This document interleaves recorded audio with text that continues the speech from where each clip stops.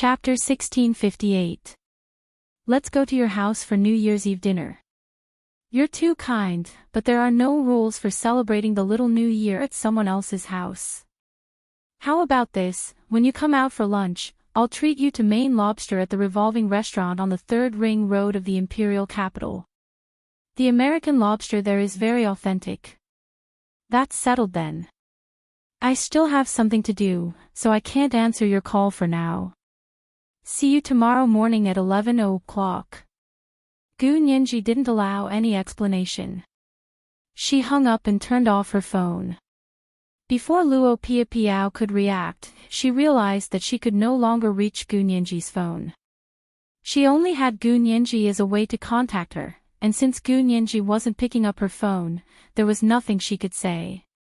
Granduncle, Cousin Gu hung up the phone. Luo Piapiao blushed. She said that she would treat me to lobster at the revolving restaurant the next day. Old Master Qin stared at Luo Piapiao for a while and quickly smiled kindly. All right then, let's go to the revolving restaurant. Tomorrow, I'll book out the top floor of the revolving restaurant. Our Qin family will have New Year's Eve dinner at the revolving restaurant on the third ring road.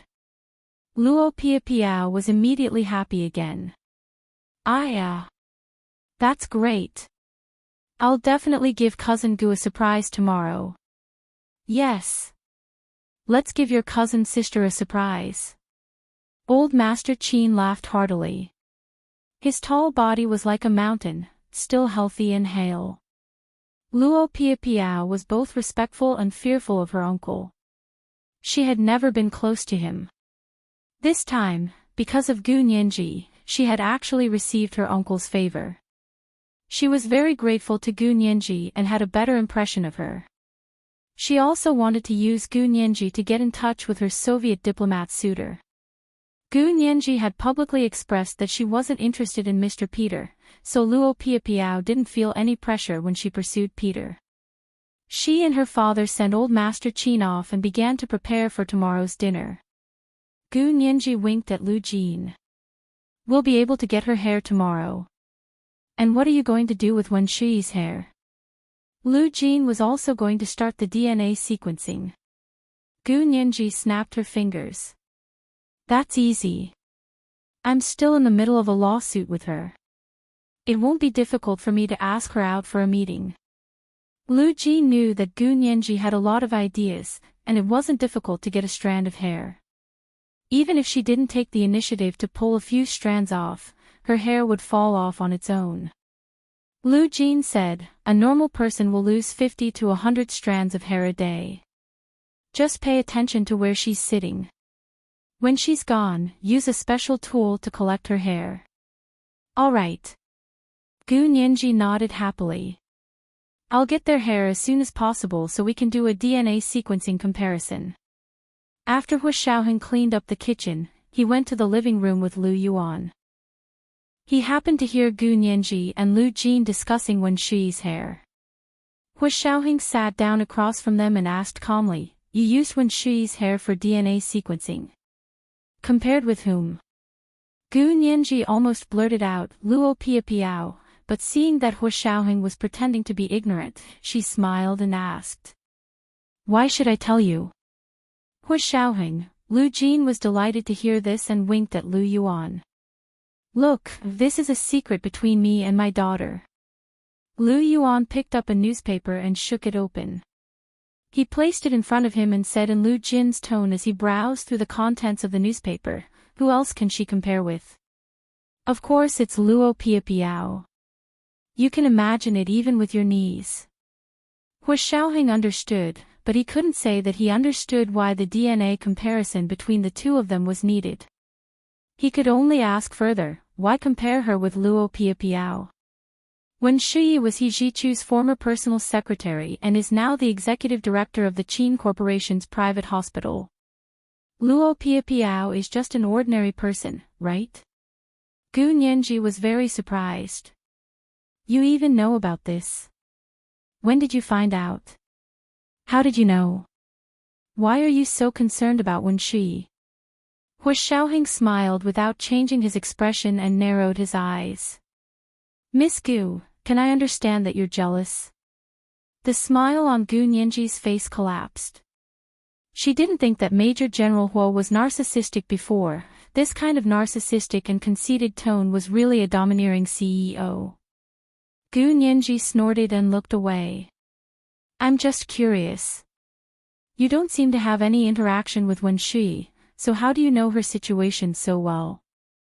Hu Xiaoheng said calmly, I can't say that I know her like the back of my hand, but I do know the basic situation. Don't forget that I'm a former member of the KGB in the Soviet Union. When we were gathering information, we made files on He Zhichu and his personal secretaries. Gu Nianji just wanted to roll her eyes. Former KGB member. What nonsense. She crossed her arms and looked straight ahead. Know yourself and know your enemy, and you will never be defeated. It seems that Mr. Peter really knows this. You flatter me. Hu Xiaoheng nodded gracefully and reached out with his slender and clean fingers to refill Gu Nianji's cup of tea. It was actually only 1/3 the depth of the teacup. If one drank too much tea, they would lose sleep at night. Lu Yuan shook the newspaper and looked up at them from the top of the newspaper. He said, Why are you comparing their DNA? What are you trying to achieve? Lu Jin was about to answer when Gu Nianji stomped on his foot. Lu Jin immediately changed his words and said, I'm just testing for fun. I have nothing to do during the new year. It's raining to beat the children. I have nothing to do anyway. Lu Yuan knew that he wasn't telling the truth. From the corner of his eye, he saw Gu Nianji stop Lu Jin from speaking. He raised his eyebrows slightly and chuckled. Up to you, but Nianji shouldn't go alone. Find someone to accompany her. Hu Xiaoheng picked up his teacup and said nonchalantly, I'm free tomorrow. I can accompany Miss Gu to the revolving restaurant. Lu Jin looked Hu Xiaoheng up and down and asked suspiciously, Why are you so nice to Nianji? Hu Xiaoheng smiled calmly. Because I'm courting her. Gu Nianji sighed and supported her head with one hand. She leaned against the edge of the sofa and said, Mr. Peter, you don't have to waste your time with me. My heart belongs to someone else. No matter how much you do, it's useless. I only know that there's a saying in your Huaxia Empire that sincerity can move metal and stone. Hu Xiaoheng said in a neither servile nor overbearing manner. His bearing was extraordinary. Although Lu Jin didn't like him, he had to admit that this person was indeed worthy of being Hu Xiaoheng's counterpart. Only he was barely worthy of his daughter. Thinking about what he had to do, Lu Jin lowered his head dejectedly. He couldn't always be with his daughter. He had to think of a way to send her back to the other world as soon as possible. Energy. He needed a large amount of high-energy magnetic field energy.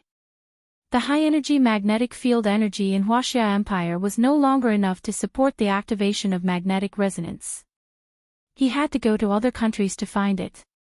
Lu Jin's expression changed slightly. He actually nodded and said, It's just a meal anyway. It's good to have Mr. Peter accompany you. He's a Soviet diplomat. Most people don't dare to provoke him. Luo Piapiao was related to the Qin family after all. Even if they were eating in public, Lu Jin was still a little worried. Lu Yuan's eyebrows rose even higher. Something was wrong with Lu Jin. Something was really wrong. He had known him for so many years. How could Lu Jin be so easy to talk to? Especially when someone was coveting his precious daughter. It was already polite of him not to kick them out with a big stick. How could he agree to Hu Xiaoheng accompany Gu Nianji to a restaurant outside for dinner? This was today's second update, Chapter 1647, Common Secret. A reminder of the recommendation votes. Moi, all the big shots and little angels. Chapter 1659. Lu Yuan immediately put on his usual warm smile. He looked at Hu Xiaoheng and said kindly, Mr. Peter, it's rare for our major shareholder, Lu Jin, to be at ease handing his daughter over to another man. You've set a record this time.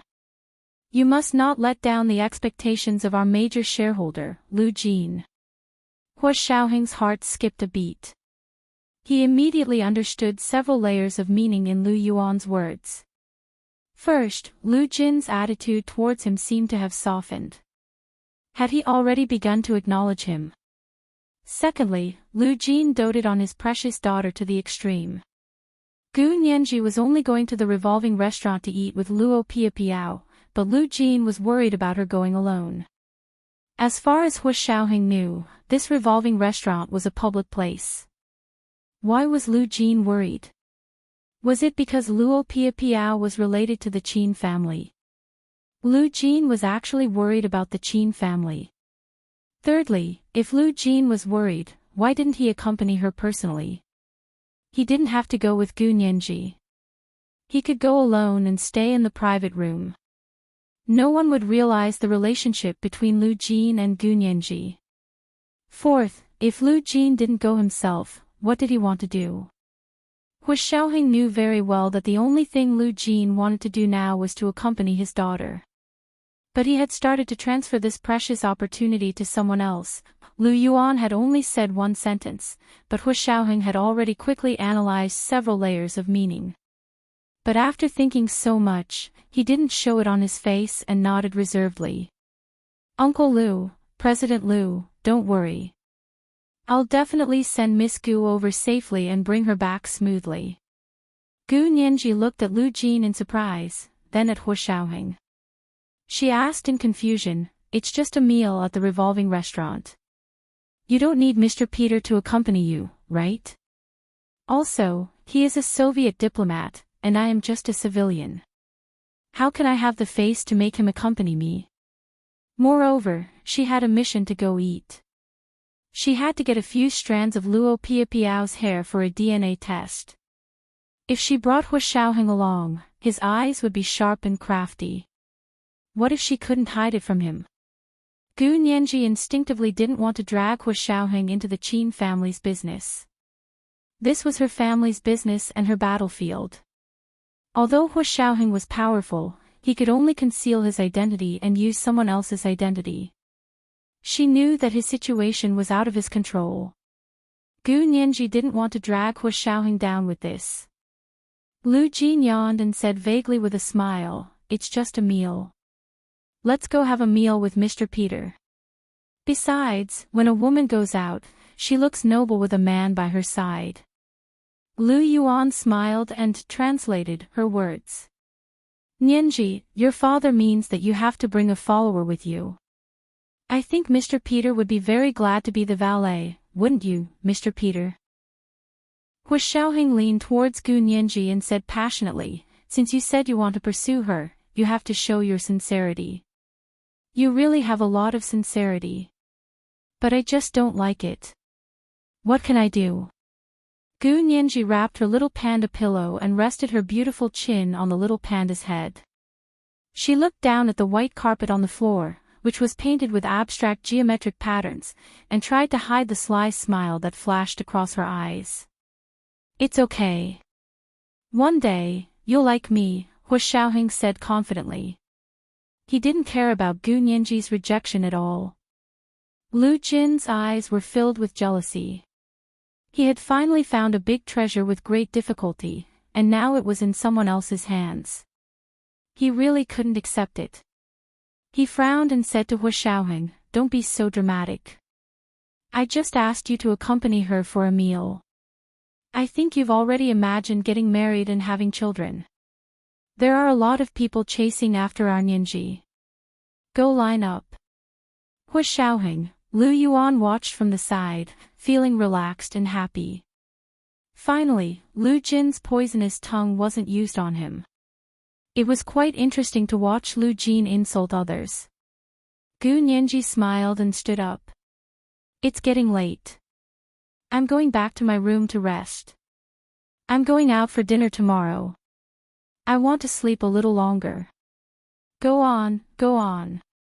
When Lu Jin turned to look at Gu Nianji, the fondness in his eyes was about to spill out. Sleep a little longer tomorrow. I'll wake you up at 10 o'clock. Hu Xiaoheng immediately seized the opportunity. Then I'll come over at 9:30 tomorrow. Why are you coming over so early? Lu Jin's face turned cold as soon as he looked at Hu Xiaoheng. You'll be the driver and bodyguard tomorrow. Wait in the car obediently. Hu Xiaoheng, Gu Nianji couldn't hold back the laughter in her heart. She hugged the panda pillow and ran back to her bedroom. She quickly closed the door and leaned against the back of the door. Her shoulders shook from laughing so hard that they were about to cramp. Ah! Dad is still the best. Gu Nianji was in a great mood. She threw the panda pillow on the bed and stood up with the door. She laughed for a while before going to the bathroom to wash up. After finishing her nightly maintenance routine, she crawled into the thin and soft silk blanket and had a good sleep. When she woke up the next morning, it was already past 9 o'clock. The blackout curtains were lowered, blocking out the sunlight outside the window. The room was still dark, as if it was still night. Gu Nianji picked up the phone on the bedside table and looked at it. Only then did she realize that it was past 9 o'clock. She rubbed her eyes and sat up. She sent He Jichu a text message. As soon as she sent it, He Jichu replied instantly. You finally sent me a message. Yesterday, you promised to send me a message when you get home. Have you forgotten? He sent a voice message. Gu Nianji, she hadn't forgotten, but she hadn't had the chance to send it. She smiled and replied, You're not sending it now. Actually, I'm already home. It's fine, it's fine. At that moment, He Jichu was sitting in front of the window with his phone in his hand. He said a few words into his phone before saying, Today is the new year. Aren't you coming to my house for the new year? Gu Nianji smiled and refused. No need, I still have something to do. Today, I'm meeting a friend to go to the revolving restaurant on the 3rd Ring Road for a lobster feast. I hope it'll be delicious. Don't let me down. He Jichu replied with an "oh" and asked casually, Who are you eating with? Luo Pia Piao. I get along pretty well with her. Gu Nianji smiled and lifted the blanket to get out of bed. He Jichu was a little surprised. Luo Pia Piao. I thought you got along well with Xie Qingying. Gu Nianji laughed and didn't want to talk about Xie Qingying. She quickly said, She's not bad. She's about the same as Luo Pia Piao. It's just that cousin Xie is quite busy, unlike Luo Pia Piao who only knows how to eat, drink, and have fun. Alright, I'm not going to talk to you anymore. I'm going to be late. Goodbye, young master He. Gu Nianji hung up the phone and went to the bathroom to shower and wash her hair. He Jichu saw that she wasn't replying anymore, so he looked at his phone for a while before putting it back into his pocket. He looked at the winter scenery outside the window and stood quietly for a while. He took out his phone again and replied to Xie Qingying's invitation. Okay, what time? Xie Qingying had just returned from the gym when she heard the sound of a text message coming in. She quickly took out her phone and swiped it open to take a look. Seeing that He Jichu had agreed to her invitation, she was overjoyed and quickly called him. Young Master He, are you really free tonight? Yes, it's just the little new year anyway. There were only the two of them at home. Even if it was the little new year, it wouldn't be a big deal, much less the little new year. Xie Qingying was extremely excited. She covered her chest with one hand and felt her pounding heart. She smiled and said, That's great. At 7 o'clock tonight, let's go to the opera house in the imperial capital to watch an opera. Recently, the Soviet Union's national ballet troupe has been on tour in China. This is the last performance, and it's also the best one. Yes, what play? He Jichu asked calmly, his face expressionless. The traditional classic, Swan Lake. I heard from my friends that the 4 little swans in it dance very well. When I used to learn ballet, I liked to dance the 4 little swans with others. Xie Qingying couldn't stop talking about ballet. He Jichu suddenly thought that if Gu Nianji had grown up with him here, she would probably have also learned ballet. However, her dancing skills probably weren't that developed. When the time came, looking at the little fat swan with the same hands and feet would definitely be quite cute. A smile appeared on He Jichu's face, and his voice softened a little. Okay, I'll go, he replied gently. Xie Qingying felt her legs go weak. Oh my, this voice is really mesmerizing. She took a deep breath and didn't want to put down the phone. She racked her brains to find something to say. Young Master He, have you seen the Swan Lake before? I've heard of it, but I've never seen it. He Jichu sat on the sofa and casually picked up the iPad to read the news. He put on his Bluetooth headset and spoke to Xie Qingying. Xie Qingying also sat on the sofa in her room and said with a smile, then do you know that Swan Lake actually has 2 versions and 2 endings?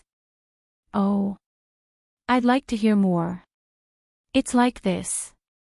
Swan Lake is about a princess who has been bewitched by a magician. She is a swan by day and a princess by night. Only by finding a man who truly loves her can she get rid of this spell. A prince took a liking to her and invited her to his coming-of-age ball. He would choose her as his wife at the ball. In the end, the magician brought his daughter. His daughter disguised herself as this princess and bewitched the prince. The prince mistook her for someone else. He thought that the magician's daughter was the swan princess he had taken a liking to, so he got engaged to her. In the end, when the prince realized that he had mistaken her for someone else, it was already too late. He rushed to Swan Lake to save his princess, and then the magician also rushed over to kill the prince who went back on his word and refused to marry his daughter. Xie Qingying paused and asked, Young Master He, are you listening? He Jichu grunted. And then there are 2 versions of the ending. One is that the princess jumped into the lake to save the prince and died for him. The prince died for love.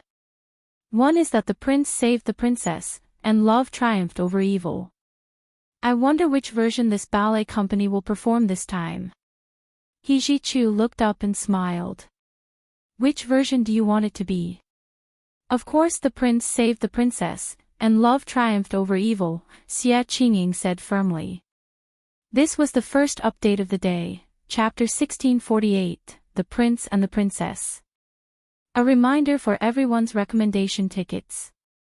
At 8:00 in the evening, the second update. Moi, all the big shots and little angels. Chapter 1660. He Jichu lowered his eyes and grunted. I hope it's as you wish. Xie Qingying was even more excited. All the blood in her body seemed to rush to her brain, and her face blushed.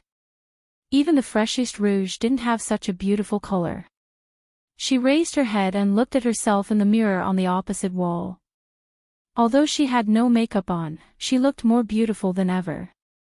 No wonder it was said that a woman in love was the most beautiful, because love was the most attractive makeup for a woman. Gu Nianji had an appointment with Luo Piapiao at 11:00. After washing up, it was already past 10 o'clock. She didn't have time for breakfast. She grabbed a bottle of milk and took a few sips. Then, she ate 2 muffins and grabbed her orange Hermes Kelly bag and left the house. When he walked out of the elevator, he saw a Soviet GAZ 3937 midsize off-road Jeep parked at the bottom of the steps in front of the door. It was still snowing outside. The snow on the sidewalk had been swept clean and piled up into piles by the roadside. The driveway was swept, too, but not as clean as the sidewalk. The tracks of the wheels had crushed some of the snow that had not been swept clean, making it look like ice. Hu Xiaoheng's car was especially suitable for the snowy wilderness, so it would definitely be very safe to drive now. Moreover, the model of this car was tall and mighty. With a change of paint, it could pass off as an armored car, Gu Nianji complained in her heart and deliberately walked down the steps with a straight face. Hu Xiaoheng propped his head on his hand as he sat in the car. When he saw Gu Nianji come out, he got out and opened the door with a smile. You're quite punctual. Punctuality is a king's virtue. Gu Nianji stopped in her tracks. Thank you, Mr. Peter. You don't have to take my father's words to heart. How can we do that? I'm going after his daughter, so how can I not take his words to heart? Hu Xiaoheng said seriously, we Soviets are all so direct. I hope you don't take offense. Gu Nianji, this was the first time Soviets and direct had been slandered so harshly. She put away her smile and got into the car with an indifferent expression. She politely said, then I'll have to trouble you. Let's go to the revolving restaurant on the third ring. She really treated Hu Xiaoheng like a driver. Hu Xiaoheng smiled and closed the door for her. He walked around to the driver's seat and started the car. The car drove off smoothly. Gu Nianji sat calmly in the car, but her mood was like a pot of boiling water that kept bubbling. This was the first time they were alone together, right? There were only the two of them in the car. Her hands were clenched into fists, still trembling slightly. He wanted to say something, but he was afraid that he would be exposed if he opened his mouth, so he could only keep his mouth shut. But in Hu Xiaoheng's eyes, Gu Nianji was stubborn and adorable. He glanced at her a few times and finally said, why did you specially invite Luo Piapiao to dinner? Are you good with her? Gu Nianji tilted her head to look at the snowy scenery outside the car window and said in a perfunctory tone, it's not bad. She invited me to dinner, so I can't just turn her down, can I? Speaking of which, they are all relatives. So it's a favor. Hu Xiaoheng smirked. Actually, you don't have to force yourself to interact with people you don't like. So what if they're relatives? In the future, when you're with me, you'll have the confidence to ignore these unimportant people. Gu Nianji snorted and looked back at him. Only when I'm with you will I have the confidence to ignore them. You're quite shameless. Even if I'm alone, I can ignore whoever I want. I've never thought of wronging myself to help those who have designs on me. I have the strength to say that. Hu Xiaoheng turned the steering wheel and quickly overtook a few cars. He smiled and said, for example, I'm going with you now to support you. I can handle that little girl, Luo Piapiao, with one finger. Gu Nianji snorted and muttered, I don't understand why my dad insisted that you come with me, the older, the wiser. Hu Xiaoheng's voice suddenly calmed down. Uncle Lu definitely knows the Qin family better than anyone else. Gu Nianji's eyebrows twitched slightly. She quickly glanced at Hu Xiaoheng and wondered what he meant by that. Could it be that treating Luo Piapiao to a meal had something to do with the Qin family?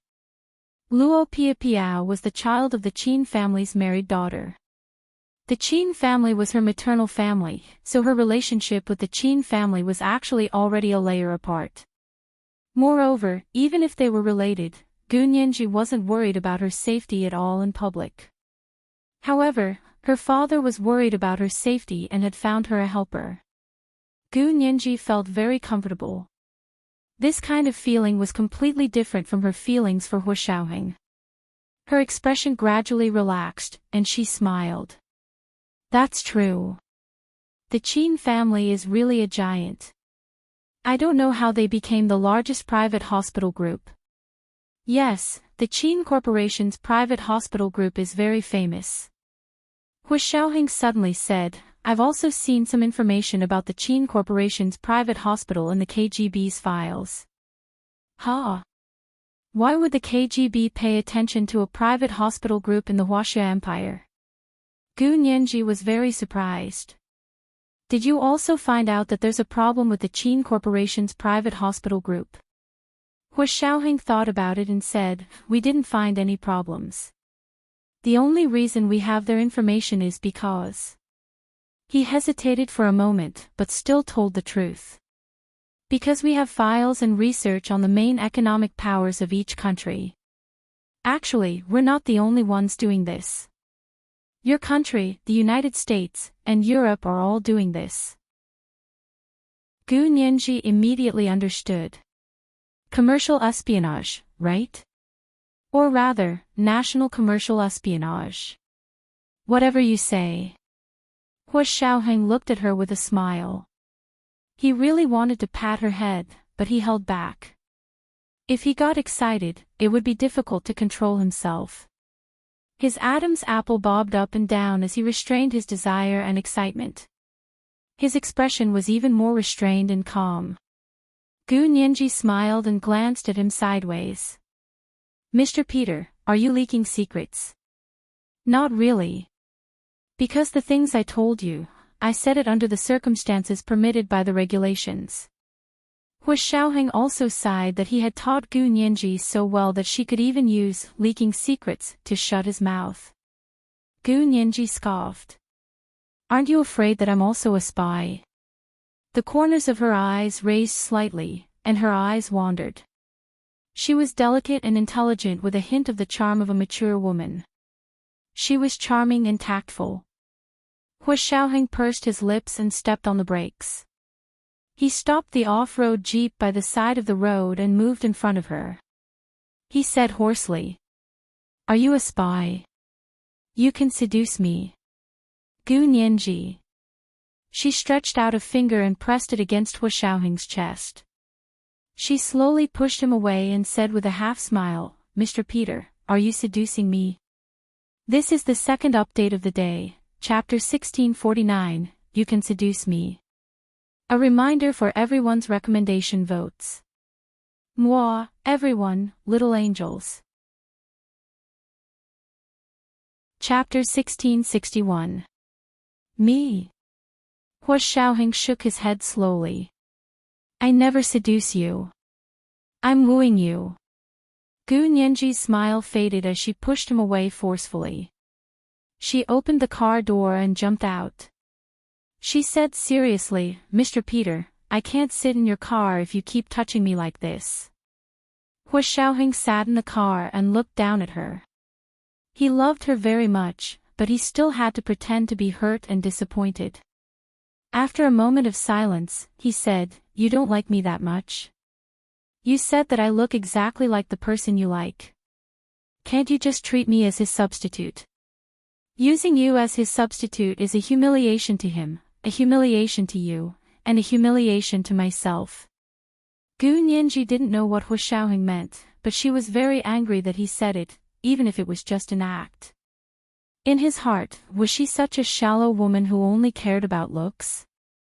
Fine, her feelings for him were indeed related to his looks, but he couldn't make her fall in love with him just because of his looks. Since he didn't understand this, she decided not to try to expose him. Unless he was willing to admit who he really was in front of her, he wouldn't be able to get her to be nice to him at all. What's so good about him? Why are you so dead set on him? Hua Xiaoheng curled his lips, his eyes smiling. Besides, he's so good, but it's useless if he's not by your side. Gu Nianji rolled her eyes and said angrily, I don't accept you not because you're not good, but because I still love him. Love can only accommodate two people. It's too crowded with one more person. Oh. Then when you don't love him anymore, will you consider me? Hua Xiaoheng leaned forward and gently sniffed her hair. This woman was so toxic, he couldn't quit. Gu Nianji's lips twitched. Then wait until I don't love him anymore. She picked up her phone and began dialing expressionlessly. What are you doing? Hua Xiaoheng sensed it and snatched the phone. You want to take a taxi? Yeah, how can I take a taxi with you like this? What if you go berserk and I can't beat you? Who am I going to cry to if I lose? Gu Nianji snatched her phone back with a straight face. Don't touch other people's phones. You're invading my privacy. An indescribable emotion flashed through Hua Xiaoheng's eyes. It wasn't because of Gu Nianji's steadfastness, but because of her clear mind and resolute determination. However, he also knew very well that Gu Nianji might really break up with him if she was touched by someone else. Because she was loyal to her own heart, her own feelings. She did not accept another man because she still loved him. When she doesn't love him, she certainly has the right to choose a new man. The sense of danger in Hu Xiaoheng's heart intensified. He stopped teasing her and reached out to open the car door. He calmly said, "All right, you win. Get in." Gu Nianji's hand rested on the armrest next to the car seat. Just as she was about to climb up, Hu Xiaoheng had already wrapped his arms around her waist and hugged her, trapping her between the car seat and his chest. He continued, "I won't take another step forward until you give up on that person. But you have to promise me that I'll be the first in line for you. Once you give up on the person you like, you have to think about me first." Gu Nianji glared at Hu Xiaoheng angrily. Her clear eyes could almost clearly see his reflection. She secretly gritted her teeth and thought that this Hu Xiao was too much of a pervert. How could he say something like that, giving up on the person in front of her and thinking about the person he was now? In the end, wasn't it still the same person? He really wasn't at a disadvantage at all. Was he sure he had her? Gu Nianji snorted and frowned. "No. If I give up on him, I'll definitely have to find another person who's completely different. I'll only find another ex-boyfriend who's exactly like him if I lose my mind." Hu Xiaoheng seemed to be shocked by the word ex-boyfriend, and didn't speak for a long time. He quietly got into the car, started it, and drove all the way to the parking lot under the revolving restaurant on the third ring road without saying another word. Gu Nianji was secretly pleased with herself. She knew that she had finally turned the tables. She got out of the car in an extremely good mood, glanced at the parking lot, and walked towards the elevator. The revolving restaurant was on the top 2 floors of the skyscraper. The top floor was the most luxurious. Sitting there, one could see the scenery of the imperial capital from 360 degrees. The top floor was the most luxurious. Sitting there, one could have a 360-degree view of the imperial capital. Gu Nianji had booked a seat on the floor below the top floor. However, just as she walked out of the elevator, her phone rang. It was Luo Piao calling. Gu Nianji picked up the call and said with a smile, "I'm already here." "Where are you?" Luo Piao was also smiling and said, "I'm on the top floor of the revolving restaurant, which is the highest floor." "Are you going to treat me to dinner on the highest floor?" Gu Nianji choked and laughed dryly.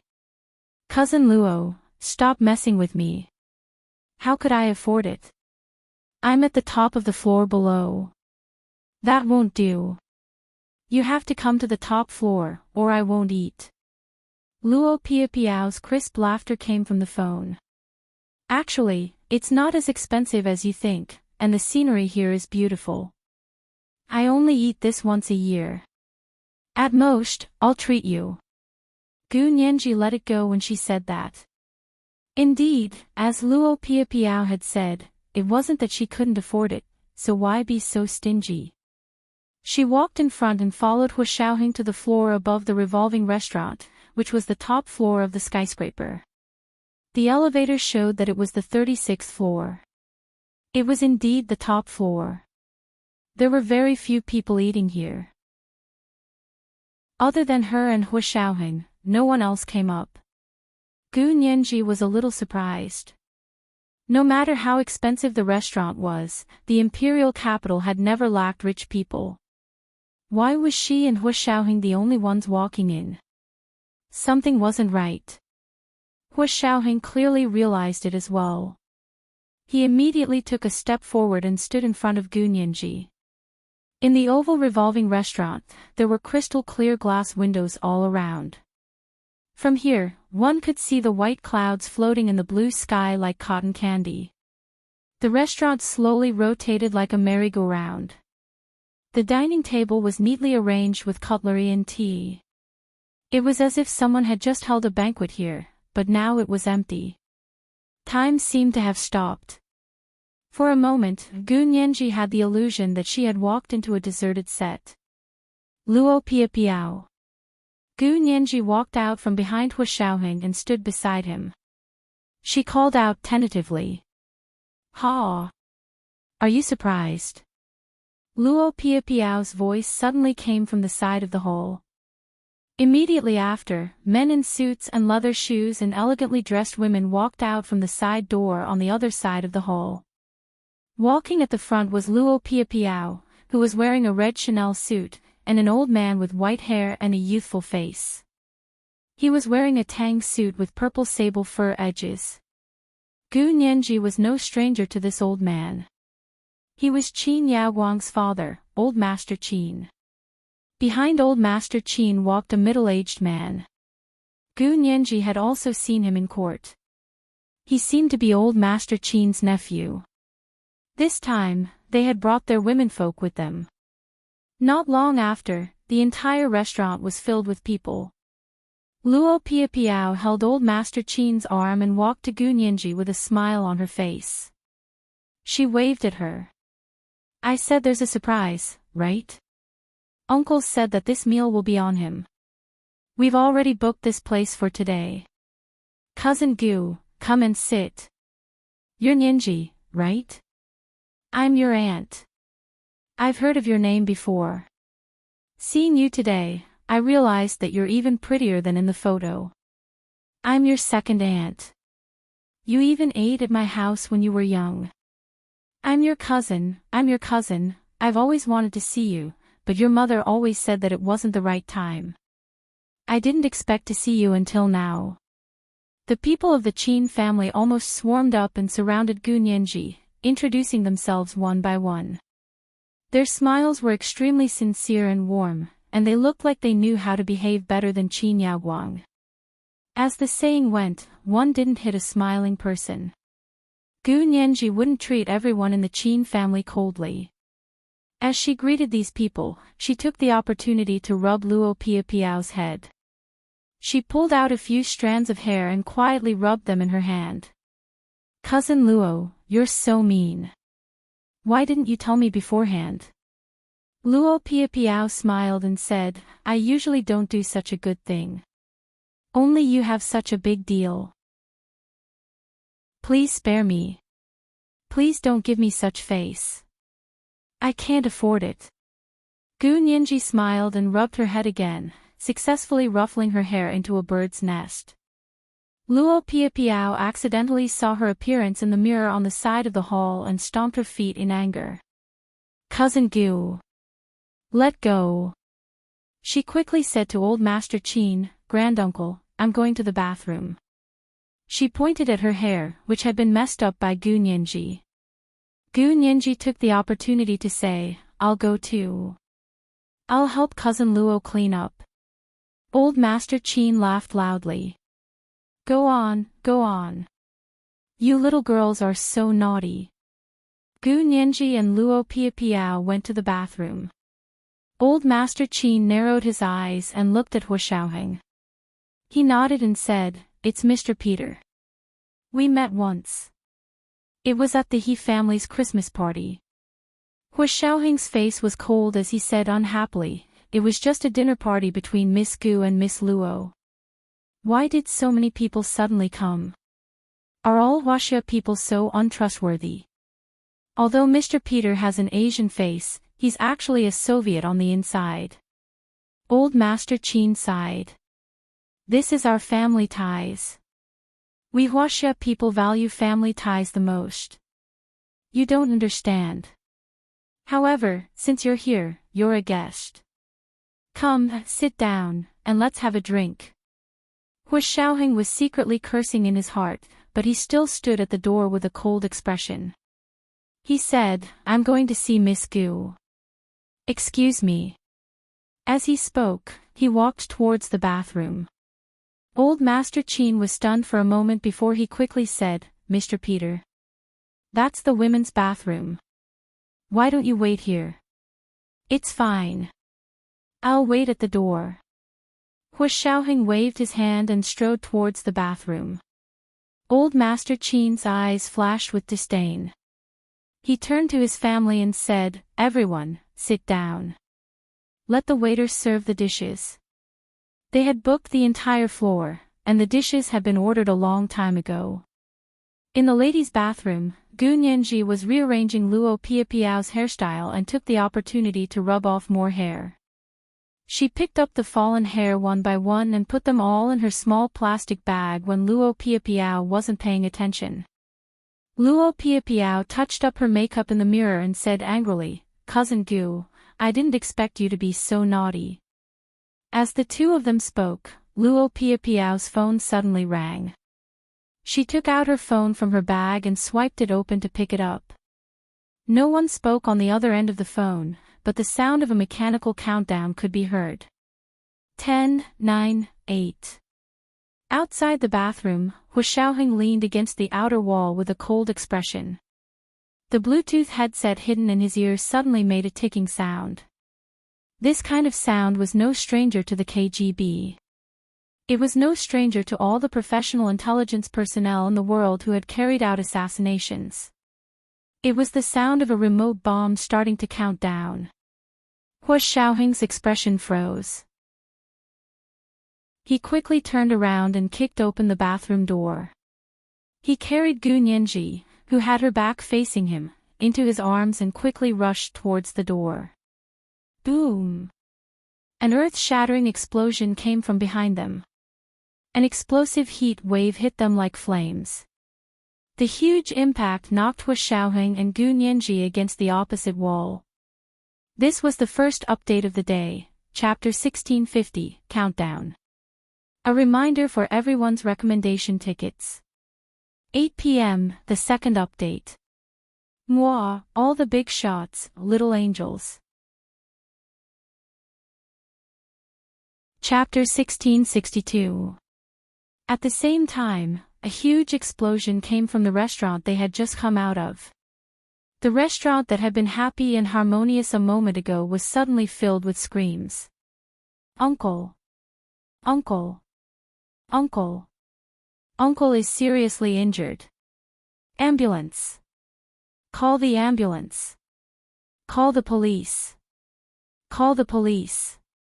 The restaurant quickly lit up with flames, and the scorching heat hit them in the face.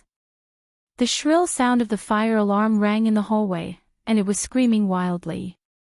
Gu Nianji's ears were almost deafened by the huge explosion just now. Everything she heard seemed to be coming from the distant sky. Hu Xiaoheng's back had suffered the shock wave of the first round of explosion in the bathroom. Although there were no external injuries, his internal organs were still impacted. He held Gu Nianji tightly in his arms, rolled on the ground, and crawled towards the stairs.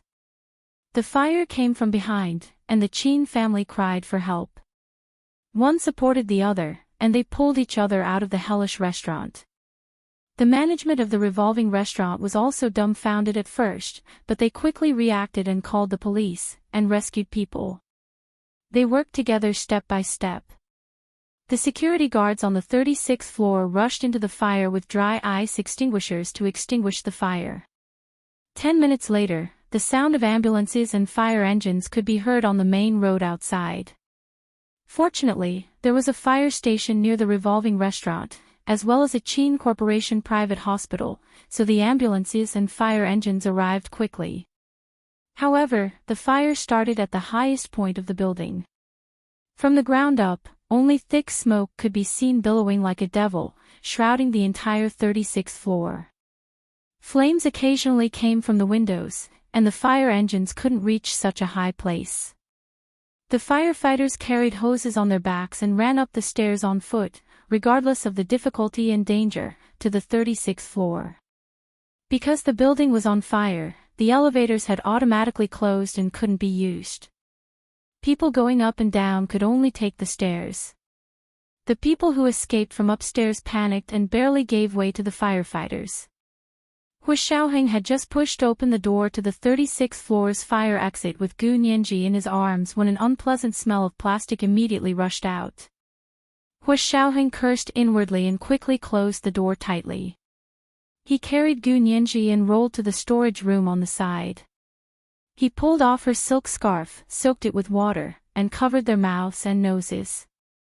Boom! There was another explosion.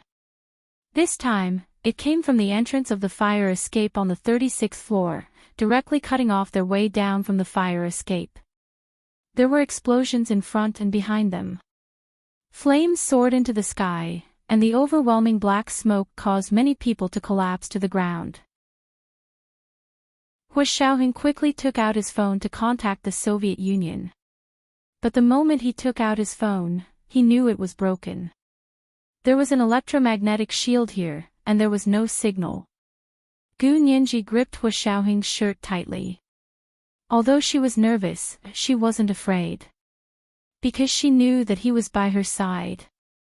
Even if something were to happen, he would be there for her. Her heart was very calm, and her ears gradually returned to normal. Gu Nianji's mind raced. A fire in such a tall building couldn't possibly be extinguished by a fire truck. The other party had also blown up the fire escape route. It was obvious that they did not want them to escape through the fire escape route. Could it trap them like this? Glancing at the dead silence on Hua Xiaoheng's phone, Gu Nianji smiled and took out her own phone to call He Zhichu. Why does your phone have a signal? Hua Xiaoheng asked softly. Gu Nianji smiled and waved her phone. Lu Jin's products must be top-notch. This was a phone that her father had modified. It could resist electromagnetic shielding of all frequencies. After all, in this world, if Lu Jin said that he was second in the study of electromagnetic fields, no one would dare to say that they were first. He Zhichu had already received the call and was asking anxiously, Nianji. Aren't you going to eat at the revolving restaurant today? I just got the news. Are you okay? Don't be afraid, I'll come pick you up right away. It was obvious that He Zhichu had also received news of the incident at the revolving restaurant. At this critical juncture, Gu Nianji didn't waste any time and said straightforwardly, Young Master we encountered several explosions and were trapped on the top floor of the 36th floor.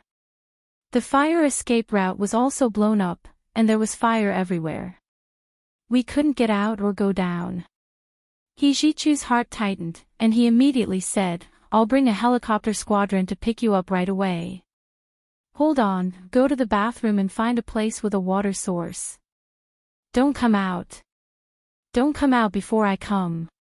Since the firefighters below couldn't come up, they could only send helicopters to put out the fire and save people from above. Gu Nianji nodded and added, almost all the Qin family members are here. He Zhichu was stunned. Let's talk when we meet. He rushed out of the room while putting on his flight suit. At the same time, he gathered the professional firefighting units in the army. Within 3 minutes, all of them boarded the latest and fastest armed helicopter squadron. He then transferred 2 small fighter jets and quickly took off into the air. He sped towards the revolving restaurant on the 3rd Ring Road.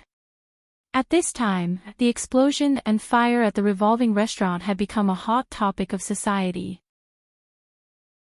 At the same time, countless reporters from new media, traditional media, television stations, newspapers, and magazines gathered on the road in front of the revolving restaurant, competing to report on it. After Xia Qingying returned from her studies, she founded a very influential new media company. When faced with such a major event, she was the first to come to the scene and conduct interviews and reports with her company's employees. The fire on the 36th floor was raging. Someone could no longer stand the fire and jumped down from the top floor while shouting. The firefighters opened a huge air cushion downstairs and picked up several people who jumped down from the top floor. However, a few people unfortunately fell into a place without an air cushion and died on the spot. The scene was very tragic. The police also quickly arrived and pulled up a yellow cordon at the scene to prevent anyone from crossing the line. Xia Qingying wore a black suit and stood in front of the camera with a solemn expression. She quickly and fluently broadcast the news in Mandarin, English, French, and Latin. Other than the national media present, Xie Qingying's new media company was the most formal, objective, and worked the hardest. From the looks of it, she probably wouldn't be able to go to Swan Lake that night. During the broadcast, she took out her phone to call He Jichu, but no one picked up. She was puzzled when she suddenly heard her staff say, "President Xie, look, the military helicopter has been dispatched." Xie Qingying suddenly looked up and saw 12 of the latest armed helicopters whistling over with a murderous aura. "Quick! Prepare the camera."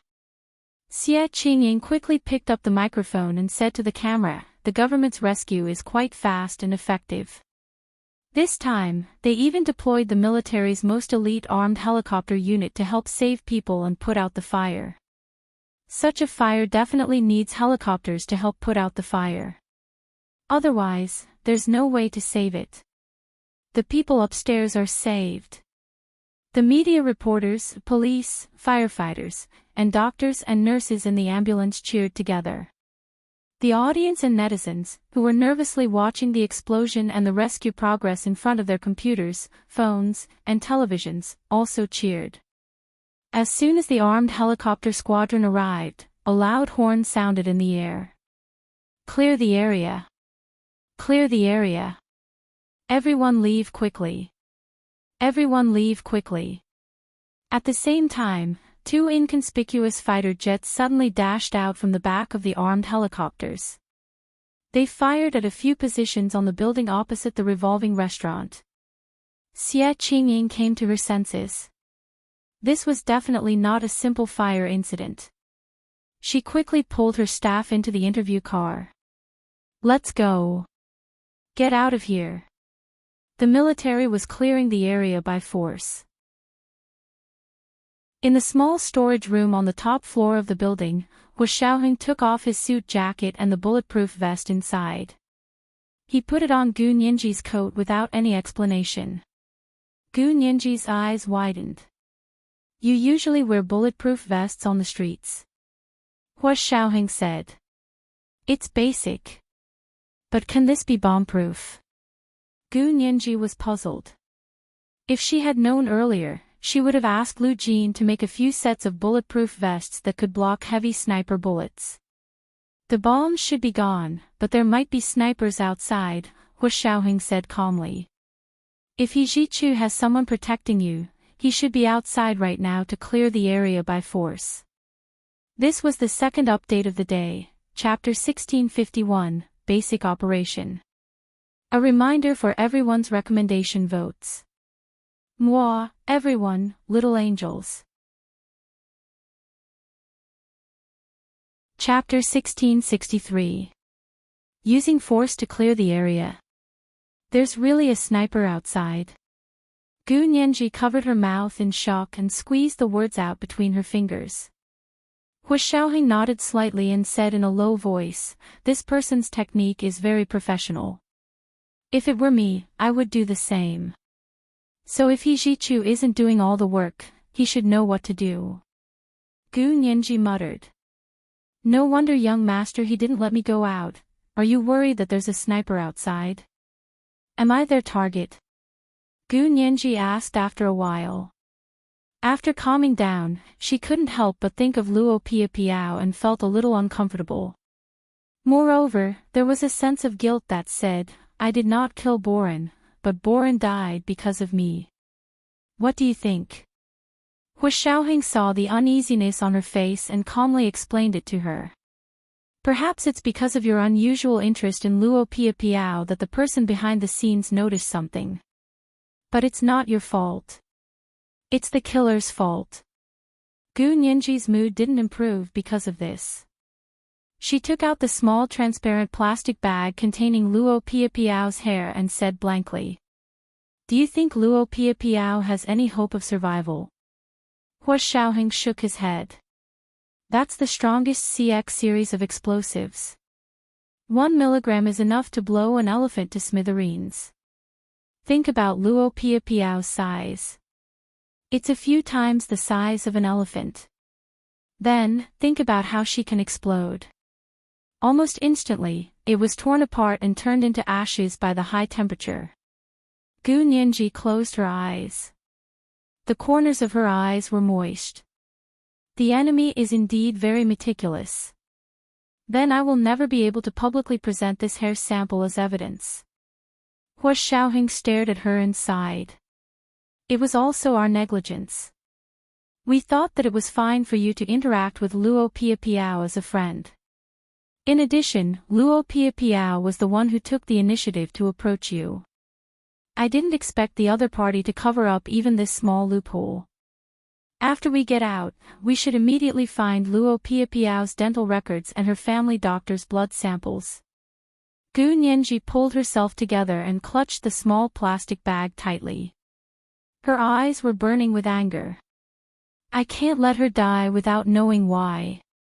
Hua Xiaoheng averted his gaze, his expression grim. Before long, Gu Nianji's phone rang again. She hurriedly swiped open the phone and accepted the call. Young Master He.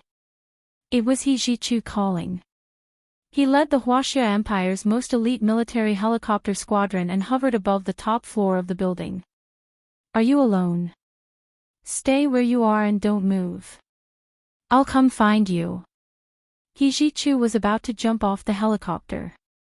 Gu Nianji quickly said, I'm with Mr. Peter. Where are you, young Master He? Peter. He came with you. He Jichu felt like he understood something. So Gu Nianji had rejected his invitation to have lunch with the ace of the Far East, Peter, and Luo Piapiao. He concealed the faint displeasure at the bottom of his heart, but he was also relieved.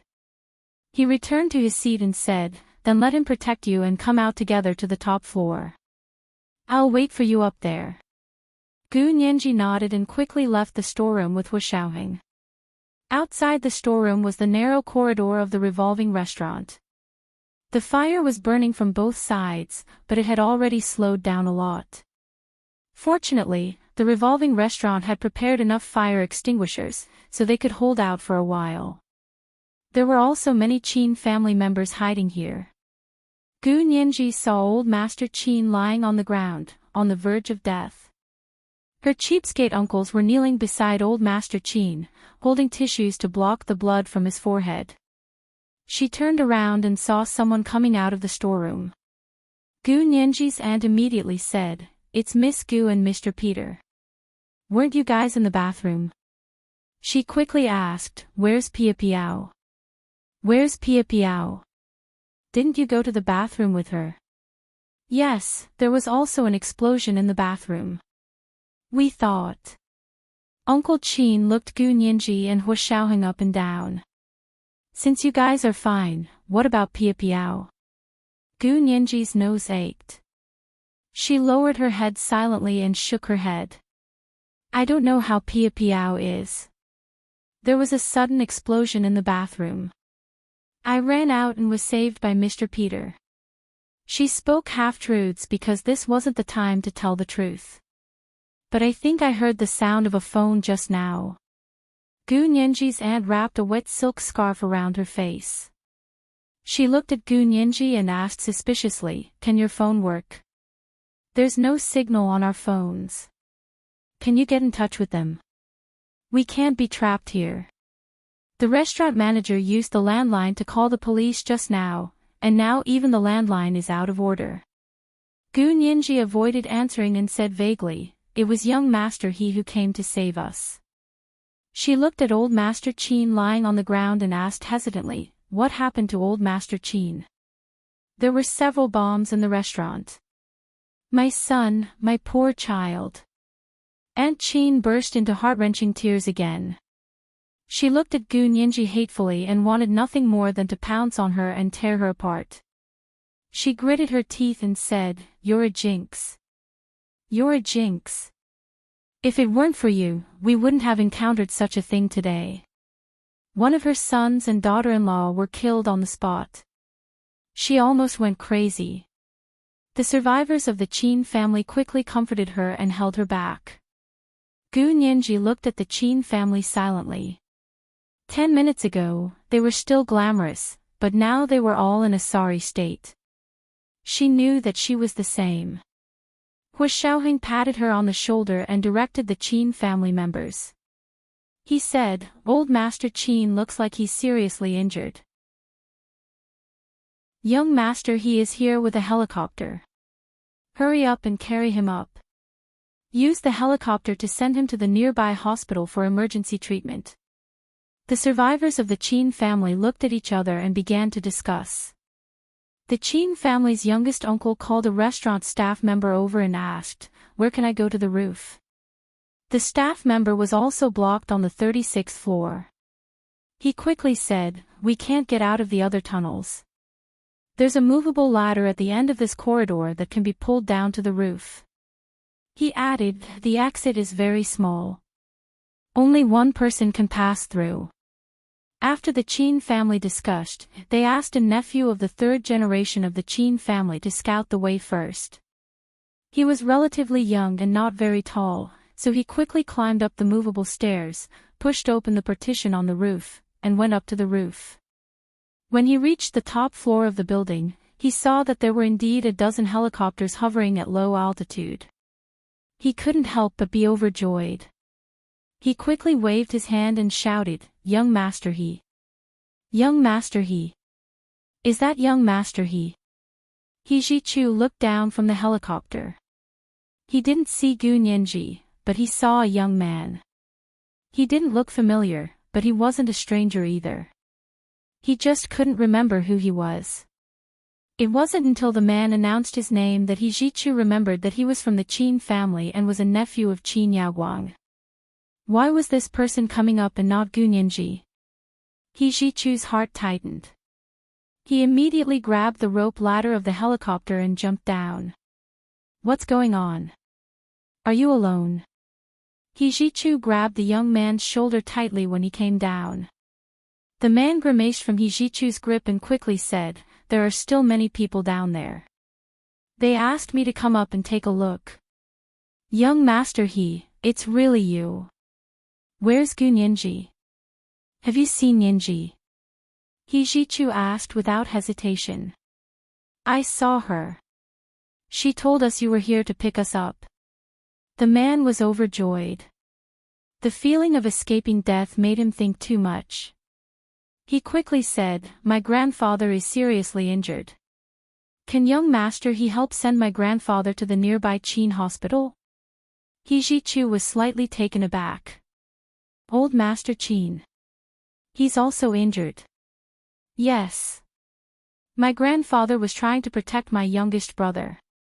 His back was injured by the explosion, and his head was also broken. He bled a lot." The man was about to cry as he spoke. He Zhichu didn't want to listen to him anymore. He said in a deep voice, "Hurry up and ask them to bring him up. Everyone, come up. I brought enough helicopters." The man nodded. "There are more than a dozen of our family members down there. Plus Miss Gu and Mr. Peter, can we all sit down? Cut the crap. Hurry up and go down." He Zhichu slapped the man and chased him down. Not long after, the Qin family members climbed out of the exit of the movable stairs one by one. The first to be pushed out was, of course, Old Master Qin, who was already unconscious. He Zhichu stood at the exit and helped them pull Old Master Qin out. He then helped them send Old Master Qin onto the helicopter and quickly flew to the nearby hospital. By the time Gu Nianji and Hu Xiaoheng came up, the fire below was almost at the exit. The staff of the revolving restaurant were the last to come out. There were 7 or 8 of them, and they stood on the roof at a loss. Their faces were full of shock, as if they couldn't believe that they had been saved. He Zhichu was wearing flight sunglasses and carrying a makeshift parachute bag. He glanced at them and waved his hand. "You guys get on the helicopter at the back." He turned to look at Gu Nianji and Hu Xiaoheng. "Nianji, Mr. Peter, come with me." As He Zhichu spoke, he threw 2 bulletproof vests over. "Put them on." Gu Nianji wanted to say that she had them, but Hu Xiaoheng pulled her hand. She immediately changed her mind and said, "Thank you, Young Master He." You're so thoughtful. He Jichu's lips twitched. He pretended not to see the small gesture between Gu Nianji and the ace of the Far East. He said calmly, hurry up. There's a helicopter from the fire brigade coming to put out the fire. The fire started from the top floor, and there was an explosion. If it wasn't put out in time, it was very likely that the entire building would collapse. The famous 911 Twin Towers had collapsed in front of the world just like that. Gu Nianji quickly asked, have the people on the other floors been evacuated? They've all been evacuated. You guys are the last ones. He Jichu didn't say anything else. He picked up Gu Nianji's waist and tied the ring around her waist. He watched as she was pulled into the helicopter. Then, he and Hu Xiaoheng pulled the rope ladder that was thrown down from the helicopter with their backs to each other and quickly climbed into the helicopter. The few of them had just sat down in the helicopter when He Jichu received a call from his subordinate. Young Master He, the snipers on the two opposite buildings have been eliminated by the fighter jets. The main commander in charge of eliminating the snipers was one of He Jichu's personal secretaries. He had the rank of colonel and was his most capable assistant. Clear. Thank you for your hard work. He Jichu nodded lightly. Is the body there? Can you find out its identity? Yes. The person on the other side hesitated for a moment and said in a low voice, it's the Soviets. They also used Soviet-made weapons. He Jichu's hand tightened. He looked calmly at the KGB's ace of the Far East, Peter Hu Xiaoheng, who was sitting opposite him. His almond-shaped eyes narrowed. This was the first update of the day, Chapter 1652, Jinx. The double monthly votes had begun. Everyone, you can vote for your monthly votes now. Today, the third update of the day, I'm asking for monthly votes. At 1:00 in the afternoon, the second update. At 8:00 in the evening, the third update. Moi, all the big shots and little angels. Chapter 1664. Gu Nianji saw He Jichu suddenly look at Hu Xiaoheng and looked at them curiously. Young Master He, what's wrong? He Jichu looked away and said coldly, this time, the situation is serious. More people from the Qin family died, and old Master Qin was seriously injured and hospitalized. I'm thinking about how to explain it to the Senate and the public. Gu Nianji's heart became heavy. She looked at He Jichu and said, I have something to say. Can you find a more convenient place? I'll take you to my house. He Jichu also had a lot to ask her. They were in a helicopter now, so it wasn't a good place to talk. The few of them stopped talking. The roar of the helicopter engine rang in their ears, adding to their irritation. Gu Nianji lowered her head and played with her phone. She quietly sent Lu Jin and Lu Yuan 2 messages, everything is fine, don't miss me. The two of them were so anxious that they drove away from the small road near the revolving restaurant. There was already traffic control there, so they couldn't get in. Soon, He Jichu's armed helicopter landed on the tarmac of the He family's mansion and put He Jichu, Gu Nianji, and Hu Xiaoheng down. The military helicopter squadron returned to the base under the leadership of the captain. He Jichu led Gu Nianji and Hu Xiaoheng across the barren winter lawn in front of the He family's mansion and strode towards the 3-story mansion and the main house. He Qingjian was about to go out for an emergency meeting. He was wearing a neat military uniform and holding a military cap in his hand. He walked out of the main door with his personal secretary and orderly. He was slightly surprised to see He Jichu walking over with Gu Nianji and the ace of the Far East, Peter Hu Xiaoheng. He stopped in his tracks and smiled warmly. Nianji, you're here. Are you okay? It seemed like he already knew about Gu Nianji's accident at the revolving restaurant. Because He Jichu had started to interact with other girls and had no intention of hanging on to Gu Nianji, He Qingjian didn't dislike Gu Nianji so much. Gu Nianji stopped in her tracks and said politely but alienatedly, "Thank you for your concern, General He. I'm fine. I was just scared." "How can you be fine?" He Jichu snorted. "You only know how to report the good news and not the bad news. I must call the doctor to examine you." Gu Nianji came to her senses and knew that He Jichu was doing this for her own good. She smiled sheepishly and mumbled, "It's just a superficial wound, and I'm feeling a little uncomfortable." "Young Master He, don't make a big deal out of nothing." He Qingjian chuckled. "Nianji, our Achu said that he treats you as his sister, so he treats you as his own sister. Don't stand on ceremony with him."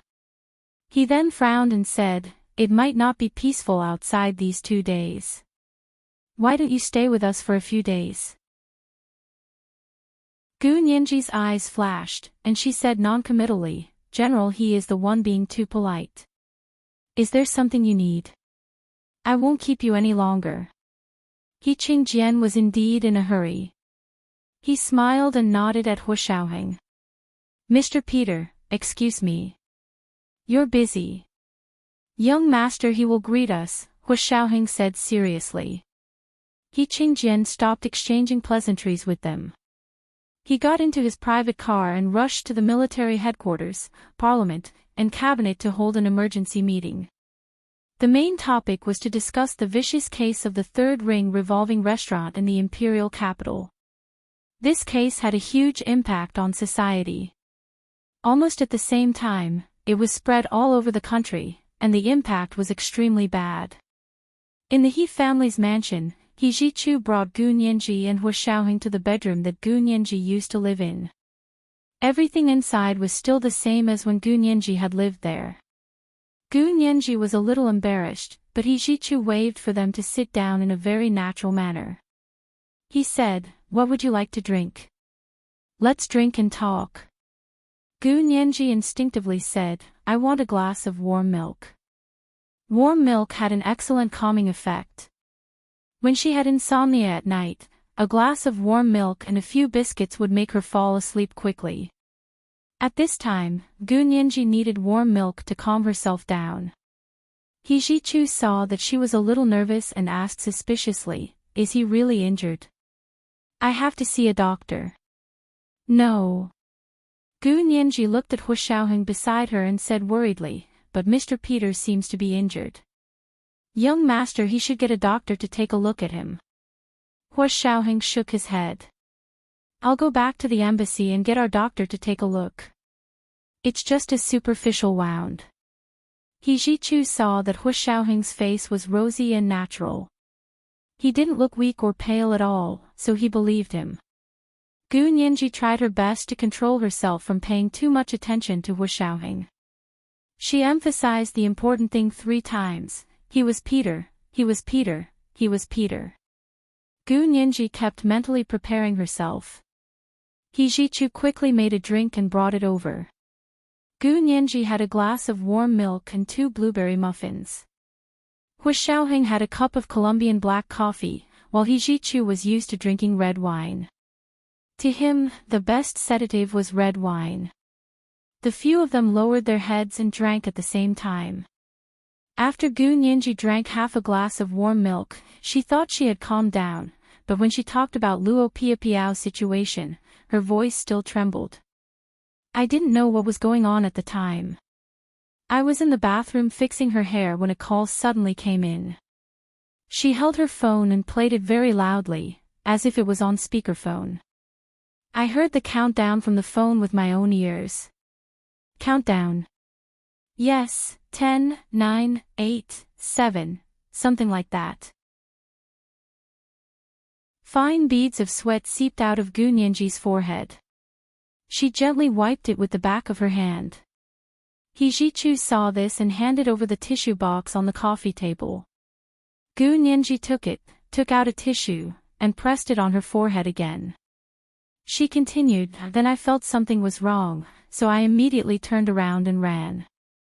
Mr. Peter happened to be outside the door, and he helped me block it. There was already an explosion inside, and I didn't even know what Luo Pia Piao looked like. By the time she said the last sentence, Gu Nianji was on the verge of tears. She choked and took out another tissue to wipe her tears. He Jichu was extremely shocked.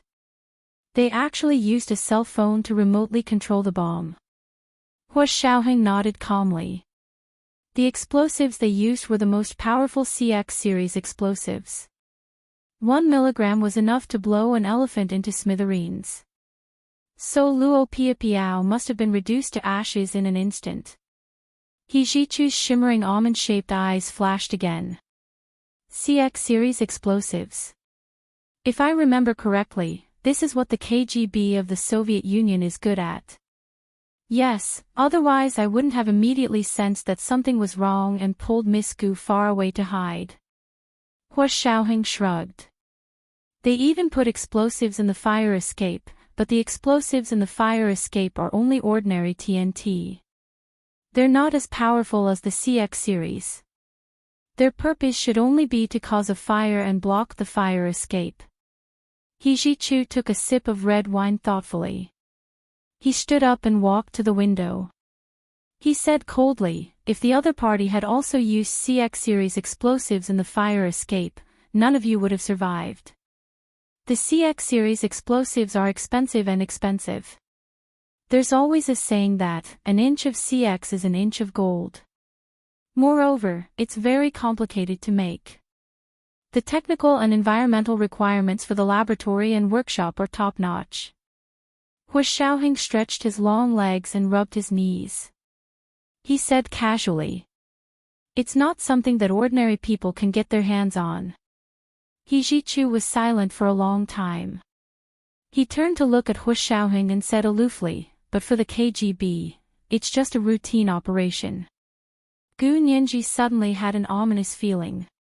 Young Master He, what do you mean?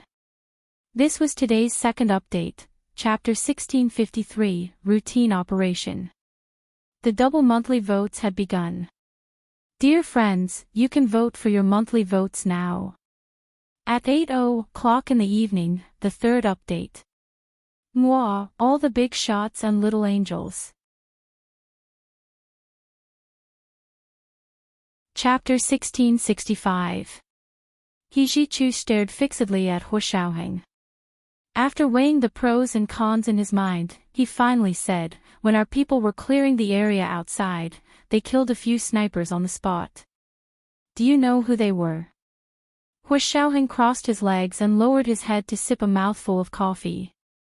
He said calmly, there's no need to say more. They must be Soviets, and they used Soviet-made sniper rifles, right? He Jichu applauded him expressionlessly. Well said. You guessed it right. I want to ask Mr. Peter, how did you know what was going on outside without leaving your house? Or did you already know everything about this matter? Gu Nianji's expression also turned serious. She said sternly, young Master He. You can't say such things carelessly. Do you know how serious an accusation this is? But then again, if she hadn't recognized the ace of the Far East, Peter, as Hua Xiaoheng, she would have suspected that this had something to do with him. However, when she thought about how he had risked his life to save her when her phone signal had been blocked in the revolving restaurant and she couldn't make a call at all, Gu Nianji felt that even if she had recognized the wrong person and he was actually the real ace of the Far East, Peter, he wouldn't have done such a thing. It wasn't that Gu Nianji was so narcissistic that she thought this man wouldn't hurt her, but that he had no reason to do so. He Jichu placed the red wine on the windowsill and put his hands in his trouser pockets. He leaned against the wall by the window and sneered. So many people died, so much property damage, and such a bad social impact. You're telling me I don't know how serious an accusation this is? Nianji, could it be that after not seeing him for a while, your heart is already biased towards him? I'm not. Gu Nianji clenched her fists. Her delicate little face was as beautiful as the morning glow. I'm telling the truth. The truth? Then tell me, why is the sniper outside the building a Soviet? Are they using Soviet-made weapons? Even the remote-controlled bombs in Luo Piapiao's phone are high explosives that the KGB is familiar with.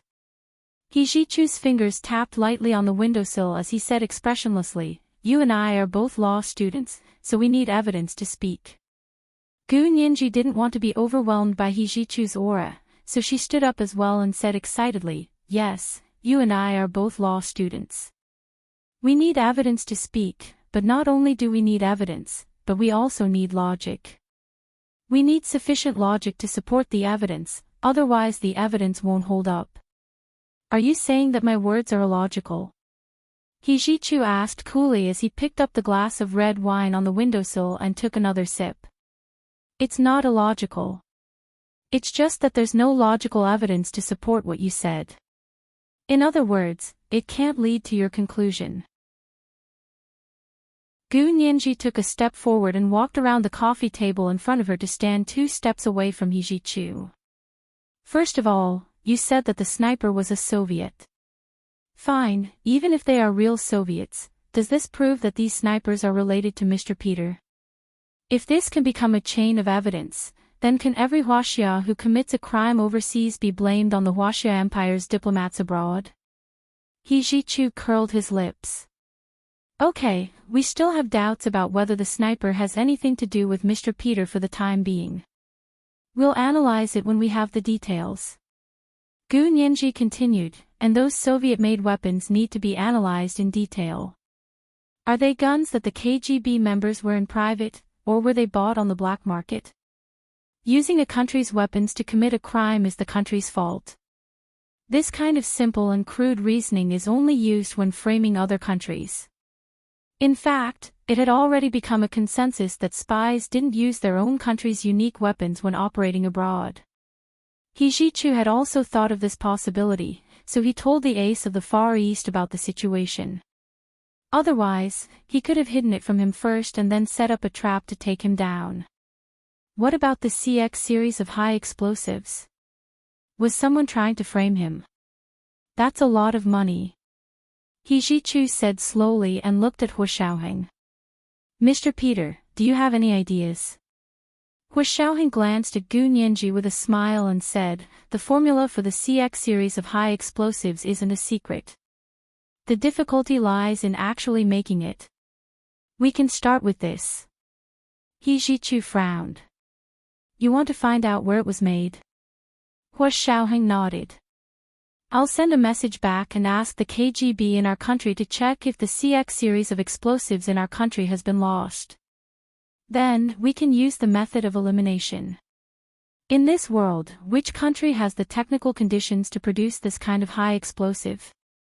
Gu Nianji thought about it and added, "Since Luo Piapiao's explosion didn't cause too much damage, I don't think the laboratory was very big. Because if it was a national act, Luo Piapiao wouldn't be the only one who died. The other party probably wanted her dead as well, but they didn't expect Hu Xiaoheng to not only follow her, but also react so quickly and save her. In addition, judging from the snipers who were killed and the Soviet-made weapons that were seized, the other party had decided to frame the Soviet Union a long time ago. However, Mr. Peter happened to be with me at the time, so the situation became even more complicated. This is a case of man proposes but God disposes." He Jichu wasn't so easily convinced. He sneered, "It's not impossible to frame himself. As for him being with you at the time, it can also be said that he deliberately eliminated his own suspicion, just like a suspect deliberately creating an alibi." The difference was that Hu Xiaoheng's situation could be considered alibi, or it could also be said to be a ruse. Gu Nianji saw that He Jichu was trying to put the blame on Hu Xiaoheng, so she said angrily, "You also need a motive to frame yourself. May I ask what motive Mr. Peter has for framing himself?" "You can only ask Mr. Peter, right?" He Jichu's probing gaze swept across Hu Xiaoheng's face. Hu Xiaoheng, however, remained as unmoved as a mountain. He said slowly, "Do you think that if I were to make a move, would I need to make such a big fuss? Whoever I want to die can be solved with a bullet. Why would I need a phone to remotely control a bomb? Gu Nianji suddenly came to a realization and quickly said, "That's right. The person who could install a remote control bomb in Luo Piapiao's phone is very likely an acquaintance of hers." Of course, if Luo Piapiao wasn't a very cautious person, it was also possible for strangers to get hold of her phone and tamper with it, but the possibility of that was very small. Modern people's phones were like their second identities. It was very difficult for strangers to get their hands on them. The point is, the other party installed such a powerful explosive in Luo Piapiao's phone. Even if the dosage is very small, they're still trying to kill two birds with one stone. Hu Xiaoheng looked away from Gu Nianji. The perfect outcome of their design should be for Miss Gu and Luo Piapiao to perish together. Or rather, to perish together in ashes, ashes of ashes. Gu Nianji's legs instantly went weak, and she almost couldn't stand steadily. This time, she felt the fear of being chased like a shadow in Germany in the other world again. At that moment, her heart skipped a beat. She suddenly looked up and said, "I have a feeling that this person, or this group of people, is an old acquaintance of mine. It should be this group of people who had chased after her in the other world." She tried her best to resist the urge to look at Hu Xiaoheng and stared at He Zhichu. "Young Master He, can I talk to you in private?" He Zhichu was a little surprised, but he still nodded. "Okay, come with me." He led Gu Nianji to his bedroom next door. Hu Xiaoheng, closing the door, He Zhichu leaned his back against the door and said calmly, "What is it?" "Mr. Peter was there just now, so I couldn't say." Gu Nianji paused and her voice became even softer. "Young Master He, do you still remember how I was chased in the German Alps in the other world? Reinitz once said that they never wanted to kill me. They only wanted me as a sample for their genetic experiments. But you know, that time, there was another force that really wanted me dead. For example, Luo Zhelan provided the money, and Yamaguchi Aiko provided the manpower. Whose idea was it? Maybe it has something to do with this world." The more Gu Nianji thought about it, the more excited she became. The person who really wanted me dead should be in this world. Because of that case, Yamaguchi Aiko had been tracked down to a dead end. This person had created the scene of death many times in an attempt to make others believe that she was dead. The first time, she had used Yamaguchi Yuko's name to create a car accident in Japan, and the name Yamaguchi Yuko had died. The second time, she had used Yamaguchi Aiko's name to put on a show with Gu Yanran on the Caribbean Sea in an attempt to make everyone believe that she had jumped into the sea and died. The third time was in Shimizu Temple in Kyoto, Japan. When Hu Xiaoheng and Yin Shixiang wanted to arrest someone, this woman named Yamaguchi Aiko was sniped and killed from behind. Now that she thought about it, was the Yamaguchi Aiko, who had died in front of Hu Xiaoheng and the others for the third time, the real Yamaguchi Aiko? He Zhichu's brows gradually furrowed. "Then what evidence do you have to prove your hypothesis?" Gu Nianji spread her hands. "That's the problem. It's only my intuition at the moment. I don't have any objective evidence. I only have an analysis of their methods and familiarity with them." But a faint smile appeared in Gu Nianji's eyes. "The fact that the other party used this method to get rid of Luo Piapiao gives me a new idea." She took out the small transparent plastic bag containing Luo Piapiao's hair and said calmly, "Young Master He, the main reason why I went to have dinner with Luo Piapiao today was because of this." This was the third watch of the day, chapter 1654, giving the game away. The double monthly votes had begun. Dear ones, you can vote for your monthly votes now. P.S. Dear ones, your combat power is too strong. We'll continue with the third watch tomorrow. Mwah, all big shots, little angels. Chapter 1666. He Zhichu looked at the small transparent plastic bag Gu Nianji took out and was shocked. "This is hair." "Whose hair?" "Luo Piapiao's hair." Gu Nianji nodded and put away the small plastic bag again. She sighed and said, "It's a pity that Luo Piapiao was instantly reduced to ashes by that explosive. I'll never be able to take my hair out." He Zhichu was also a law student, so he immediately understood what she meant. His heart skipped a beat. He walked over and pressed Gu Nianji's shoulder. He looked down at her and said softly, "Are you suspecting her background?" Collecting her hair was usually to verify DNA.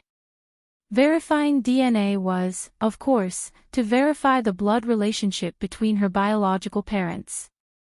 Gu Nianji grunted and said worriedly, "Young Master He, you have to keep this a secret for me.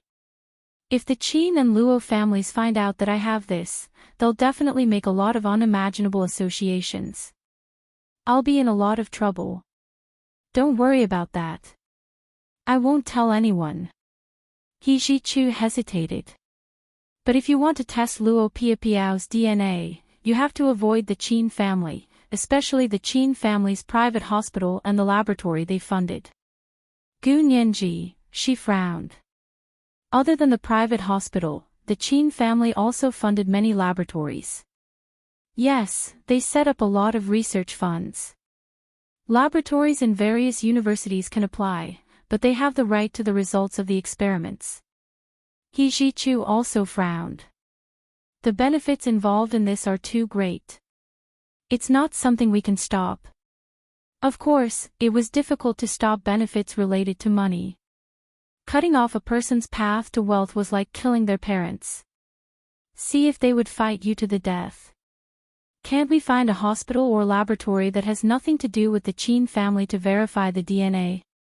Gu Nianji's eyes darted around. "Young Master He, did you ask the Qin family to hand in the list of laboratories they funded?" "I don't have the list for now, but the relevant departments should have it.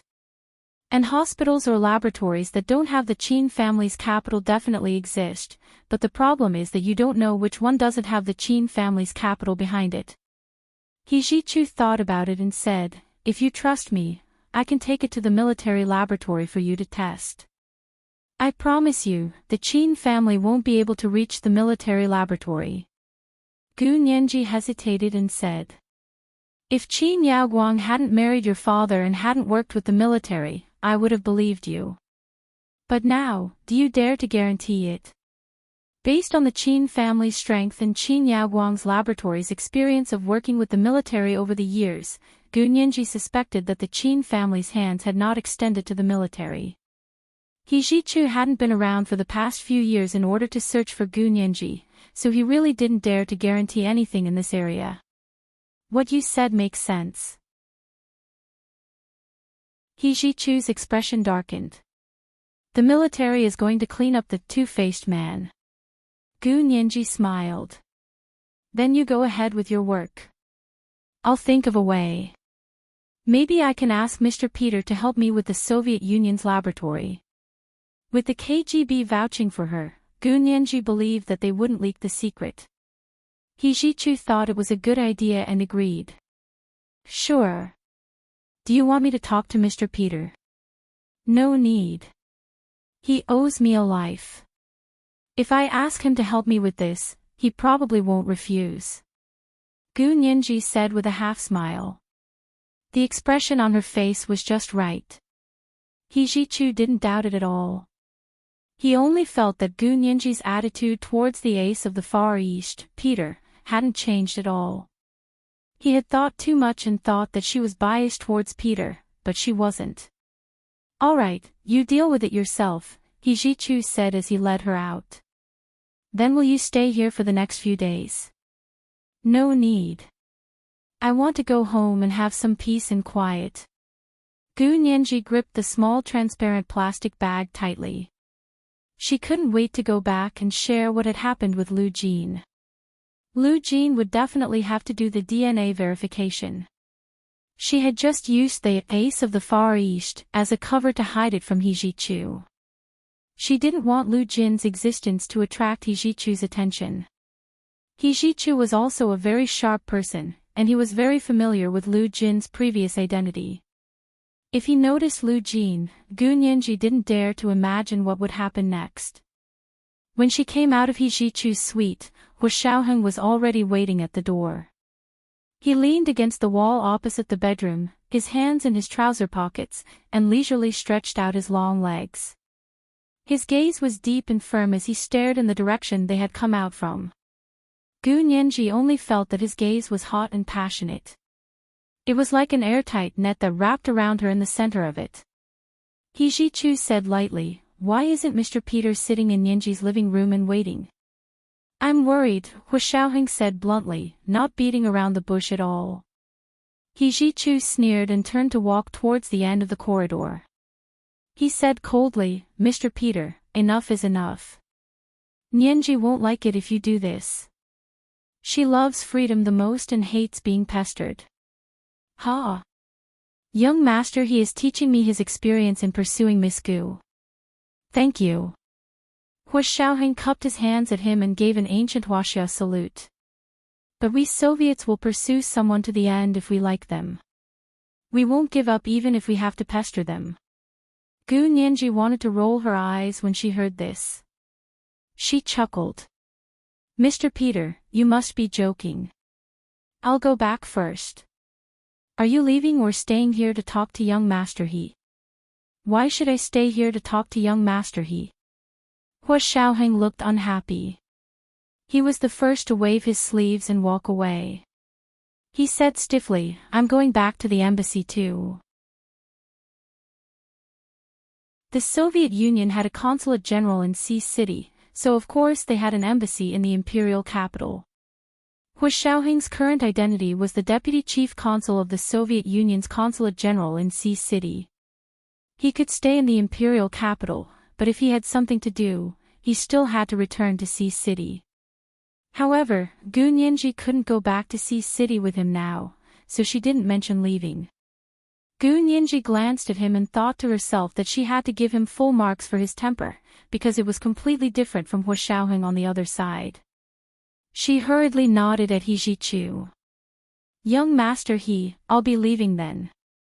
I'll contact you if there's any news." She made a call to He Jichu. He Jichu said, "I'll walk you out." They walked out of the He family's mansion, and He Jichu found a special car to send them back. After Gu Nianji got into the car, Hu Xiaoheng was still cold. He raised his chin and said, "My car is still in the underground parking lot of the revolving restaurant. Can I go get it now?" He Jichu took out his phone and looked at the message. He shook his head and said, "Not for the time being. The road over there is still blocked, and the building is also blocked." "What about the fire? Is it out?" Gu Nianji poked her head out of the car and asked worriedly. She hoped that the building could still be saved. He Jichu said, "It's out, but the structure of the building still needs to be checked by experts before people can enter. The repairs on the top floor also need some time to prepare." Gu Nianji was relieved. It's good that there were no more casualties. This time, 5 people from the Qin family died and 4 were injured. Old Master Qin is still unconscious in the hospital. He Jichu told Gu Nianji the news he had just received. "I have to go to the hospital." Gu Nianji was surprised. "You're going to see Old Master Qin?" "No." The Qin family used Old Master Qin's serious injury as an excuse to apply for Qin Yaoguang to come out and perform surgery on Old Master Qin. He Jichu's expression was a little strange. Gu Nianji's heart sank. Can Qin Yaoguang's hand still perform surgery? That time, because Qin Yaoguang insisted on performing the memory removal surgery on Gu Nianji went all out and cut her wrist with a fruit knife. For surgeons, the hand was very important. Logically speaking, with Qin Yaoguang's injury, it was impossible for her to perform those sophisticated brain surgeries. He Jichu frowned and said, "The Qin family strongly requested that Qin Yaoguang be Old Master Qin's only daughter and a world-famous brain surgeon. Even if she didn't personally perform the surgery, they would only be at ease with her watching from the side." Gu Nianji, "But Qin Yaoguang is a prisoner. Gu Nianji was indignant, but she didn't object fiercely. After all, a human life was at stake, and it wasn't like this had never happened before. Even if it was a death row prisoner, he would be given a chance in such a situation. Old Master Qin's identity is different. He Jichu sighed. He's a very famous entrepreneur and philanthropist. Right now, Weibo is already trending #GetWellSoon for him. In just a short while, the number of comments and likes is already approaching 1 million. This figure could shake off the traffic of the top internet celebrities. This was the so-called voice of the people, and the government couldn't ignore it. Moreover, Qin Yaoguang was also a little famous. She had been a doctor for so many years and had treated many patients. In addition, her case hadn't been concluded yet, which meant that she hadn't been officially convicted. At most, she was still a suspect. Gu Nianji sat back down in embarrassment and whispered, "Then young master you must be careful.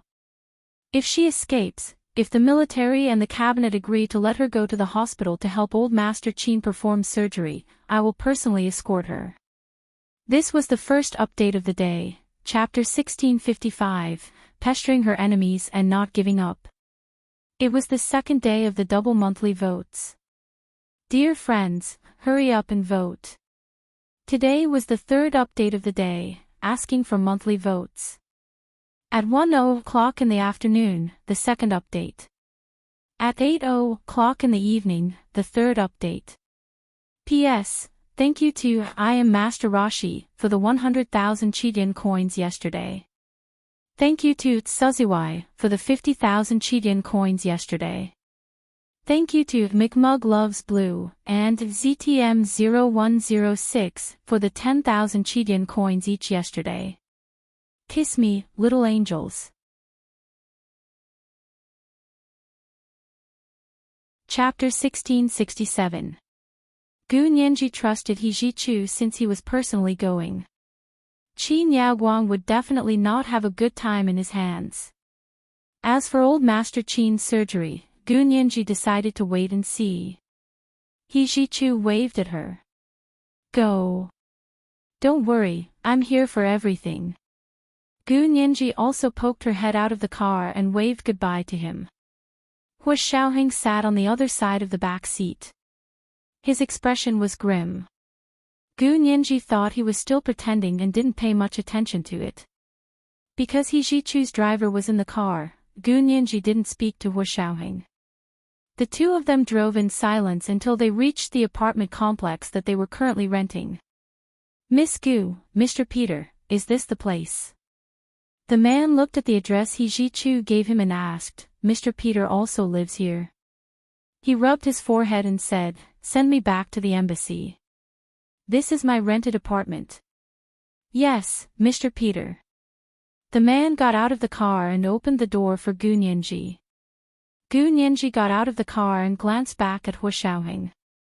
Hua Xiaoheng's face was a little pale, but his expression was cold and his posture arrogant. He looked like he didn't want to talk to anyone. Gu Nianji thought he was still pretending to be arrogant in front of outsiders, so she didn't care and walked to her apartment building alone. She had already texted Lu Jin on the way back. As expected, as soon as she entered the lobby on the first floor of the apartment building, she saw Lu Jin respond. Gu Nianji quickly pulled him into the elevator. The elevators here all led directly to their floors, which was safer and more private. Nianji, are you okay? Lu Jin was extremely nervous. You scared me to death. Those people were even more impatient than he had imagined. If he hadn't agreed to let the KGB officer go to the restaurant with Nianji, the consequences would have been unimaginable. Lu Jin broke out in a cold sweat at the thought of it. He held Gu Nianji's hand tightly and didn't let go until they entered her apartment. Gu Nianji was very happy to see Lu Jin so worried about her. Dad, I'm fine. I'm really fine. It's not like we haven't encountered something more dangerous than this before. Gu Nianji giggled in an attempt to appease Lu Jin. Lu Jin's heart almost jumped out of his throat. What? Is it more dangerous than this? Lu Jin almost jumped up from the sofa, his eyes wide open. What else don't I know? Gu Nianji smiled guiltily. She thought to herself, there are so many things you don't know. Only an idiot would tell you everything. She smiled and changed the topic. It was that time when I was hit by a heavy sniper rifle. If it wasn't for your bulletproof phone. Oh, right, it was all thanks to your modified phone that I was able to contact young Master He in time. Gu Nianji clicked her tongue. You didn't know that the other party used an electromagnetic shield, did you? Lu Jin's expression immediately turned ugly. Electromagnetic shield. Humph. You're really showing off before an expert. That's right. Gu Nianji smiled and patted Lu Jin's shoulder twice. At that time, Mr. Peter's phone couldn't be called. He said there was an electromagnetic shield, so I proudly took out the phone that my dad had modified for me. I successfully contacted young Master He immediately and got help. Lu Jin snorted. He Jichu is still of some use. Otherwise, he would be useless. Gu Nianji knew that Lu Jin was biased against the He family, so she quickly added, Dad, I also brought back a sample of Luo Piapiao's hair. Unfortunately, she was killed on the spot, and not even her bones were left. Lu Jin was shocked. Luo Piapiao. Is she the person you're going to have dinner with today? Yes. Gu Nianji told him the whole story and added, I didn't know the Qin family would be there too. Luo Piapiao hid it from me. She only appeared with the Qin family after I went there. She shook her head and stretched her arms back. She hugged the back of her neck and sighed. Then in the bathroom, it was just the two of us. When I was fixing her hair, Mr. Peter suddenly rushed in and pulled me away. Then there was a loud explosion behind us. There was also a loud explosion in the dining room. Several people from the Qin family died, and old Master Qin himself was seriously injured. He's lying in the hospital now. Why are there these Qin family members everywhere? Lu Jin frowned. Was Qin Haoshan, who humiliated you last time, killed in the explosion? Gu Nianji, she still thought about it and said, no, he didn't come. This person probably still had some sense of shame. He had just humiliated Gu Nianji, so he couldn't immediately pretend that nothing had happened and eat with her. At least he knows his place. Lu Jin slapped the table and spread his hands at Gu Nianji. Give it to me. I'll test your DNA. Gu Nianji knew that he wanted a sample of Luo Piapiao's hair. She placed the small transparent plastic bag on Lu Jin's palm and said, I still have something to do. Dad, hurry up and test it. She thought for a moment and said, can you do a full DNA sequence test? Why do you have to do a full DNA sequence test? There's no need to test all the DNA to prove immediate family. Lu Jin didn't understand. Gu Nianji quickly said, just do it, just in case. Luo Piapiao's body was gone anyway, so she couldn't be anxious now. Although Lu Jin didn't understand, he had always granted his daughter's requests. Okay, I'll do the test. It'll take some time. Lu Jin hesitated for a moment, but he still longed for the time he spent with his daughter. He thought that it wouldn't be too late to leave after he finished testing Luo Piapiao's full DNA sequence. That way, he would be able to spend a few more days with his daughter. Right now, to him, a day feels like a year was a compliment. It would be best if a day could look like a year. Because he hoped that the days he spent with his daughter would be endless. Lu Jin took Luo Piapiao's hair to do a full DNA sequence test. Lu Yuan followed him in and asked calmly, Nianji, are you okay? The internet was full of news about this. Why was there a bomb all of a sudden? I heard that even the military sent out a military helicopter squadron. And there was a gunfight. Gu Nianji thought about it and said, I don't know why there was a bomb in the restaurant either. I happened to be in the bathroom at the time, so I kind of dodged a bullet. She didn't tell Lu Yuan about Luo Piapiao specifically because she wasn't sure what Lu Yuan was hiding. Lu Yuan immediately noticed that she wasn't telling the truth. He sat down on the sofa opposite her and asked with a half-smile. Only the restaurant had a bomb. I saw the news online and heard that the first bomb exploded in the ladies' bathroom. Did you forget to tell me that you were in that washroom? Gu Nianji sucked in a sharp breath. This President Lu was too good at figuring out the general trend. She had only said that she had been in the bathroom at the time, and Lu Yuan had almost guessed what had happened. In this regard, he was even more astute than Lu Jin. Gu Nianji's heart skipped a beat and she said, Really? What did the news say? That means it exploded in the bathroom first. Lu Yuan finally asked the question he was concerned about. Mr. Peter, who was with you, huh? Is he okay? Gu Nianji looked at him suspiciously. Why does President Lu care about Mr. Peter? When did the two of them get along so well? Lu Yuan's expression didn't change. He said calmly, I'm not concerned about him. I'm worried that you'll take responsibility. Think about it, he's from the Soviet Union, and now he's pursuing you in a high-profile manner. In the end, he was suddenly involved in a serial bomb case because of you. If he's injured, the KGB of the Soviet Union isn't to be trifled with. They're best at retaliating with an eye for an eye and a tooth for a tooth. This was today's second update, Chapter 1656, An Eye for an Eye, a Tooth for a Tooth. It was the second day of the double monthly votes. Everyone, hurry up and cast your monthly votes. Today's third update, I'm asking for monthly votes. 8:00 in the evening, the third update. Mwah, mwah, little angels.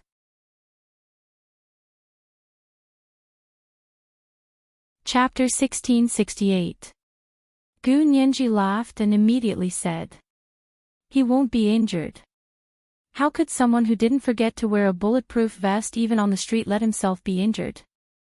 Lu Yuan, look at what you're saying.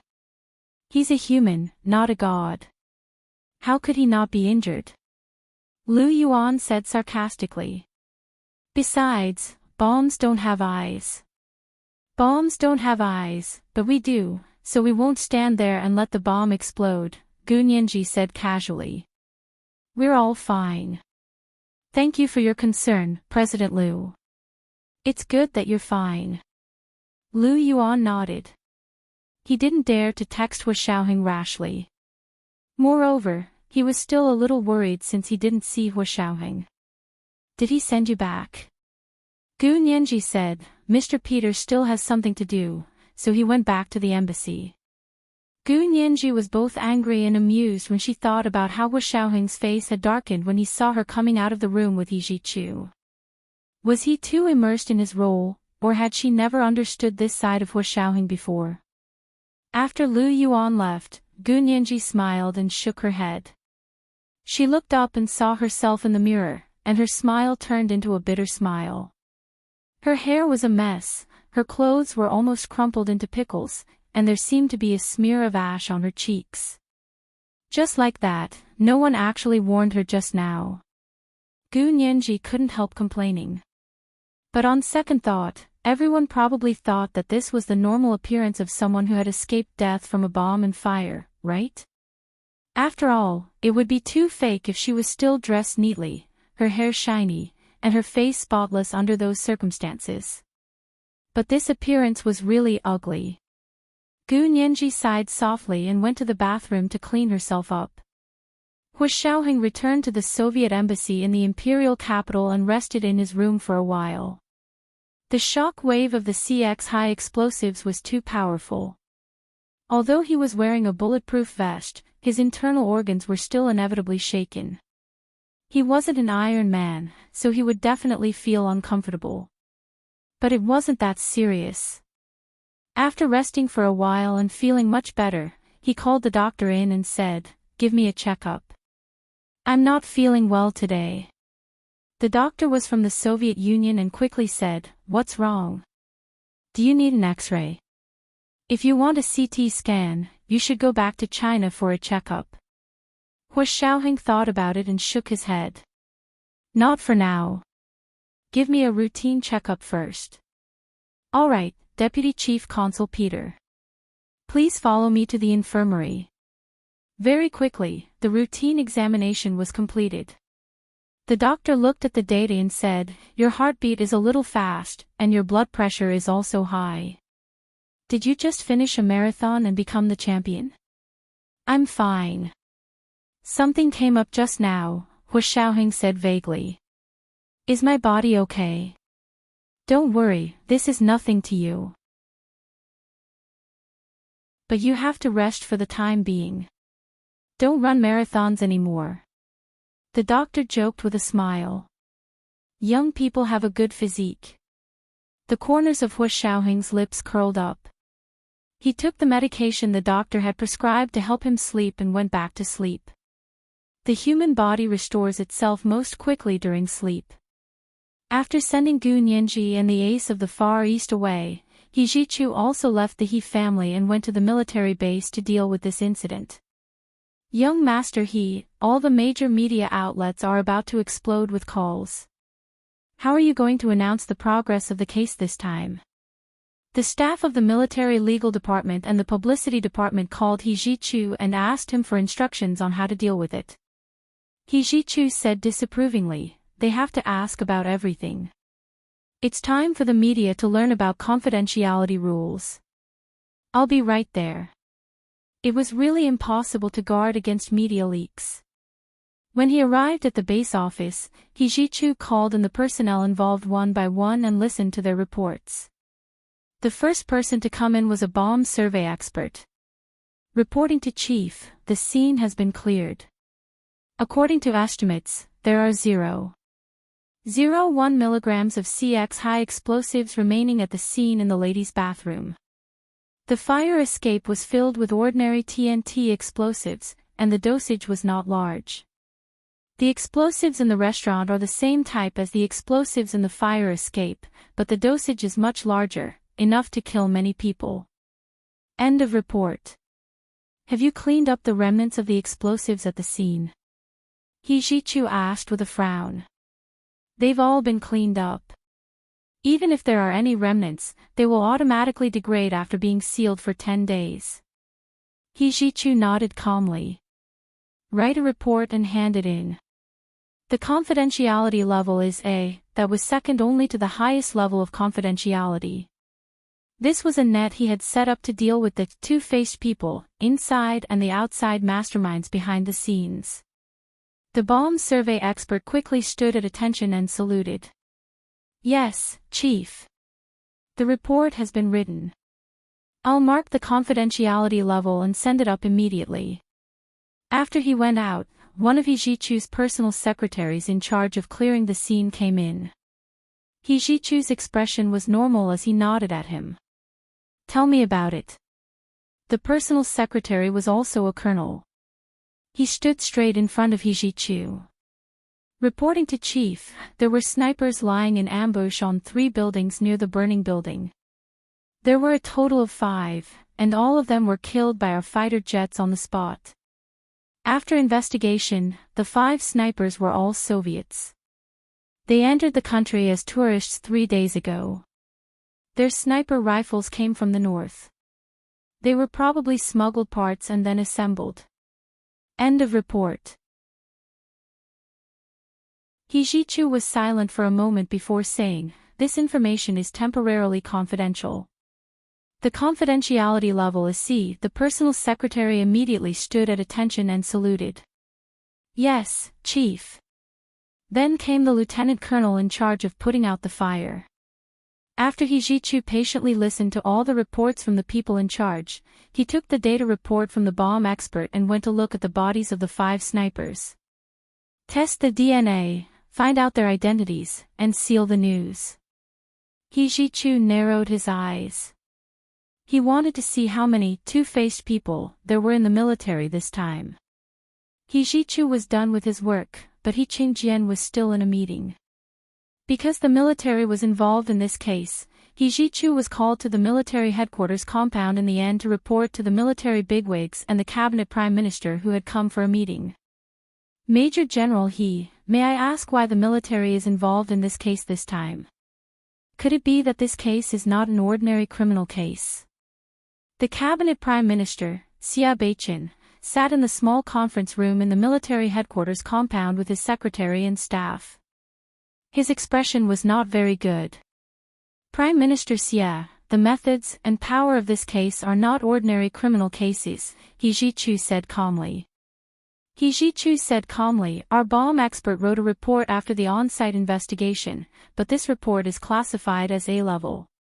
It was the same confidentiality level as He Qingjian, Xia Beiqin, Speaker Long, He Jichu, and the others. Xia Beiqin was very surprised. You mean that these bombs aren't ordinary bombs? He Jichu said vaguely, I have a data analysis here. Because of the importance of this matter, please forgive me for not being able to comment right now. But I heard that you even sent out a fighter jet to clear the scene by force, just to save your ex-fiancé. A military lieutenant general sitting opposite He Qingjian suddenly questioned He Jichu. Now Major General He refuses to release the data analysis at the scene. Isn't this deliberately exaggerating in order to use his power for personal gain? This was the third watch of the day, chapter 1657, exaggerating. It was the second day of the double monthly votes. Everyone, hurry up and vote. Today, the third watch of the day is asking for monthly votes. Moi, all the big shots and little angels.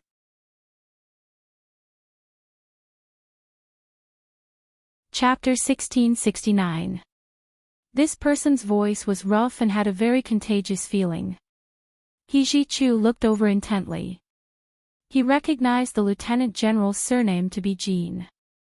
He wasn't a standing member of the Supreme Military Council, but a regular member. Of course, regular members of the Supreme Military Council were also very powerful, at least in terms of rank and position, they were all higher than He Jichu. In terms of rank, He Jichu was his subordinate, but not his direct subordinate. However, there was a clear distinction between superiors and subordinates in the military, and subordinates always obeyed their superiors. Therefore, He Jichu respectfully asked, Lieutenant General Jean, may I ask what my ex-fiancé's name is? Lieutenant General Jean froze and waved his hand in annoyance. How would I know your ex-fiancé's name? Major General He, this is a place to discuss important matters related to the national economy and the people's livelihood. Don't bring your family's trivial matters here. So that means Lieutenant General Jean doesn't know my ex-fiancé's name?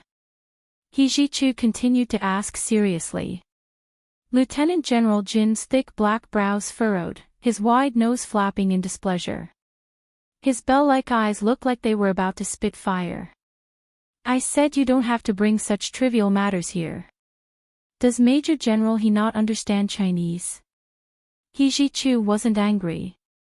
He spoke calmly in a tone that pierced people's hearts. Since Lieutenant General Jean doesn't know my ex-fiancé's name, may I ask how you found out from the military briefing that the person I mobilized the fighter jet to rescue was my ex-fiancé? The public report did not have the names of every person involved in the incident, but the military briefing did, and this briefing was placed in front of these people in the meeting. Since Lieutenant General Jean didn't know He Jichu's ex-fiancée was called Gu Nianji, that meant he couldn't have deduced that she was He Jichu's ex-fiancée from the name Gu Nianji in the briefing. This also meant his source of information wasn't from the military briefing. That was interesting.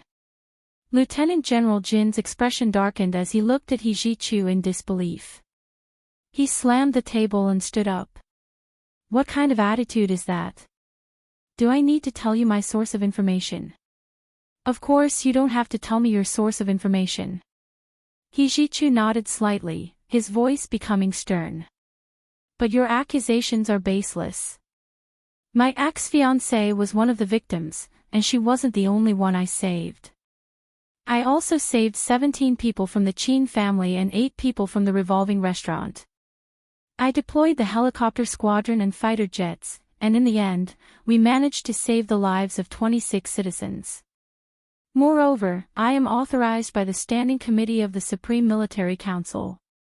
May I ask how I have abused my power for personal gain? He Ji-chu finally became aggressive.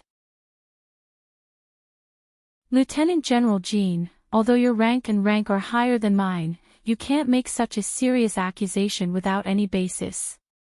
Our army has always been particular about using facts to speak for themselves, and we don't engage in false statements. Did Lieutenant General Jean forget the traditions of our army? Or is it that Lieutenant General Jean always says one thing in front of others and another behind their backs? You're calling me a two-faced man. Lieutenant General Jean was so angry that his face turned red. I'm loyal to the country and the people. He had never abused his power for personal gain. There's no need to say one thing in front of others and another behind their backs. This kind of thing doesn't mean you have it just because I say you have it.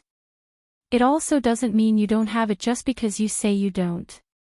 He Ji-chu took a step back and said sternly to the silent General Ning, General Ning, you are the highest-ranking general in charge of military discipline.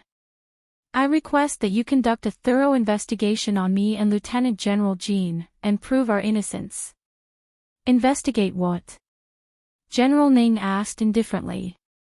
Investigate if you have abused your power for personal gain.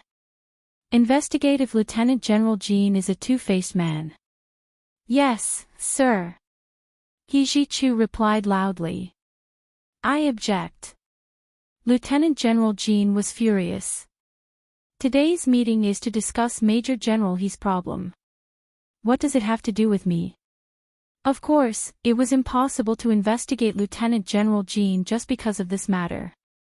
General Ning glanced at him and turned to He Ji-chu. Major General He, it looks like you and Lieutenant General Jean have some misunderstandings. It's fine to clarify things in front of so many people today. Okay. He Ji-chu readily accepted and immediately looked at Lieutenant General Jean. I'll say it again. Lieutenant General Jean doesn't even know my ex-fiancé's name, yet he's accusing me of abusing my power for personal gain. I can't help but suspect that someone is falsely accusing me, and that Lieutenant General Jean is being used as a tool. Lieutenant General Jean had just sighed in relief when He Ji-chu's next words nearly made him vomit blood. I, Jean Xingao, am being used as a tool. You're underestimating me too much. Lieutenant General Jean couldn't possibly admit this in front of so many people. He said with a fierce expression, don't try to change the subject. Just tell me why you're not willing to disclose the on-site data analysis. Could it be that there's something shameful? He Ji-chu was silent for a while before saying, Lieutenant General Jean, do you still remember what the military confidentiality regulations are? Lieutenant General Jean was speechless. He frowned. What do you mean? What I mean is that what you said just now is like a reporter trying to impress the public. Everything has to be shown to you. If you don't see it, it means that there's something shameful. You don't care about any related laws, discipline, and confidentiality regulations at all. He Ji-chu spoke elegantly and confidently. He turned to He Qingjian, Xia Beiqin, and the Standing Committee members of the Military Supreme Council. You can view this data analysis with your confidentiality level. If you need it, you can look it up at any time. What he meant was that Lieutenant General Jin's confidentiality level wasn't high enough, so he couldn't see this data analysis at all. It was just the confidentiality level. Although Lieutenant General Jin's military rank and position were higher than He Ji-chu's, their scope of work was different, so the confidentiality level was also different. The atmosphere in the small meeting room clearly relaxed. Xia Beiqin was the prime minister, so it wasn't convenient for him to question the big shots of the military. But He Qingjian was different. He was the #1 member of the Standing Committee of the Military Supreme Council, and he was also the person with the highest military position. He Ji-chu was his son, and he hadn't done anything wrong. However, not only had he been humiliated by Lieutenant General Jean in front of so many people, but he had also tried to frame him. If he didn't speak, then he wouldn't be He Qingjian. He Qingjian coughed and said, "Lieutenant General Jean, I also want to know. Who told you that Major General he used his power for personal gain to mobilize the fighter jet to save his ex-fiancée?" Lieutenant General Jean had just said that He Jichu didn't have the rank or qualifications to ask him this question, but He Qingjian was different. He crushed Jean Xingao in both military rank and position. Lieutenant General Jean could choose not to answer He Jichu's question, but he had to answer He Qingjian's question. His expression changed abruptly, and he said in a low voice, "General He, are you here to fight for your son?"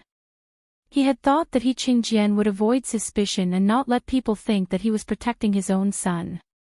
"Lieutenant General Mo, please don't distort the topic," He Jichu said lightly from the side. He Jichu said dryly, "I also have a military position. Although General He is my father, he is only my superior here, and also your superior. You're not answering your superior's question.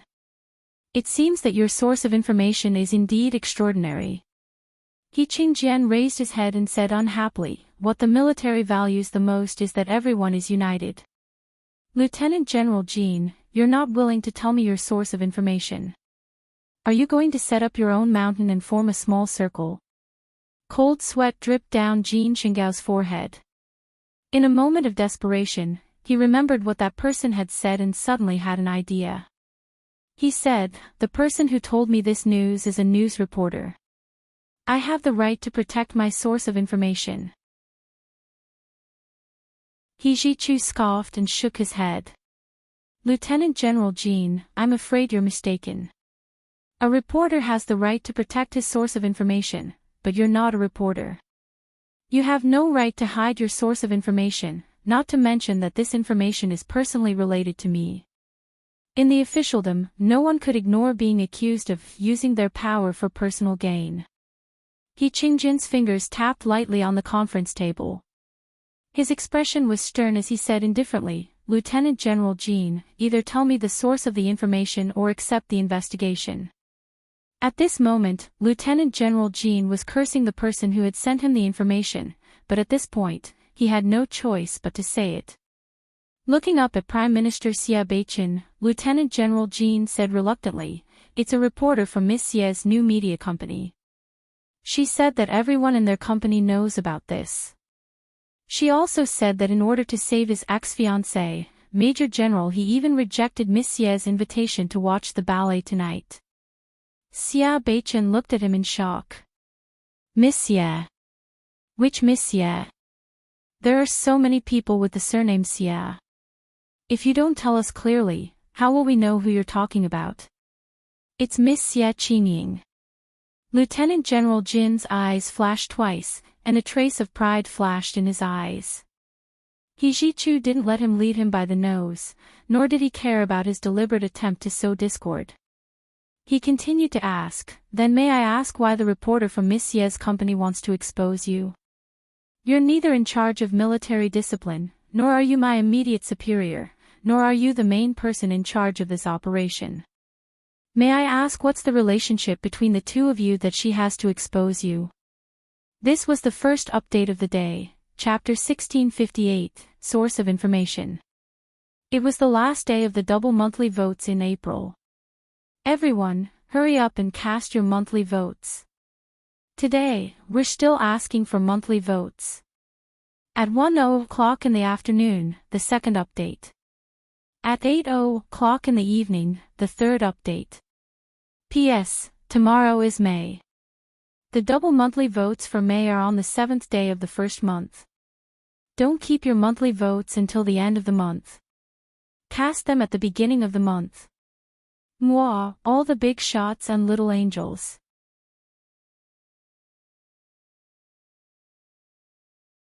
Chapter 1670. This question was too sharp. Lieutenant General Jean was caught off guard, and his face turned as black as the bottom of a pot. "What do you mean?"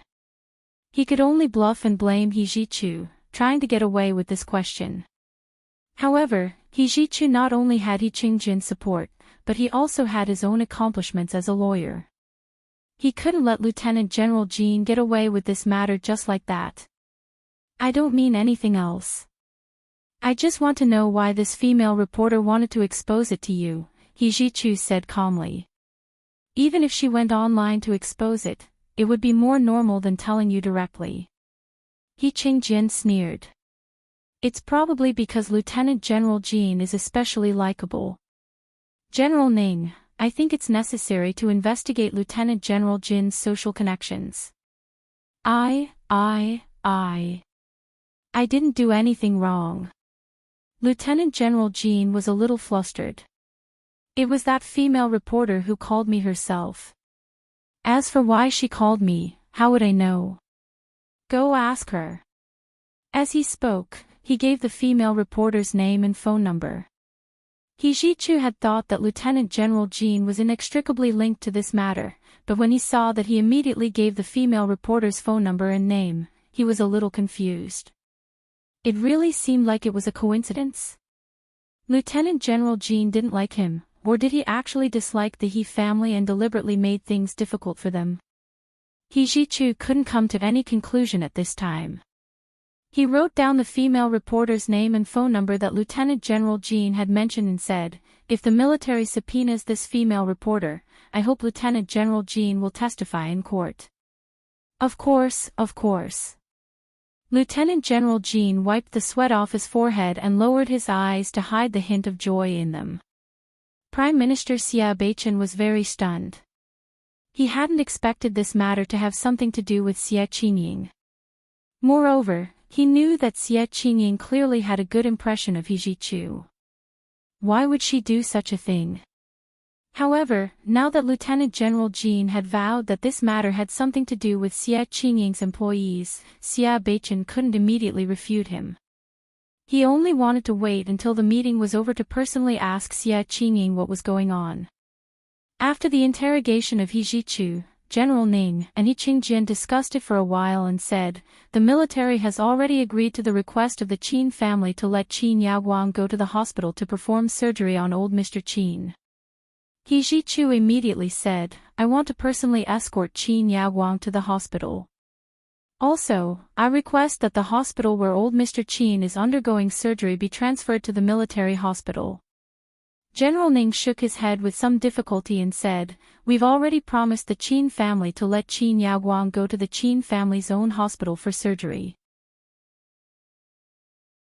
He Qingjin also said amiably, "Major General He, given old Mr. Qin's serious injuries, it's better for him to have the surgery in their own hospital. If he were to be transferred to a military hospital and something went wrong, some things would be hard to explain, and public opinion would be bad." He Ji-chu knew their concerns, but he didn't care. However, he could not go against his superior's decision. Even his father supported this decision, so he had nothing to say. "Then I'll be in charge of escorting Qin Yaoguang." He Ji-chu made his last insistence. "All right, I agree."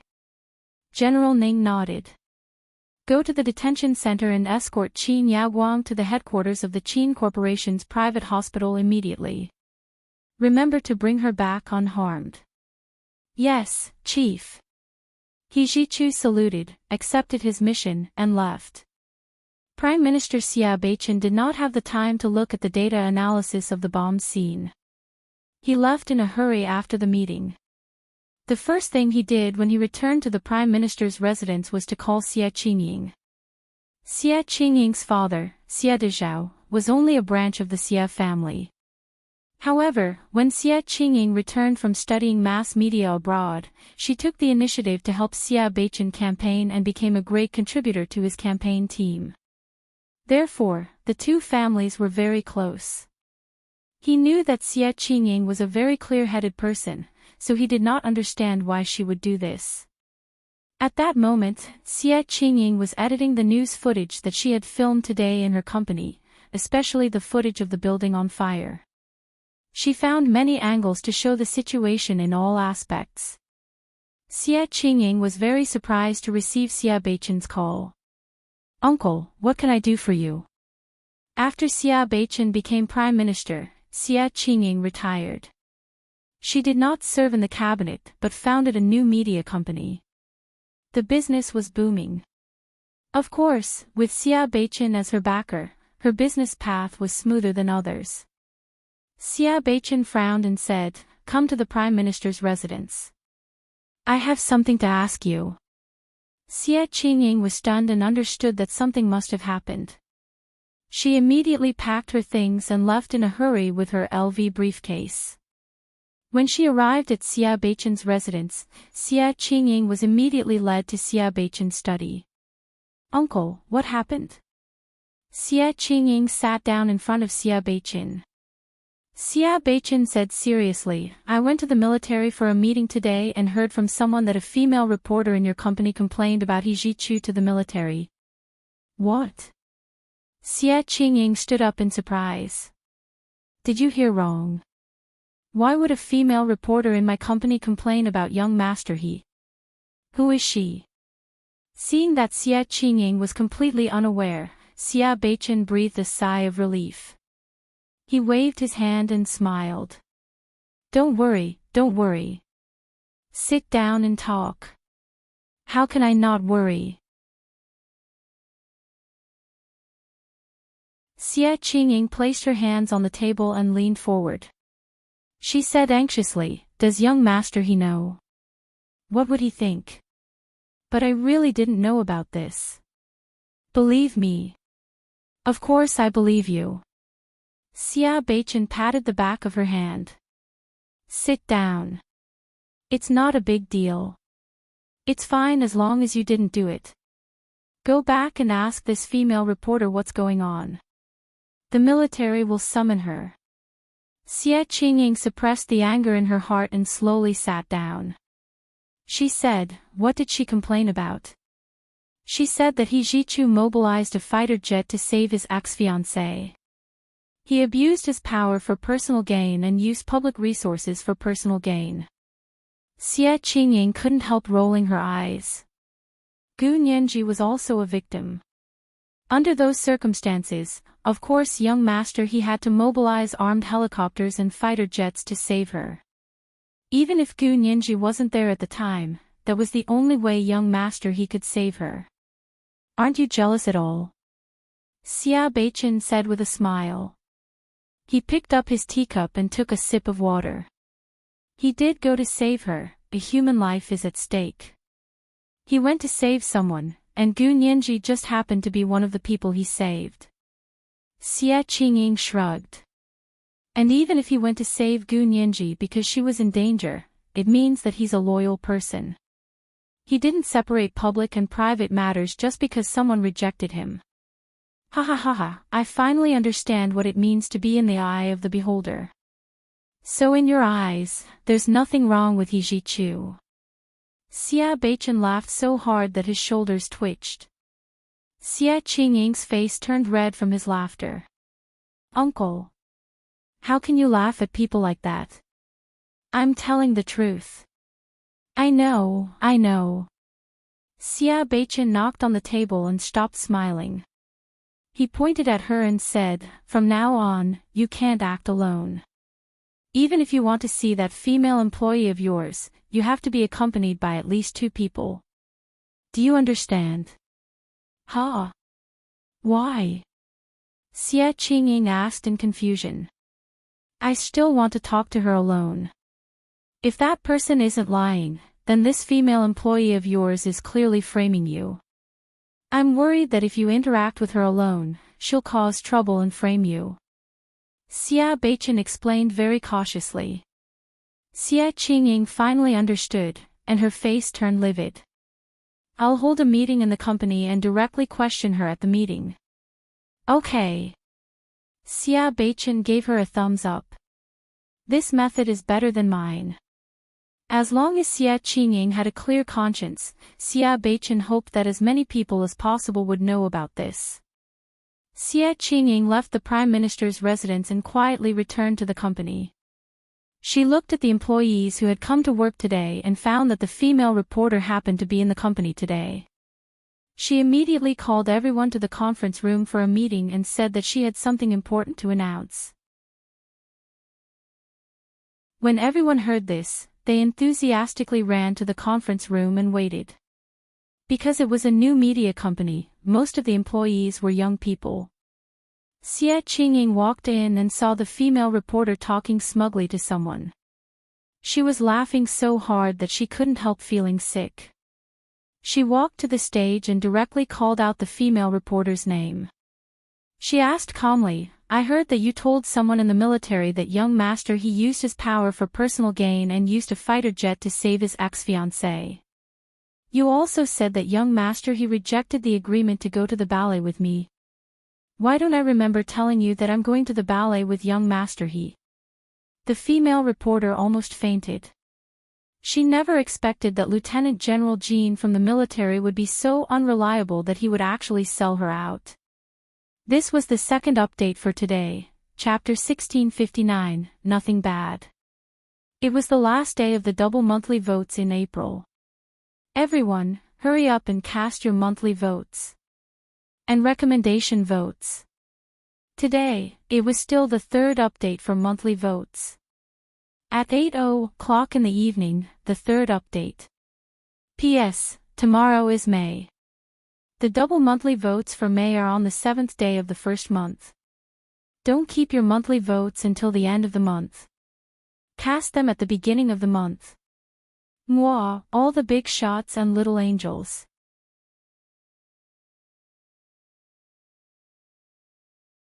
Chapter 1671.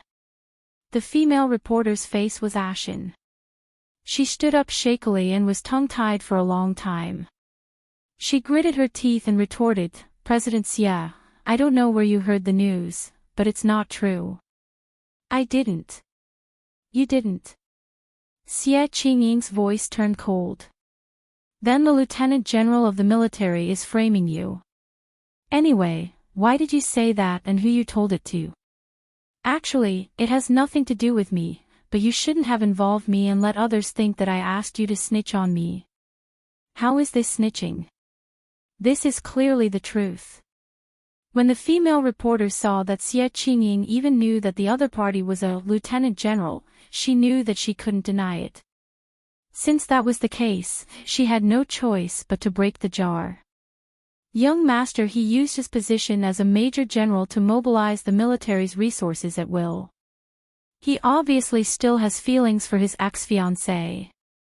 "I'm fighting for you, President Xie, but I didn't expect you to not only not appreciate it, but also cause trouble for me. Alright, I don't want to do this job anymore. I quit." The female reporter had planned to leave a long time ago, but she didn't expect to resign under such circumstances. The connections she had accumulated in this company were almost destroyed by Xie Qingying in an instant.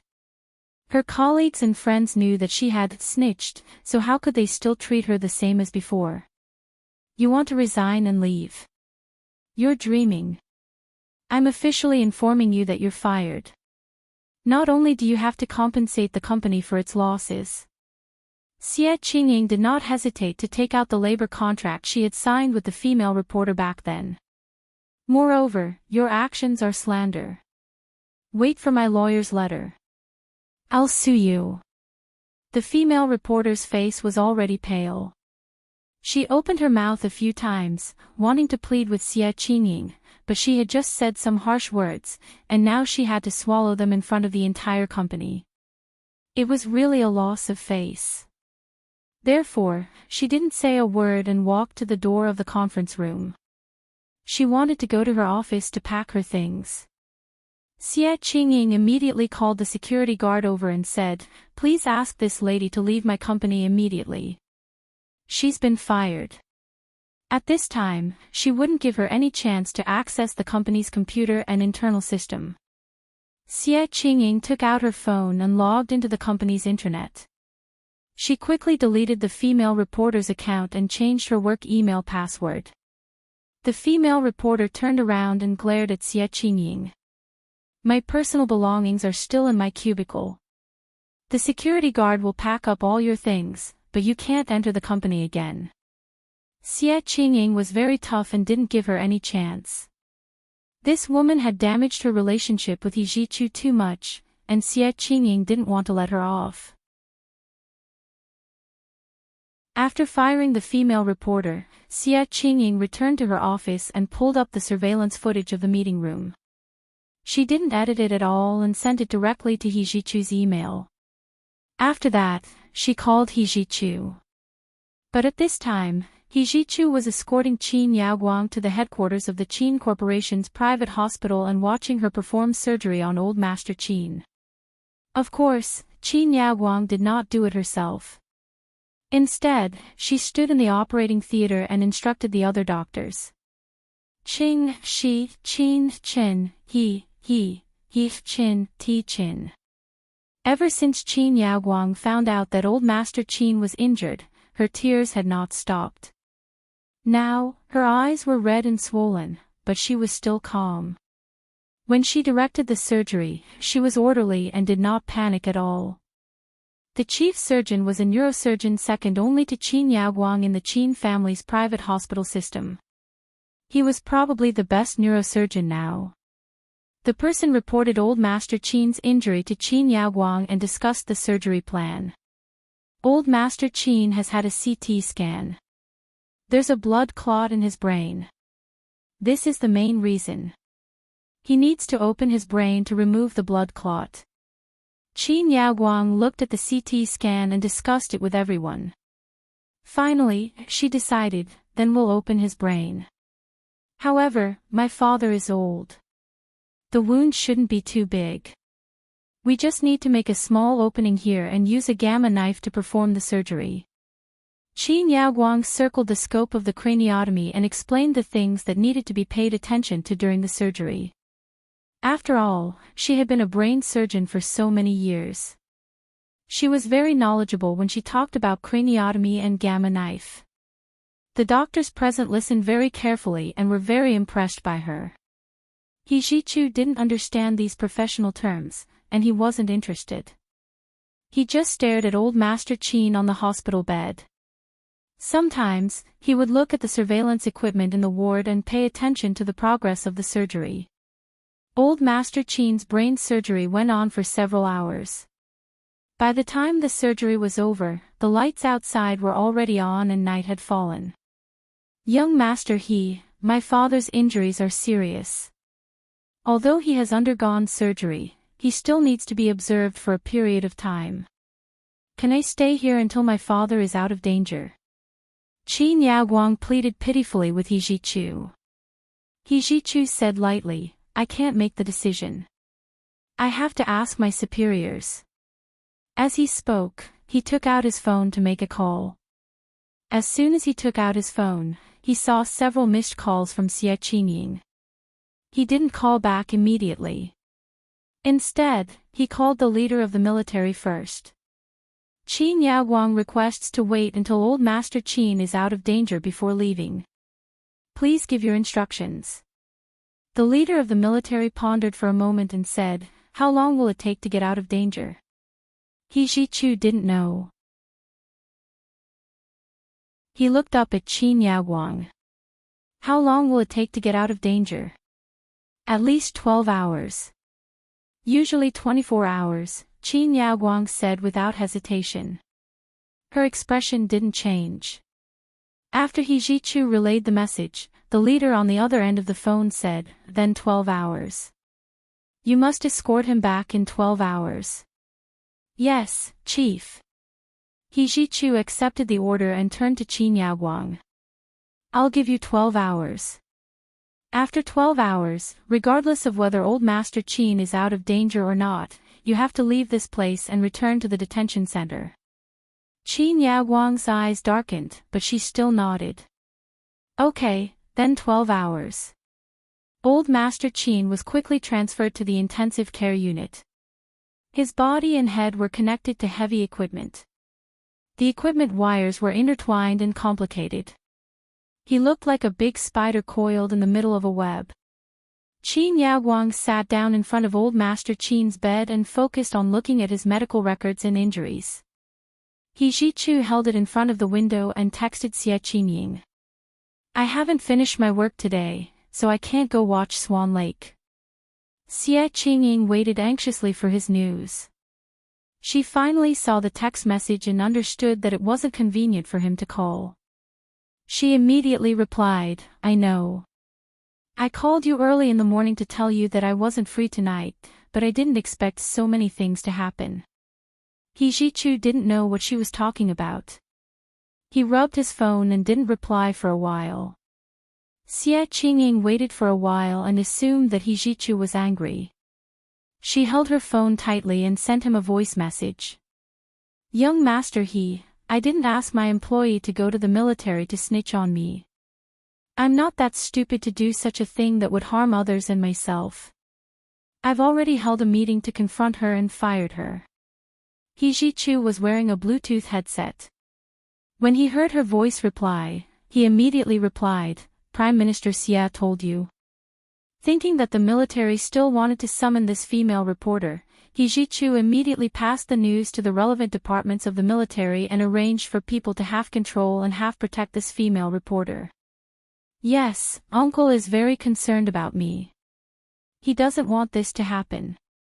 I don't know why she did this. Xie Qingying was about to cry. Young Master He, believe me. When her voice was choked up, it was somewhat similar to Gu Nianji's. He Zhichu closed his eyes and continued typing. I believe you. Don't cry. This was today's third update, Chapter 1660, I believe you. It was the last day of the double monthly votes in April. Everyone, hurry up and cast your monthly votes. And recommendation votes. P.S. Tomorrow is May. The double monthly votes for May are on the 7th day of the first month. Don't keep your monthly votes until the end of the month. Vote at the beginning of the month.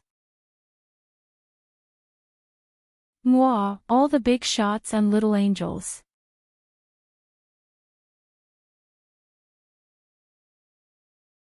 Chapter 1672. Xie Qingying looked at the simple words on her phone, I believe you. Don't cry. Her heart stopped beating for a moment. Had she really moved He Zhichu? She had had a crush on him for so long that she thought there was no hope. However, she suddenly realized that things had changed. Not only was there hope, but the dawn of victory was right in front of her. Xie Qingying's tears fell quickly and urgently. They dripped onto the phone screen. She quickly wiped them with her hand, but she touched the touch screen and pushed He Zhichu's reply out of sight. How could this be? Xie Qingying did not have the time to wipe her tears and hurriedly took out her LV. She quickly took out a Hermes scarf from her LV tote and wiped the phone screen. He Zhichu waited for a while. Seeing that she didn't reply, he was about to put away his phone when he saw Xie Qingying send another text message. I'm crying tears of joy. He Zhichu looked at the text message, and his almond-shaped eyes were slightly moved. However, he only glanced at it silently before turning off his phone and not replying to Xie Qingying. Xie Qingying stared at her phone for a full hour, but she didn't receive a reply from He Zhichu. Only then did she confirm that he probably wouldn't reply. She was slightly disappointed, but she quickly pulled herself together. She had waited for so many years, so why should she care about this moment? Moreover, with such a big incident at the revolving restaurant, He Zhichu must be very busy right now. Xie Qingying had left home to study abroad when she was young. She had only returned to start her own business after obtaining a master's degree. She had always been a very independent woman, not a delicate and weak daughter flower that had to rely on men to grow. Therefore, she had never thought of sticking to He Zhichu all the time. She gave, and he responded. At this stage, it was enough. Xie Qingying was in a good mood and threw herself back into work. He Zhichu sat in old Master Qin's ward without saying a word. His handsome face was cold, and his expression was cold. His eyes never left old Master Qin's hospital bed. Old Master Qin had been lying peacefully on the hospital bed. The data from all the instruments showed that everything was normal. The surgery seemed to have been successful. A few hours had passed, and the doctors and nurses had only come to check on the room once. They had discussed the data on the instruments with Qin Yaoguang, who was sitting in front of old Master Qin's hospital bed. They had also discussed the pros and cons of gamma knife surgery. It could be seen that they respected Qin Yaoguang very much. Even though she was a prisoner now, they were still respectful to her. Moreover, this respect was not because she was the daughter of the chairman, nor was it because she was the dean, but because he respected her professional level from the bottom of his heart. He Jichu watched coldly from the sidelines. His figure melted into the dark corner of the ward and made his presence as low as possible. It was so low that the doctors and nurses even forgot He Jichu existed. Qin Yaoguang was wearing a green surgical gown and a green hat. She had her back to He Jichu the entire time. Although she didn't turn her head, she knew that He Jichu had been looking at her. But what was the point of looking at her? Qin Yaoguang sneered in her heart. She pursed her lips and continued to watch the data on the machine jump quietly. In the wee hours of the morning, the quiet machine suddenly screamed like a madman. He Jichu jumped up from the sofa and strode over. What happened? Qin Yaoguang pounced over and shouted into the pager in the ward, Someone come quickly. The patient's blood pressure is rising, his body temperature is rising, his heart is racing, he's shivering, and he has serious gastrointestinal reactions.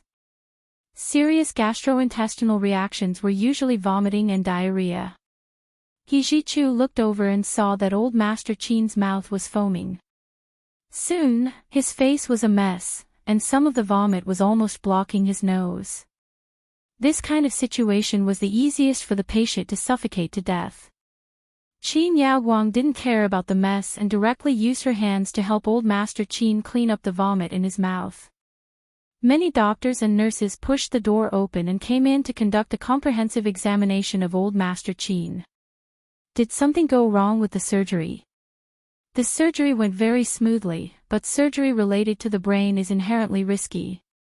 Moreover, my father is old, and his organs are gradually failing.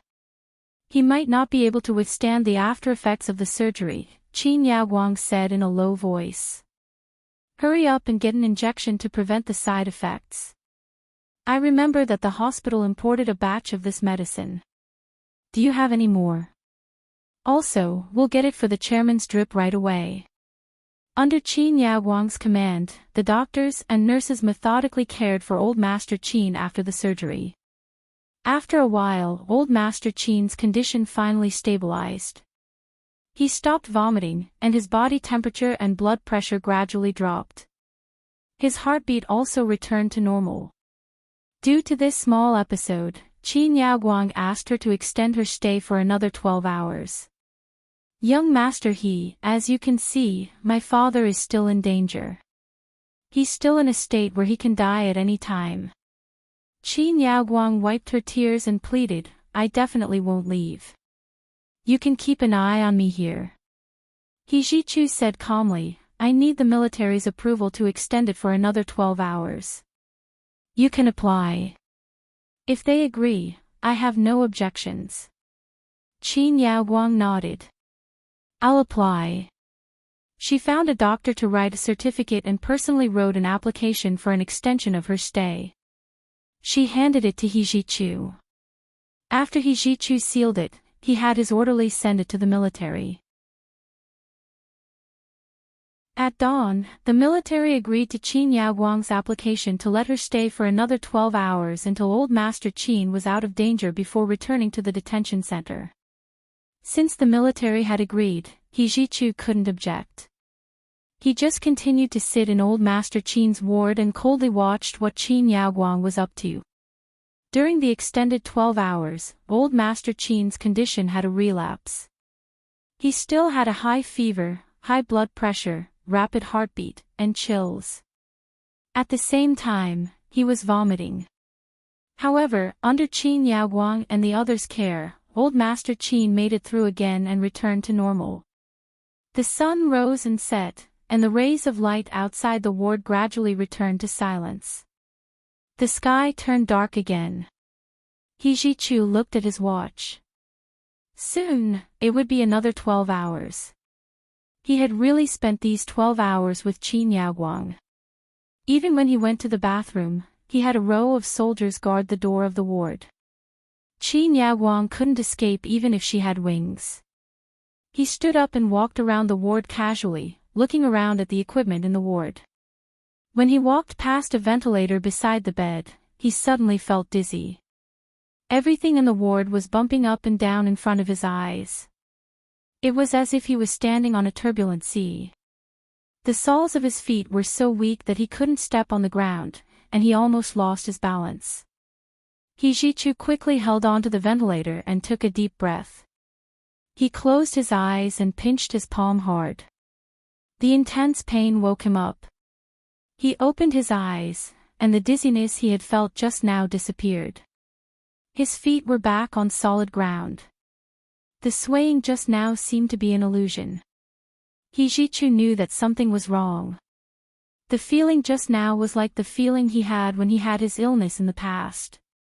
But he had clearly been cured. There had been no relapse in the past 10 years. He suddenly looked at Qin Yaoguang, but Qin Yaoguang still had her head lowered. She held old Master Qin's hand and muttered to him, hoping that he would wake up and recover as soon as possible. Although there was no evidence, Ji-Chu's vigilance was even more obvious. He composed himself and immediately said to Qin Yaoguang, "The 12 hours are almost up. We can go now." Actually, there were still 15 minutes left, but Ji-Chu didn't want to wait anymore. He had a hunch that something was wrong.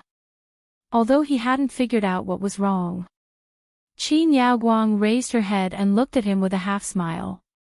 She said, "Young Master He, there are still 15 minutes left. Can I stay with my father for another 15 minutes? At that moment, old Master Qin grunted and woke up from his coma. His eyes didn't seem to be used to the light in the ward. He blinked a few times before turning his eyes to look at Qin Yaoguang, who was sitting in front of his bed. "Yaoguang, you've suffered." Old Master Qin raised his trembling hand with the foredrip and wanted to caress Qin Yaoguang's head. Qin Yaoguang had mixed feelings and burst into tears. She lay on old Master Qin's bed and cried like a child who weighed more than 100 pounds. As she cried, Ji-Chu felt another wave of dizziness wash over him. However, he tried his best to restrain himself and stood straight against the wall. He held his phone in his hand and dialed an emergency contact signal for his father. This number had already been saved in his phone. As long as he pressed a button, he could immediately dial it. After the call, Ji-Chu took out the Swiss Army knife he carried with him and stabbed it hard into his palm.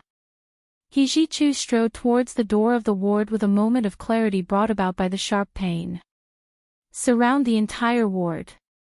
Before General He Qingjian arrives, kill anyone who wants to enter or leave. Ji-Chu used his last shred of clarity to rush out of the ward and collapse in front of his soldiers. His personal secretary and orderlies quickly stepped forward to cover him. At the same time, all the soldiers loaded their rifles and guarded the entire ward tightly, not allowing anyone to enter or leave. This was the first update of the day, Chapter 1661, Tears of Joy. It was the first day of the double monthly votes in May. Everyone, hurry up and cast your monthly votes. The double in May was at the beginning of the month. Don't keep your monthly votes until the end of the month at 8:00 in the evening, the second update. P.S. Thank you, Momo Moshi, for your 50,000 Chidian coins yesterday. Thank you, Heaven's Candy, for your 10,000 Chidian coins yesterday. Kiss me, little angels.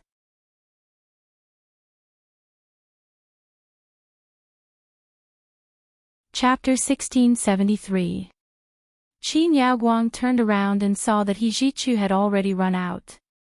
She raised her eyebrows in surprise and thought to herself, "This person is really stubborn."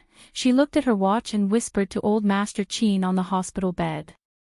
Dad, are you okay? You scared me to death.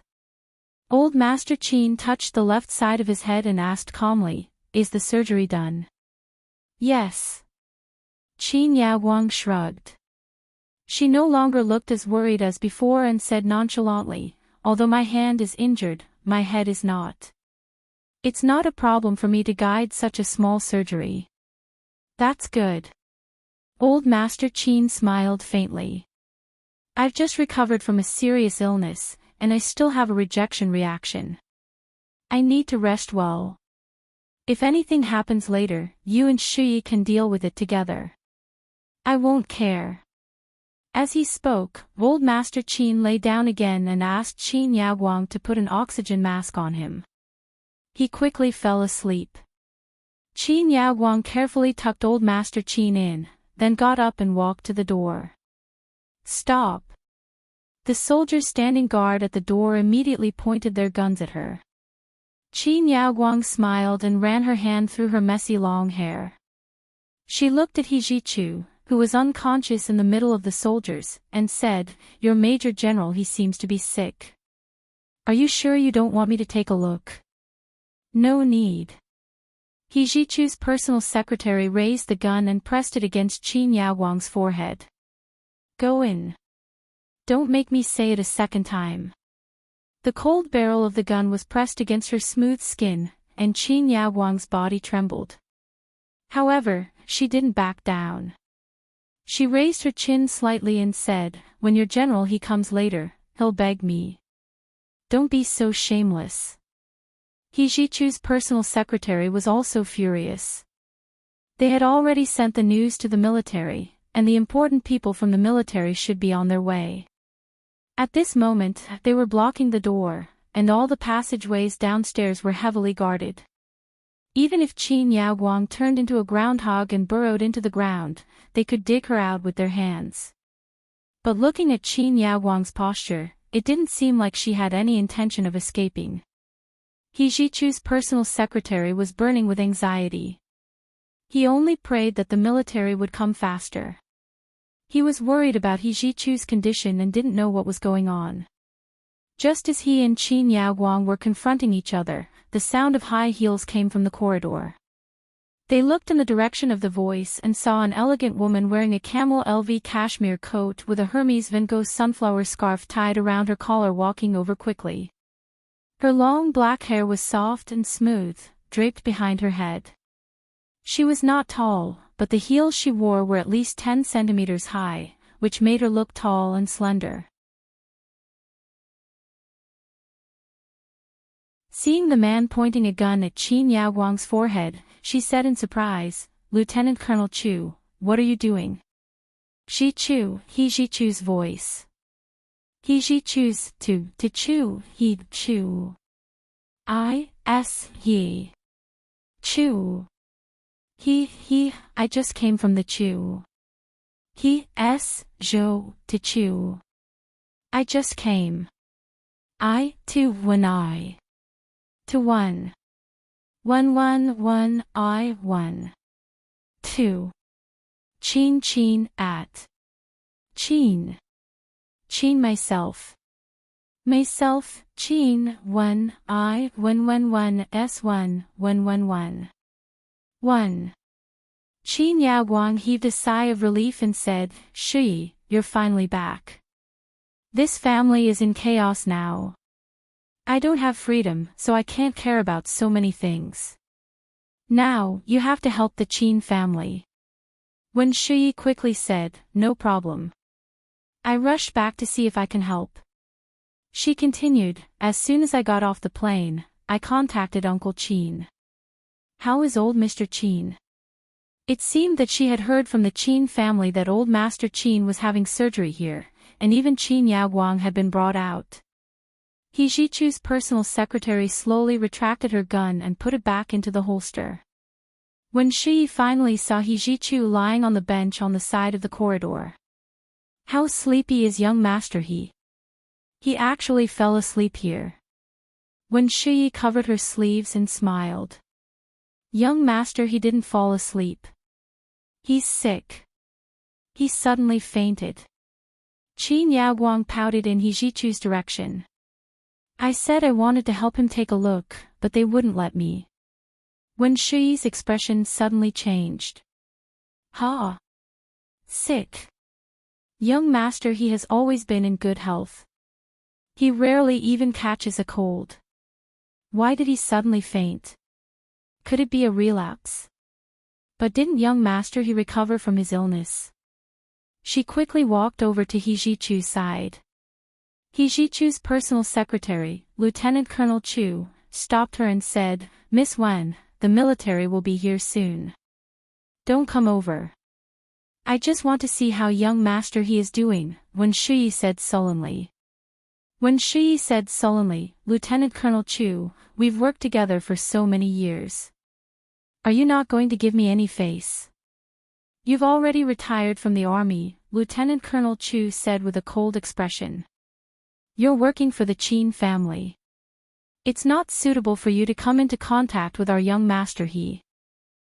You're really protective of your master. Qin Yaoguang sneered and rubbed her forehead. Shi, come over here.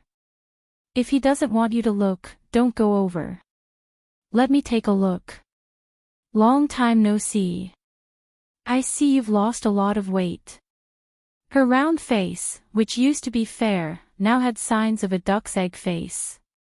She had a small and slightly upturned nose and full lips. Other than her eyes, which were still slender and delicate, she looked a little similar to Xie Qingying. Of course, she also looked a little like Gu Nianji. Wen Shi smiled and said, it was too tiring in the south. In order to come back as soon as possible, I only slept 3 or 4 hours a day. I didn't have time to eat or drink. I spent all my time reading documents. You're at our headquarters in Z City in the south, right? Qin Yaoguang waved for her to enter the ward with her, but Lieutenant Colonel Chu stopped her again. Young master he has ordered that anyone who dares to enter or leave will be killed without mercy. Wen Shi looked at him and smiled bitterly. Lieutenant Colonel Chu, stop joking. Young master he said that when he was unconscious. Don't listen to it. It's useless even if you do. Young master he was conscious when he spoke, Lieutenant Colonel Chu said firmly. He pulled out the pistol from the holster. Miss Wen, don't say that I'm heartless. Wen Shi stopped in her tracks in surprise. Are you serious? Of course. It's a soldier's duty to obey orders. Lieutenant Colonel Chu was loyal to He Zichu. Even though He Zichu hadn't been in the capital most of the time for the past 8 years, he had kept the entire base in good order. All right, then I'll advise you as a lawyer. Young master he's order not only violates the criminal law, but also military law. If you carry it out, you'll be framing young master he for being unjust. As a soldier, you should know what it means to not accept random orders and not to obey evil laws. Lieutenant Colonel Chu was tongue-tied by Wen Shi's words. He wasn't good with words, so he couldn't refute Wen Shi directly. However, he firmly remembered He Zichu's order before he fainted and still refused to take a step back. Qin Yaoguang watched with interest and suddenly said, "My head hurts." Then she felt an explosive pain in her head and fainted on the ground. Wen Shi immediately panicked and said sternly, "Lieutenant Colonel Chu, if I don't go in, then you have to send someone in to help Dean Qin into the room, right? Otherwise, you'll let her lie on the ground." Lieutenant Colonel Chu's face was cold, and he didn't budge an inch. Military orders are like mountains. Before General he arrives, she'll have to lie on the ground. At that moment, He Qingjian was anxiously getting out of the bulletproof car. His phone received the long-awaited emergency contact signal, and his heart was about to jump out of his throat. He had specially called a police car to open the way, and he ran all the way with his personal secretary and orderlies. Finally, he arrived at the Qin family's private hospital within 10 minutes. He got out of the car and got into the elevator. He didn't stop all the way until he finally arrived at the floor where old Master Qin had his surgery. It was also the place where He Ji-chu had his accident. When Shuyi and Lieutenant Colonel Chu faced each other, the medical staff in the hospital all hid far away and didn't dare to come over. The murderous soldiers made them tremble, and no one dared to go against the guns. Everyone heaved a sigh of relief when He Qingjian appeared with a cold face. When Shuyi immediately said worriedly, "General He, young master, he seems to have a relapse, but Auntie Qin has also fainted." She turned around and pointed at the unconscious Qin Yaoguang, who had been lying on the ground for a few minutes. This was the second update of the day, chapter 1662, Eager to Protect the Master. It was the first day of the double monthly votes in May. Hurry up and cast your monthly votes. The double in May was at the beginning of the month. Don't keep your monthly votes until the end of the month and the recommendation votes. Mwah, all the big shots and little angels.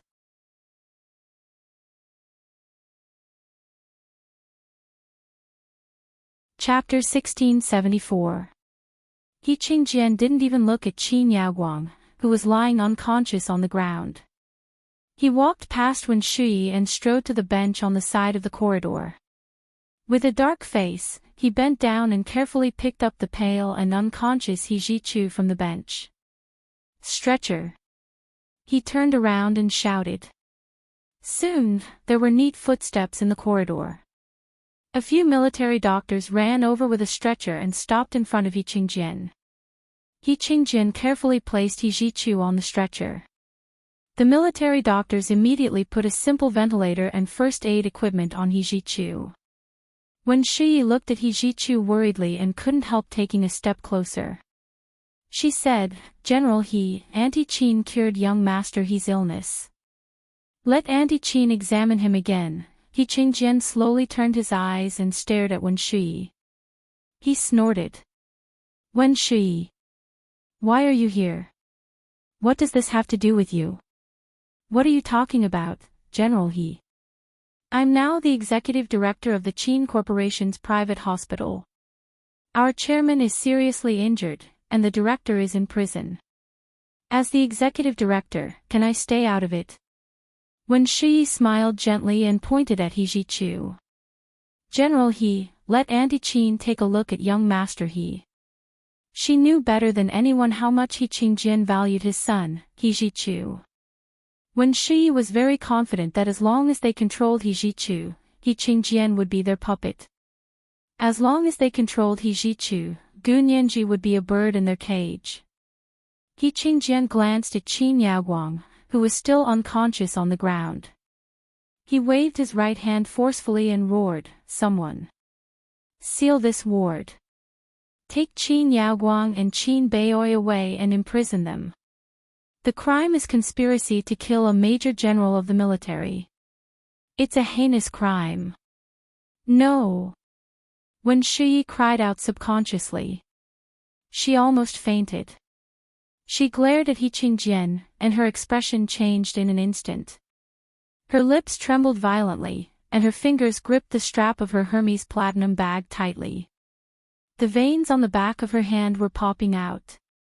She had never expected that He Qingjian would not come to beg them, but instead want to capture old Master Qin and Qin Yaoguang together. "General He, you can't do this. You're breaking the law." Wen Shuyi blurted out without hesitation. "Scram! If you have the guts, send me a lawyer's letter." He Qingjian revealed his unreasonable side. He Ji-chu and Qin Suen were both his sore spots. If these two people were hurt, he would never reason with them. He would rather make the first move and bear the legal consequences later. Moreover, He Ji-chu had gotten into trouble in the Qin Corporation's private hospital's ward. As soon as he received He Ji-chu's emergency signal, he knew that his son had been set up. Since they dared to scheme against him and his son, they would have to suffer his wrath. Taking 10,000 steps back, if He Ji-chu's condition was really serious enough to require Qin Yaoguang's treatment, He Qingjian wouldn't hesitate to use the entire Qin family as a hostage and make Qin Yaoguang treat He Ji-chu. To him, it was only him who threatened others. There was no reason for others to threaten him. He Qingjian kicked Wen Shui away and left in a hurry with He Zichu's stretcher and the military doctors. He Qingjian and He Zichu's personal secretary led a group of soldiers to tie the unconscious Qin Yaoguang and the unconscious old master Qin Bei, to a stretcher that had been found at the last minute and take them away. At the same time, they left a group of soldiers to seal up the ward and prevent anyone from approaching. Wen Shui was extremely anxious. You can't do this. It's illegal for you to do this. This is the first crime scene. We've already called the police. He Qingjian's personal secretary's face was cold. The police will be here soon. Miss Wen, please talk to the police and the lawyer about the law. A trace of panic flashed through Wen Shui's eyes, but she quickly calmed down and said in a low voice, "All right then, let's talk about the law. Although General He is in a high position and powerful, our Qin Corporation's private group is not a pushover." He Qingjian's personal secretary left without looking back. He caught up with He Qingjian in the car in front of him and said in a low voice, "General He, that ward has been sealed up. Qin Yaoguang and Qin Bei have been taken away, but Wen Shui said that she wants to talk about the law. It looks like she wants to sue us." "Sue us? Then let's go to court." "Who have I, He Qingjian, been afraid of?" He Qingjian's face was livid. He didn't take Wen Shui seriously at all. However, He Qingjian's personal secretary knew Wen Shui's standards very well. The key was that Wen Shui had been in the army and had served in the military's legal department. She knew all the lawyers in the military, and her standards were even higher than these people. If he relied on the lawyers in the military's legal department to fight against Wen Shui, He Qingjian's personal secretary was worried that he would fail. He definitely couldn't let the chief lose a lawsuit. In a moment of desperation, he looked at He Zichu, who was unconscious in the ambulance. His eyes suddenly flashed, and he said, "General He, why don't we ask Gu Nianji's lawyer for help? Tell her about young Master He's situation. Then, ask her to be our lawyer." He Qingjian narrowed his eyes. His face was expressionless, and it was impossible to tell what he was thinking. However, He Qingjian knew Gu Nianji's standards very well. Although he had only seen her fight one lawsuit, Wen Shui was no match for her at all. Moreover, He Qingjian was also aware of his personal secretary's concerns. He didn't care about himself, but he couldn't ignore the people around him. They were on the same boat. Since they strongly recommended Gu Nianji, He Qingjian nodded slightly. "That's not bad. Then find Wen Shui an expert who is qualified to talk to her about the law." He Qingjian's personal secretary heaved a sigh of relief and quickly nodded in approval as he dialed Gu Nianji's number. Gu Nianji had just taken a shower and was lying on the sofa in the living room, enjoying a warm family time with Lu Yuan and Lu Jin. She rested her head on the panda pillow and casually scrolled through the news on her iPad. In her heart, she was wondering why Hua Xiaoheng hadn't been seen for the past few days. Didn't he say he was going to pursue her? He had only been pursuing her for a few days, and he had already given up. Or was this person's temper acting up again? Gu Nianji thought absent-mindedly, her eyes occasionally glancing at the phone lying quietly beside her. Therefore, when the phone rang, Gu Nianji didn't even look at it. She immediately picked it up and said cheerfully in Russian, "Hello." He Qingjian's personal secretary was stunned for a moment, then looked at the number she had dialed. She hadn't dialed the wrong number. Is this Gu Nianji's lawyer?" He Qingjian's personal secretary asked carefully. Gu Nianji came back to her senses and realized that she had actually greeted him in Russian. Her face instantly turned as red as the clouds. Lu Yuan, who was sitting diagonally across from her and reading the documents, heard this. The corners of his lips curled up slightly, but he quickly calmed down and frowned. Then he thought about how Hua Xiaoheng hadn't contacted them for a few days. That wasn't right. This wasn't right.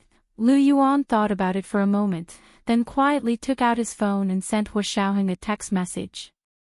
There was no content, just a question mark. Lu Jin sat cross-legged on the sofa beside Gu Nianji and was programming on his tablet. When he heard Gu Nianji greet him in Russian, his ears pricked up. He wanted to hear what Gu Nianji had to say. At that moment, Gu Nianji said in Mandarin, "Yes, I'm Gu Nianji. May I ask who you are?" "Hello, Lawyer Gu. I'm General He Qingjin's personal secretary.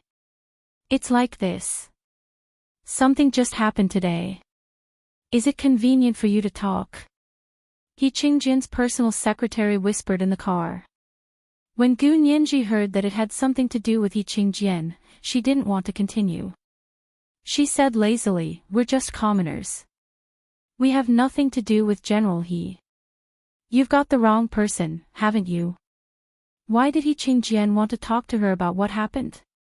Gu Nianji expressed her refusal. He Qingjin's personal secretary broke out in a cold sweat. He quietly raised his head and saw He Qingjin glaring at him. He quickly lowered his head and whispered, "It's like this. Something happened to young Master He at the Qin private hospital when he was on a mission today. He's unconscious now. I heard it's a relapse. Our general He will arrest both Qin Yaoguang and old Mr. Qin. As for Miss Wen Shi, she said that she wanted to sue our general He. As subordinates, we don't know the law and can't intervene. We remembered that Lawyer Gu is very talented, so we wanted to ask you to be our general He's lawyer."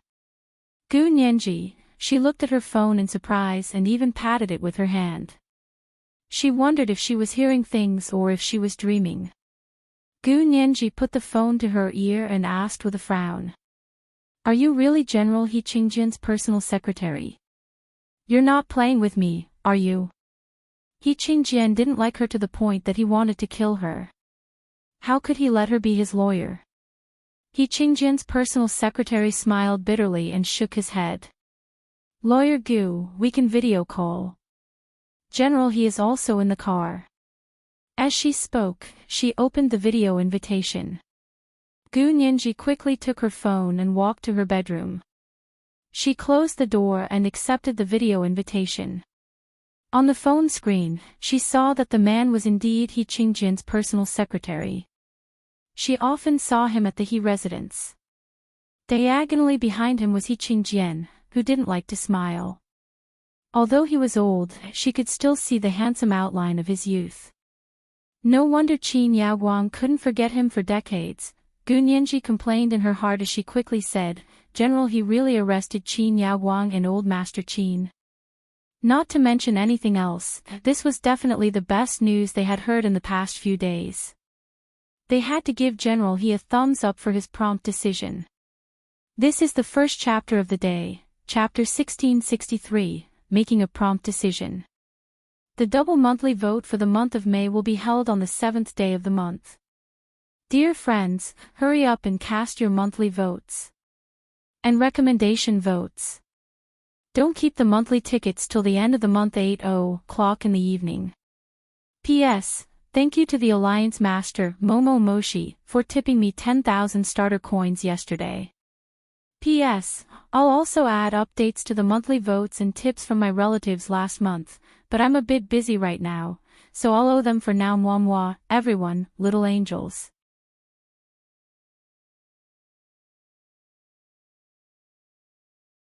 Chapter 1675. Lawyer Gu, you still don't believe me. He Qingjin's personal secretary was depressed. Although he couldn't be a man of his word, no one had ever doubted him when he spoke face to face. Only Gu Nianji. Ever since Gu Nianji had been in danger because of Luo Pia Piao in the revolving restaurant, her vigilance had increased by a few levels. She was even a little paranoid.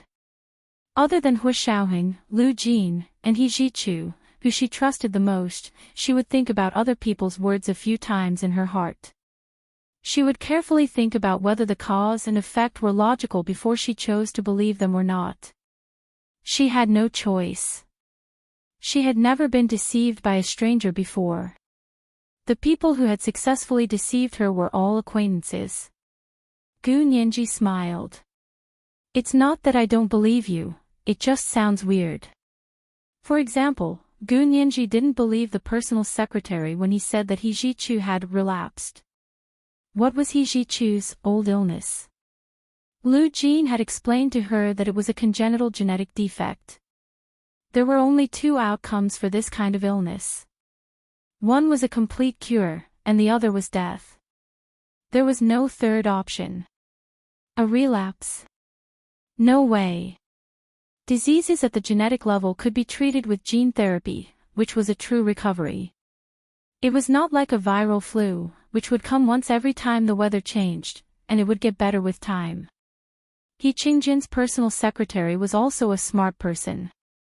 Hearing Gu Nianji's words, he was still skeptical of her. He didn't know what to do.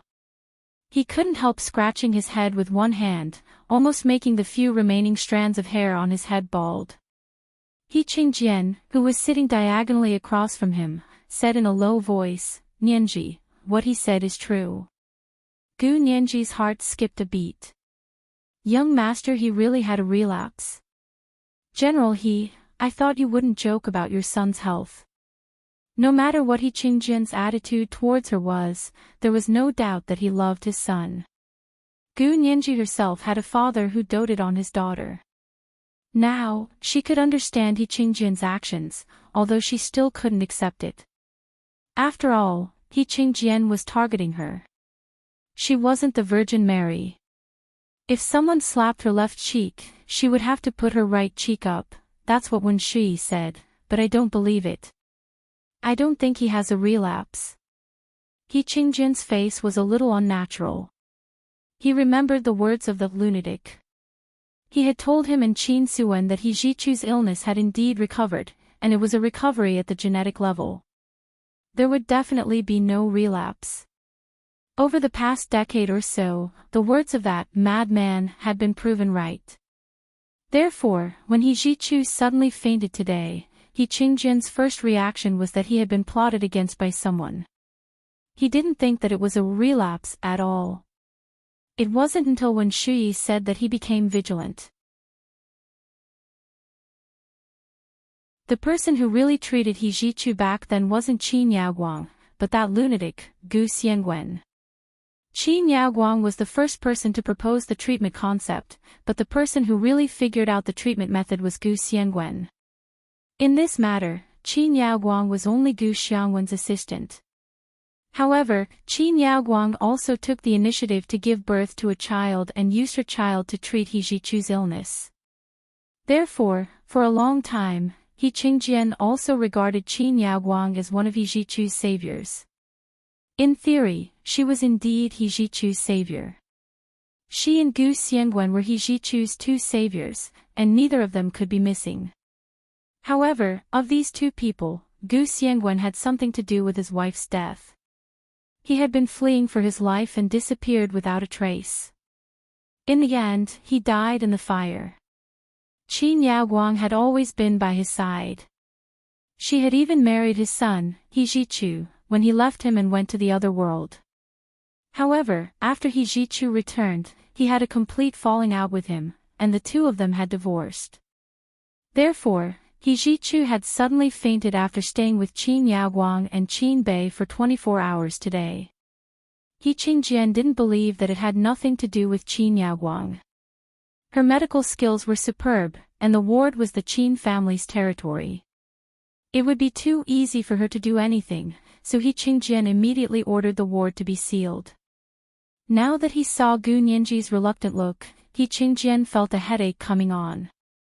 But he really was unconscious.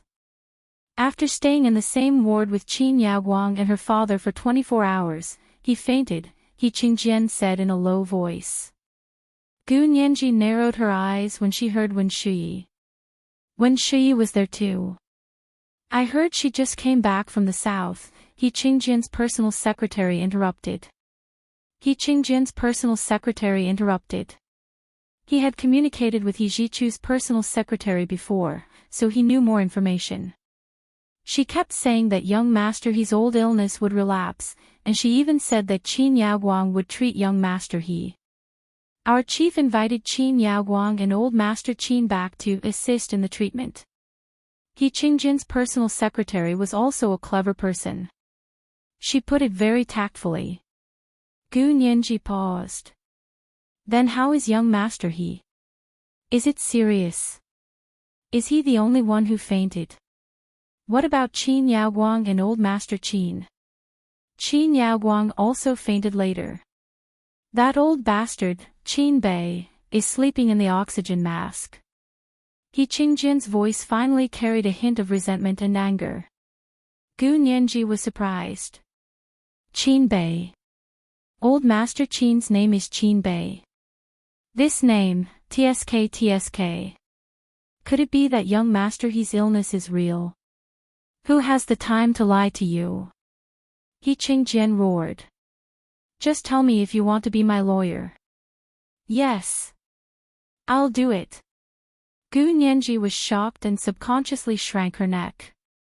She was terrified. Don't worry, I'll come see young Master He right away. Gu Nianji also felt that something was wrong when she heard that it really had something to do with Qin Yaoguang and the Qin family's private hospital. Fine, don't come out by yourself.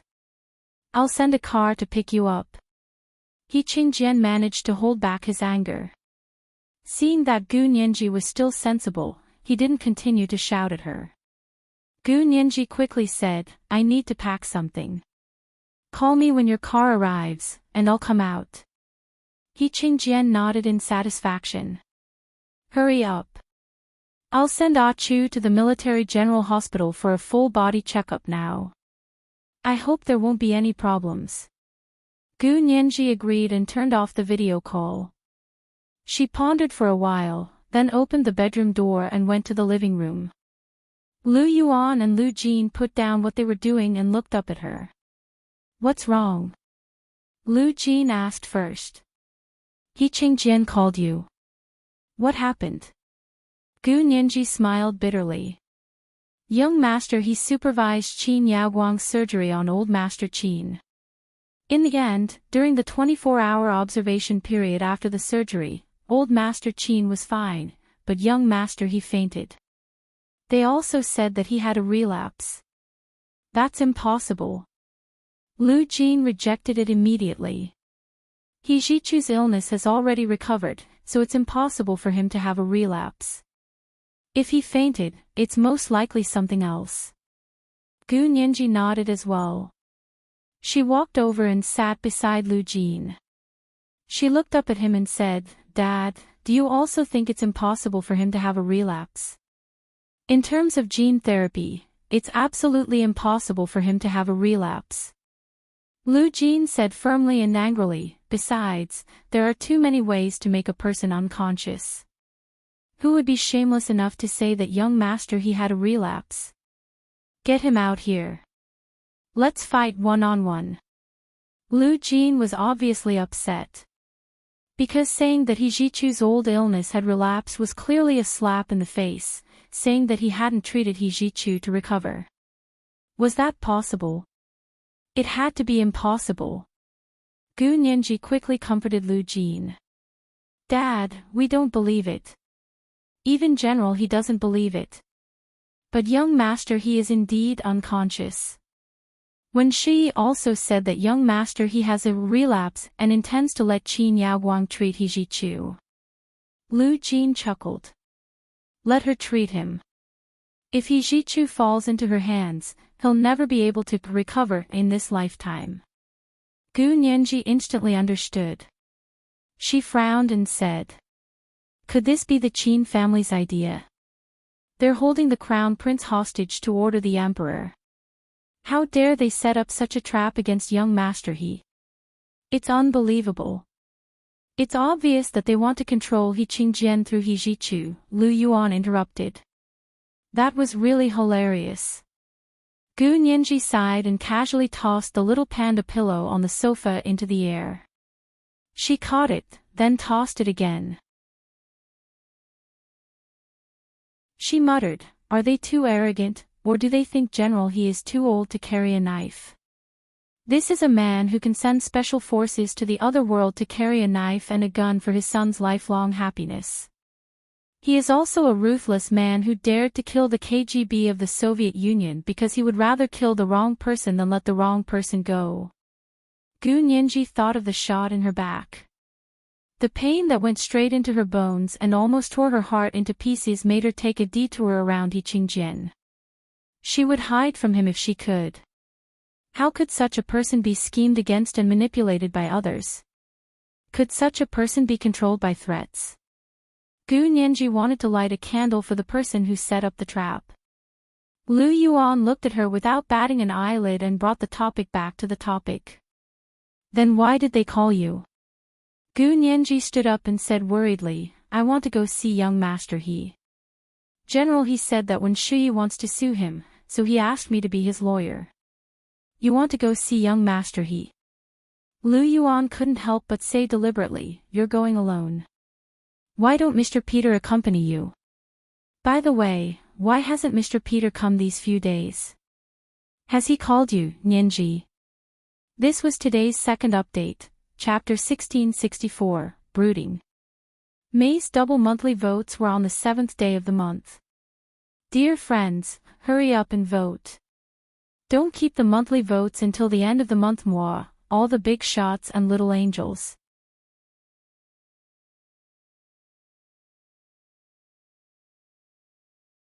Chapter 1676. Gu Nianji felt guilty. She had said something wrong just now, but now that she heard Lu Yuan say that, she immediately pretended not to care and shrugged. Who knows? He's probably disheartened by my rejection. At that moment, her phone rang. It was He Qingjin calling again. He said that the person who picked her up was already waiting for her at the entrance of the neighborhood. Gu Nianji quickly said, "I'll be right out." She turned around and waved at Lu Jin and Lu Yuan. "Dad, President Lu, wait for my call. I'll call you when I get to young Master He's place." Lu Yuan stood up and frowned. "Nianji, I'll go with you." Lu Jin had wanted to say the same thing, but when Lu Yuan said it, Lu Jin felt that it was better than him going. Not only did Lu Yuan not have any identity problems, but he was also very skilled. He was no less skilled than the KGB. Lu Jin felt that although he was smarter than Lu Yuan, he was no match for him in a fight. Therefore, he quickly nodded and said, "Nianji, let Boss Lu go with you. You're going to the He family, and it's because of He Jichu's illness. I'm a little worried." He winked at Gu Nianji and said, "Nianji, President Lu is very skilled. He's not inferior to that Peter." Gu Nianji, on the other hand, had reservations about Lu Yuan. Moreover, she was quite afraid of Lu Yuan's penetrating gaze, as if all her thoughts were exposed in front of him. However, since Lu Jin had said so, Gu Nianji couldn't refute him directly. She rolled her eyes and said, "That's not good, is it? If General He finds out that I live close to President Lu, your identity will be discovered by General He sooner or later. It's better not to take the risk." She waved her hands repeatedly. "President Lu, I know you're worried about me, but now that Qin Yaguang and Old Master Qin have been arrested by General He, the Qin family is already without a leader. They can't afford to go against me for the time being. I can go alone. Besides, General He personally sent someone to pick me up. He even called me personally. What are you worried about?" If Gu Nianji was reasonable, she would be so eloquent that she could even convince the dead to come back to life. Holding her Hermes red envelope, she changed her shoes at the entrance and said, "No matter how powerful President Lu is, he's only one person, and General He has the entire country backing him up. If they want to deal with my people, even General He can't guard against them. What can Boss Lu do?" What she said made sense. Lu Yuan and Lu Jin looked at each other, speechless.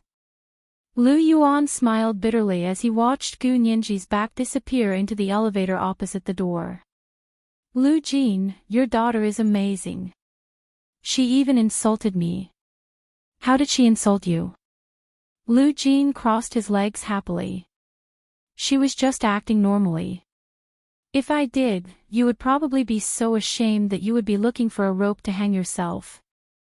I wasn't complimenting her. Lu Yuan stopped smiling and looked in the direction of the door again. He was wondering if he should change his clothes and go out to follow Gu Nianji when his phone rang. She picked it up and saw that it was Hu Xiaoheng calling. She immediately snuffed it and sent a text over. It was still a question mark. Hu Xiaoheng saw that Lu Yuan didn't answer the phone and knew that it wasn't convenient for him, so he also replied with a question mark. Lu Yuan, he held his phone and turned to Lu Jin. I'm going back to my room. You should rest early. Okay, I'll be done soon. Lu Jin was nervously coding. Qin Yaoguang and Old Master Qin had both been captured and imprisoned by General He. The Qin Corporation's private hospital group would definitely be in a mess. This was the time for him to show off his skills as a hacker. It would definitely be much easier to attack the Qin Corporation's network system than before. The opportunity could not be missed, and it would not come again. He had to grasp it well. Lu Yuan quickly returned to his apartment across the street and closed the door before calling Hu Xiaoheng back. What have you been doing these past few days? Haven't you contacted Nianji? Hu Xiaoheng's internal organs had suffered a violent shock from the explosion. Although he had a strong physique and had not suffered irreparable damage, he was still made of flesh and blood. After sleeping in bed, he was so tired that he couldn't get up the next day. The human body was so wonderful. When you were nervous, your body could withstand any amount of pressure. But once you rested, it was like a spring that had been stretched to its limit. It suddenly loosened, and the rebound was especially serious. Hu Xiaoheng had basically been asleep for the past 2 days. Because he had slept too soundly in the middle, his colleague had called a doctor. After confirming that he was fine, he had been given a glucose drip to prevent him from dehydrating in his sleep. This time, he had slept for almost 2 days and 1 night and had just woken up. He sat on the bed alone, looking at the 4 drip on his arm in amusement. He picked up the phone under the pillow and looked at it. He found that only Lu Yuan had sent him a text message. There was no content, only a question mark, and it had just been sent not long ago. As for Gu Nianji, she hadn't even sent a text message in the past 2 days, let alone a phone call. This little heartless person. Hu Xiaoheng's lips curled up slightly. He picked up his phone and called Lu Yuan. He wanted to ask how Gu Nianji was doing. At that moment, Lu Yuan hung up the phone and sent another question mark. Only then did Hu Xiaoheng feel that something had happened. He pulled out the 4 drip, got out of bed, and walked to the bathroom while answering Lu Yuan's call. He said, I've been resting for the past 2 days. I was so tired that I was almost completely sleeping. I didn't go anywhere, and I didn't do anything. Lu Yuan breathed a sigh of relief, but immediately asked, are you really not injured? Nianji said that you're very powerful and won't get injured. Why does it sound so unreliable to me? Hu Xiaoheng smiled, but quickly frowned again. She said that. Was that the reason why she didn't call him? This girl was really ambitious. Once she determined that he wasn't the person in her heart, she immediately kept a distance. There was no chance at all. Hu Xiaoheng asked himself if he wasn't the Hu Xiaoheng on the other side, but the counterpart on this side, with Gu Nianji's attitude towards him, he definitely wouldn't be as persistent as he was now. But because of this, Hu Xiaoheng felt a subtle sense of joy. However, this feeling flashed through his heart and didn't stay. He had already gone to the bathroom and turned on the shower, intending to take a shower. Lu Yuan heard the sound of the shower and said, Yuan, take a shower. Did you just wake up? Hua Xiaoheng grunted. What do you want to say? Tell me first. Lu Yuan quickly told him what had happened to He Zhichu today, then said, Nianji has already gone out. He Qingjian sent someone to pick her up. She's going to the He family to check on young Master He's condition. Hua Xiaoheng froze when he heard this. After a long time, he slammed his fist on the bathroom counter and squeezed out a sentence from between his teeth. He Qingjian, that old fox. What's wrong?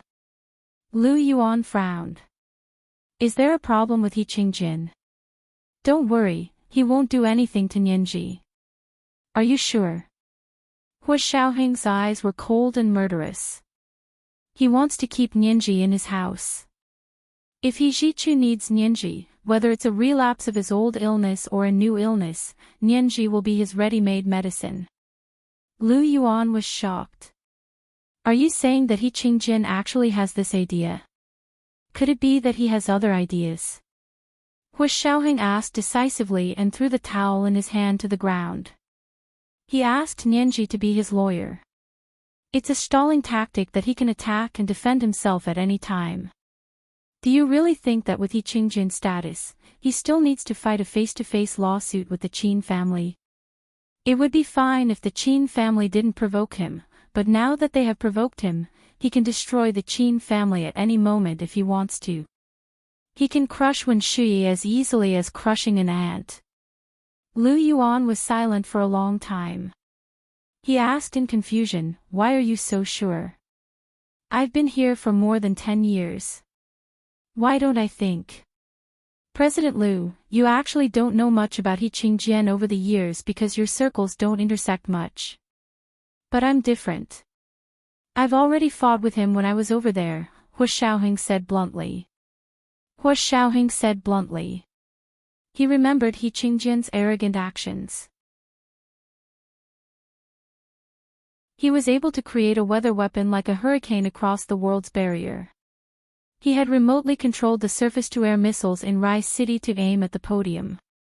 He had sent special forces to kidnap Gu Nianji and shot Xiaoyi 10 times in a row, completely ruining her military career. When he came over, Xiaoyi was still recuperating in the hospital. Then, when he appeared as the KGB of the Soviet Union, he began to test him in every way possible.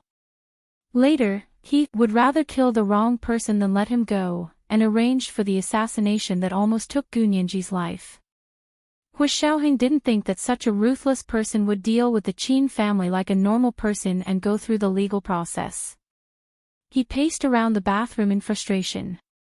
He put his phone on speakerphone and placed it on the washstand. He even forgot to take off his pajamas and stood under the shower. His clothes were drenched and stuck tightly to his body, revealing the shape of his powerful 8-pack abs.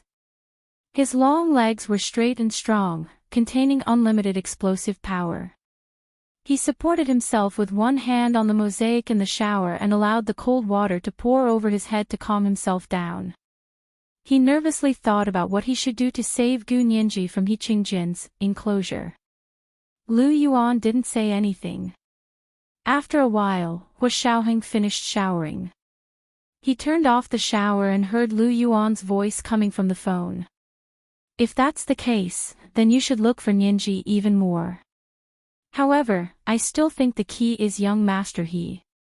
As long as young Master He is fine, Nianji will be fine. Hua Xiaoheng sneered. Yes, as long as He Zhichu is fine, Nianji will be fine. But you said that He Zhichu is unconscious now. Who knows what he experienced in that ward? Who knows when he will wake up? Lu Yuan took a deep breath. It's my fault. I shouldn't have stopped Nianji from going. Hua Xiaoheng felt bad again after Lu Yuan said that. He dried his hair with a clean white towel and walked out of the bathroom. He said, "You're right.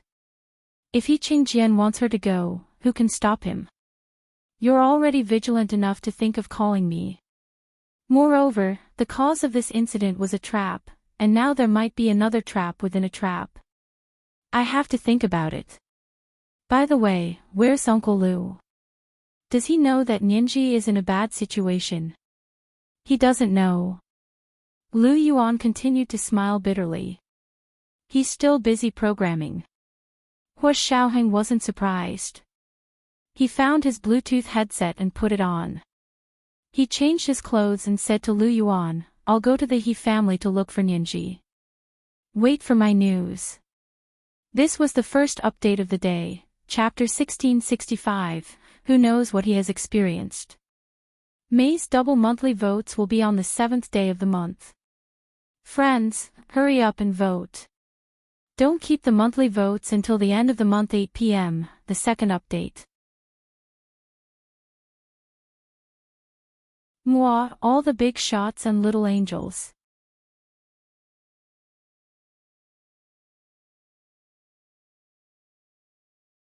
Chapter 1677.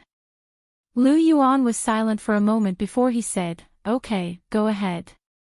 You must be careful. Hua Xiaoheng nodded and said, You should tell Uncle Lu about Ninji's situation. Although he might not have thought of this, he will know what to do as long as you remind him. Lu Yuan understood what Hua Xiaoheng meant, but his considerations were different. It's useless to tell Lu Jin. He'll worry for nothing. Also, he can be very impulsive sometimes, especially when it comes to his beloved daughter. I'm afraid he won't think the same as you. Hua Xiaoheng thought about it seriously and felt that what Lu Yuan said made sense. Just like how Lu Yuan's understanding of He Qingjian was not as deep as Hua Xiaoheng's understanding of Lu Jin was not as thorough as Lu Yuan's. Alright then. Do as you see fit. I'll go to the He residence first. Hua Xiaoheng had already thought of an excuse. He changed into a Soviet-made military coat and still wore the Soviet-made military cap with sable inside and outside. He dressed up nobly and had a cold expression. He specially asked the embassy's driver to drive him as the deputy chief consul of the Soviet Union in Huaxia Empire. He officially visited the He residence. This time, he went to the He family's house under the guise of talking about the big explosion in the revolving restaurant 2 days ago. Because he was one of the people present and had a special identity, He Qingjian would not see him.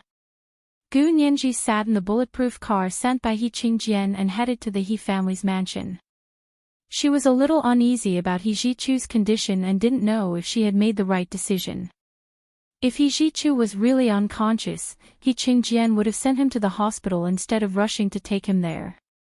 However, if He Zhichu hadn't been unconscious, He Zhichu would have opposed whatever He Qingjian did to her to the end. Therefore, Gu Nianji was still feeling uneasy when she arrived at the living room of the He family's mansion. She didn't know what He Qingjian was up to. He Qingjian walked down the stairs in a smoky gray cashmere cardigan.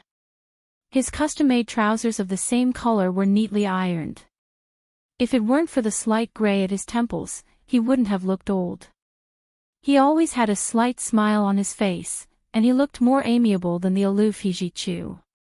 However, Gu Nianji knew that this person was truly warm on the outside but cold on the inside.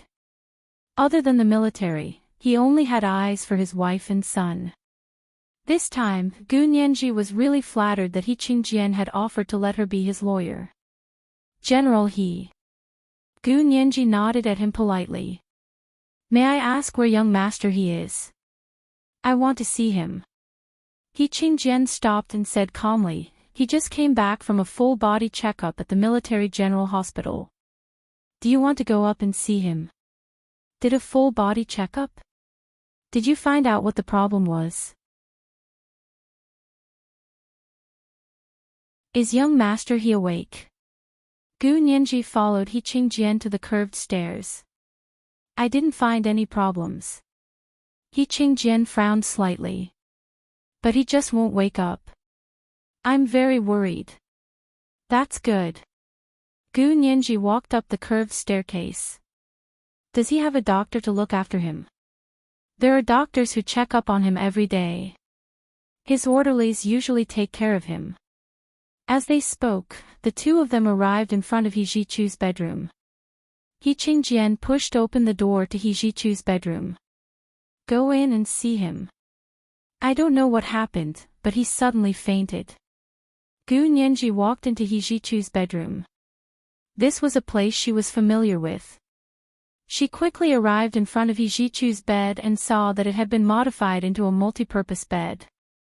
He Jichu's face was covered with an oxygen mask from the ventilator. He lay on the bed with his eyes closed. His skin was already white, but now it was as white as snow. His thin lips were slightly pursed, and the faint red on his lips was almost invisible. For the first time, Gu Nianji realized that He Jichu's eyelashes were so thick and fine. They covered the sides of his fair eyes and face like two soul-stirring arcs. He was too quiet, so quiet that he didn't seem to be alive at all. Gu Nianji's heart sank as she looked at him motionless. A dull pain rose from her heart. She felt her nose sting and her eyes moisten. She couldn't help walking over and calling out softly, "Young Master He. Young Master He. Can you hear me?" He Jichu didn't move. The shallow breathing and the oxygen mask didn't even change. How could this be? Before she saw He Jichu, Gu Nianji hadn't been very worried. She had even thought that it was because He Jichu had been guarding the operating theater for a day and a night that he had fainted from exhaustion. But now that she saw him like this, she realized that she had been too optimistic. He's been like this since I went to the Qin Corporation's private hospital to pick him up. He Qingjian walked over and bent down to tuck He Jichu in. It really looks like how he used to look when he had his illness.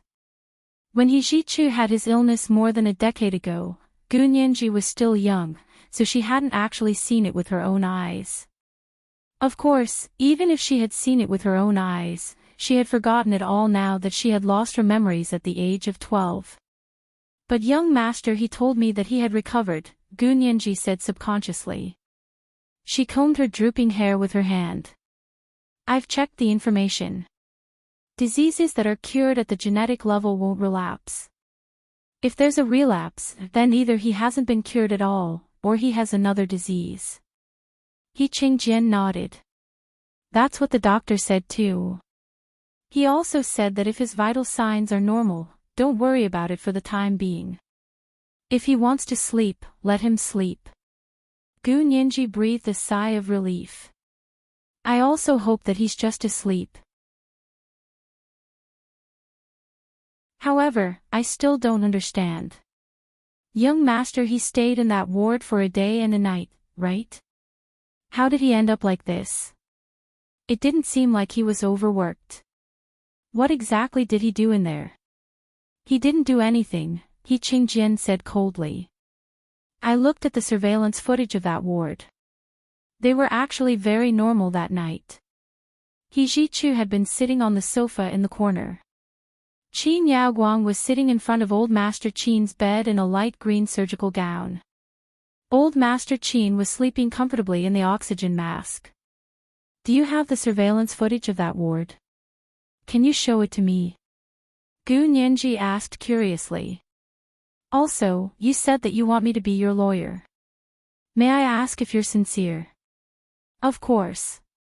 He Qingjian stared at her. For the first time, he realized that Gu Nianji's expression when she spoke was actually quite similar to Qin Suwen's. Although the two of them looked completely different, every frown, smile, and every move they made people inexplicably think of Qin Suwen. This was a kind of similarity in temperament and personality between the two of them. It was an existence that was more profound than their appearance. Because of this similarity, He Qingjian's heart softened. He said gently, of course it's true. I arrested Qin Yaoguang and Qin Beiyoi. Gu Nianji quickly said, you didn't arrest them. You invited them back to help treat young Master He's illness.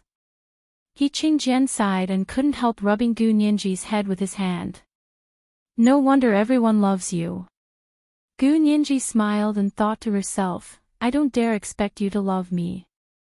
As long as you don't point your sniper rifle at me, I'll be thankful. She deliberately avoided the topic and said, because of Qin Yaoguang and Old Master Qin, when she said she was going to send you a lawyer's letter, right? She didn't say she was going to send me a lawyer's letter. He Qingjian shook his head. But she said she was going to sue us. Sending a lawyer's letter and a lawsuit were two different things. From sending a lawyer's letter to going to court, there were still many steps to go through. Okay, then let's fight. Gu Nianji didn't think much of it. She looked at He Qingjian inquiringly. General He, can you show me the surveillance footage of that ward? He Qingjian nodded. Sure, it's in my study. Gu Nianji knew that He Qingjian's study had always been off limits to outsiders. She used to have the right to enter, but now, she no longer had the right. However, He Qingjian didn't seem to care. He stood up and said, "Follow me." Gu Nianji's eyes flashed, but she didn't follow him. Instead, she said, "Why don't you take it to this room and I'll watch it on my laptop? I want to stay here with young Master He for a while." That works too. He Qingjian saw that Gu Nianji had taken the initiative to take care of He Zhichu, so his impression of her improved a little. His voice became even gentler. Then I'll go get the surveillance footage. I'll send it to you in the flash drive. As soon as he walked out of He Zhichu's bedroom, he saw his orderly jogging over and saying, "Chief, Mr. Peter, the Deputy Chief Consul of the Soviet Union in Huaxia Empire, requests an audience. He said he has something important to discuss with General He." This was today's second update, Chapter 1666, No Wonder Everyone Loves You. May's double monthly votes were on the 7th day of the month. Hurry up and cast your monthly votes. Don't keep your monthly votes until the end of the month. Moi, all the big shots and little angels.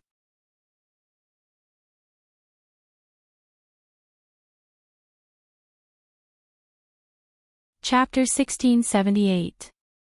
Deputy Chief Counsel Peter. He Qingjian's eyes flashed. This person was not a real diplomat. In order to get He Qingjian's help in the Dresden incident, the Soviet Union expressed their greatest sincerity, which was to reveal the true appearance of the KGB's ace of the Far East to He Qingjian.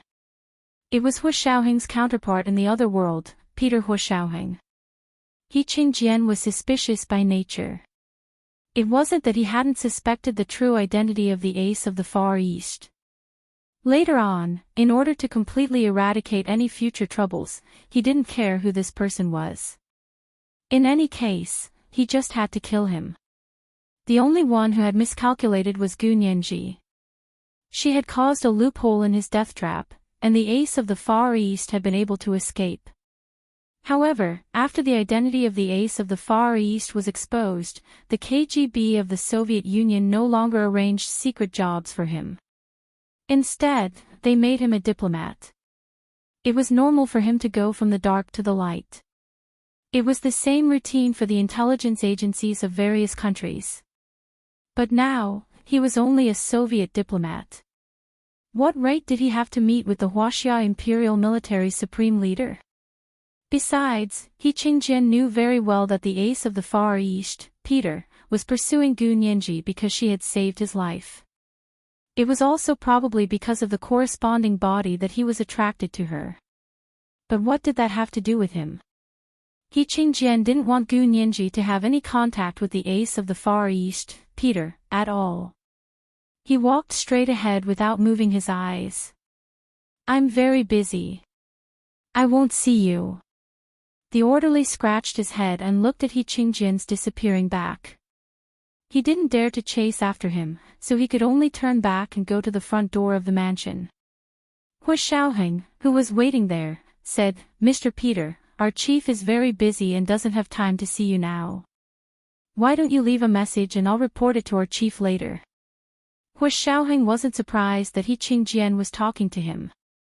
If they were in the other world, Hu Xiaoheng could guarantee that he would be even more bureaucratic than He Qingjian. He smiled. Why did he speak in a bureaucratic manner? Because they were the kind of people who wouldn't release the eagle until they saw the rabbit. Your general, he is truly a good chief who is loyal to the country. How could the highest commander of the empire be idle? I understand. Hu Xiaoheng was very sincere, as if he didn't mean anything else. The orderly had heard this kind of flattery many times and didn't care at first. However, this kind of vulgar flattery sounded so real coming from Hu Xiaoheng's mouth. The orderly chuckled. It's good that you know our chief's difficulties. Of course I know. Hu Xiaoheng said seriously, if it wasn't an emergency, I wouldn't have come so late to see your chief. Please go back and report that the matter I want to discuss this time is related to the revolving restaurant explosion a few days ago, and is also related to Major General He's only son, He Zhichu. Hearing that it had something to do with young Master He, the orderly became serious. Mr. Peter, do you have any concrete evidence? If there is, I can report it again right away. Of course I do, but I will only take it out when I see your chief. Hu Xiaoheng was very serious, and there was a hint of eagerness on his face. He did indeed look like he had obtained important insider information. When the orderly remembered that he was a Soviet diplomat and how powerful the Soviet Union was, he became more cautious.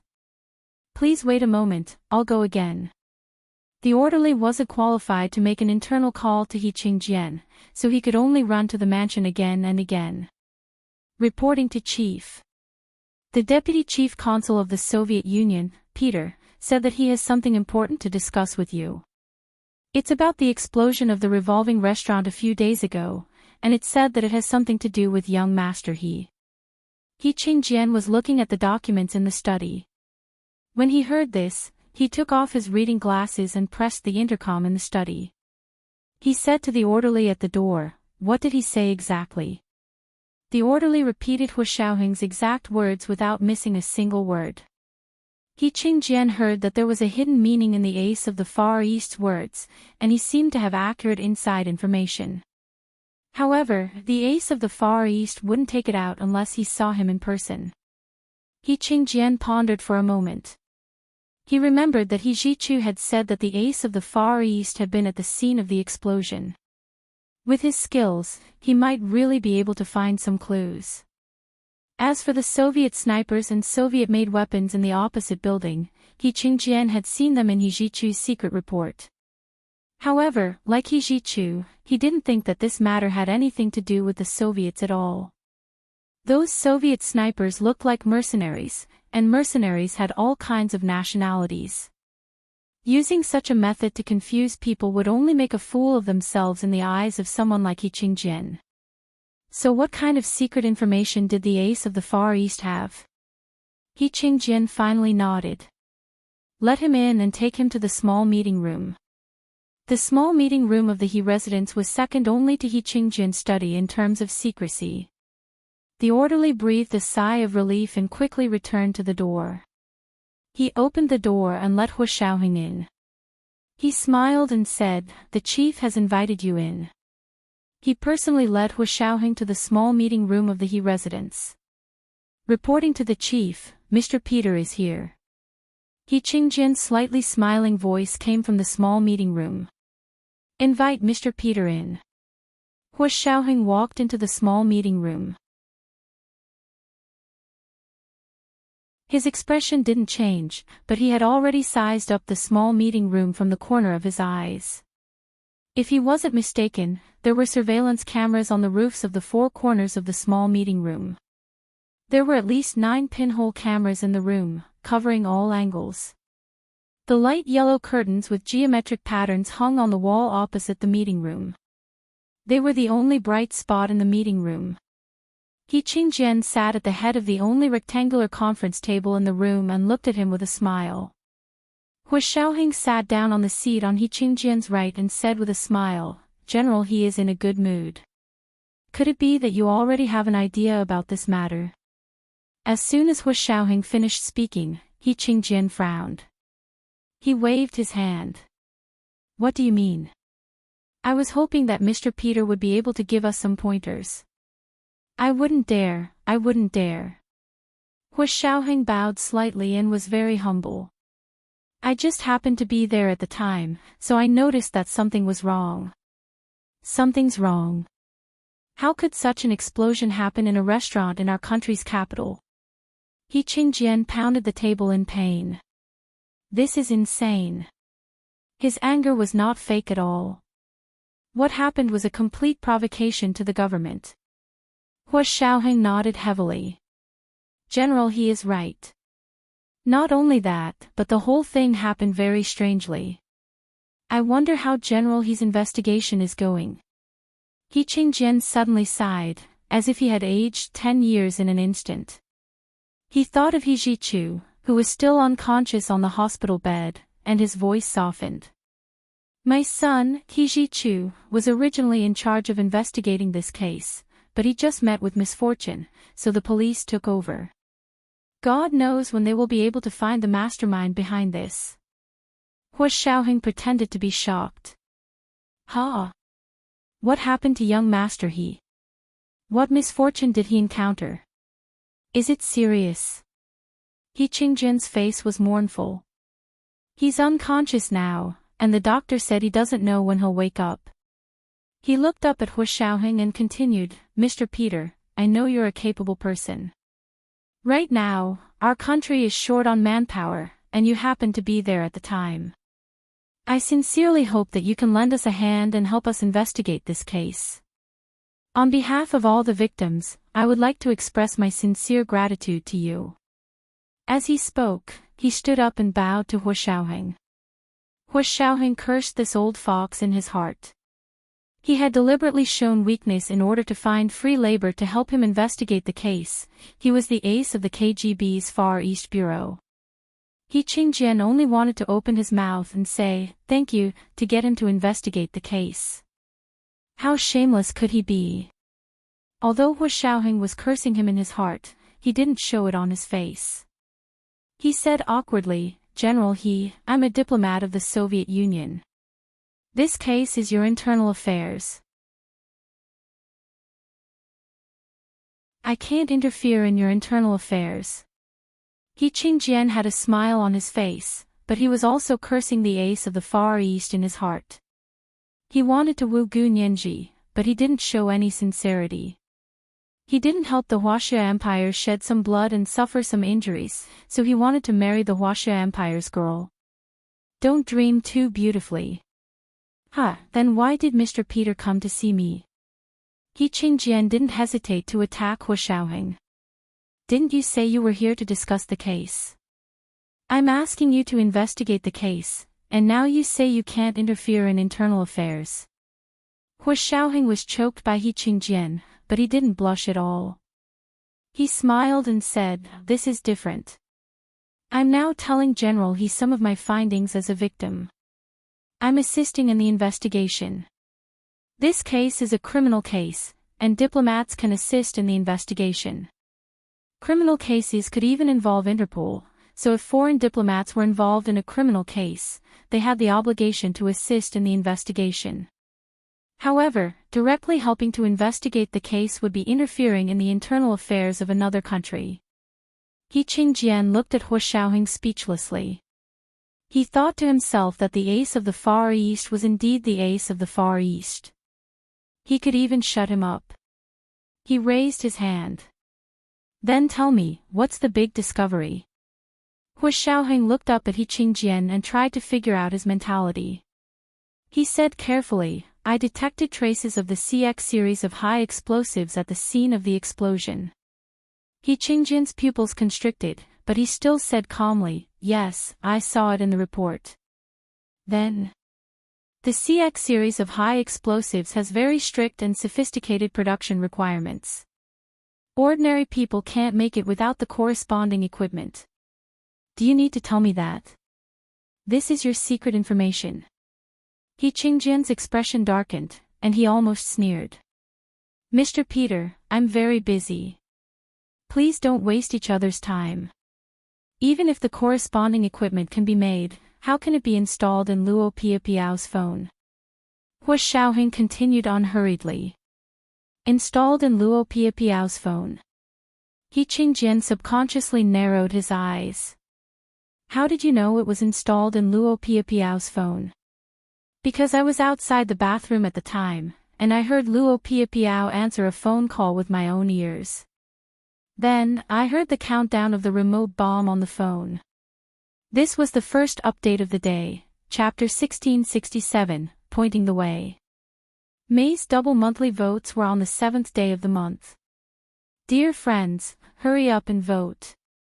Don't keep the monthly votes until the end of the month at 8:00 in the evening, the second update. Moi, big shots, little angels.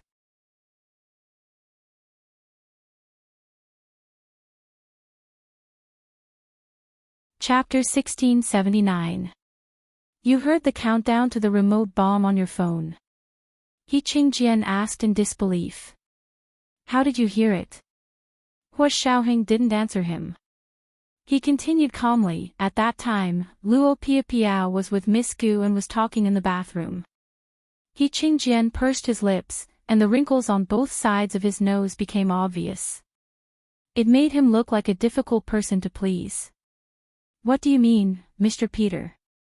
If Nianji had been with Luo Piapiao at that time, Luo Piapiao's phone would have had a CX series of high explosives. I wonder why Luo Piapiao died, but Nianji was fine. Hua Xiaoheng told He Qingjian honestly, because of me, I heard the countdown and knew that something was wrong. I quickly rushed in and pulled Miss Gu away. We ran fast, but the aftermath of the explosion still injured me.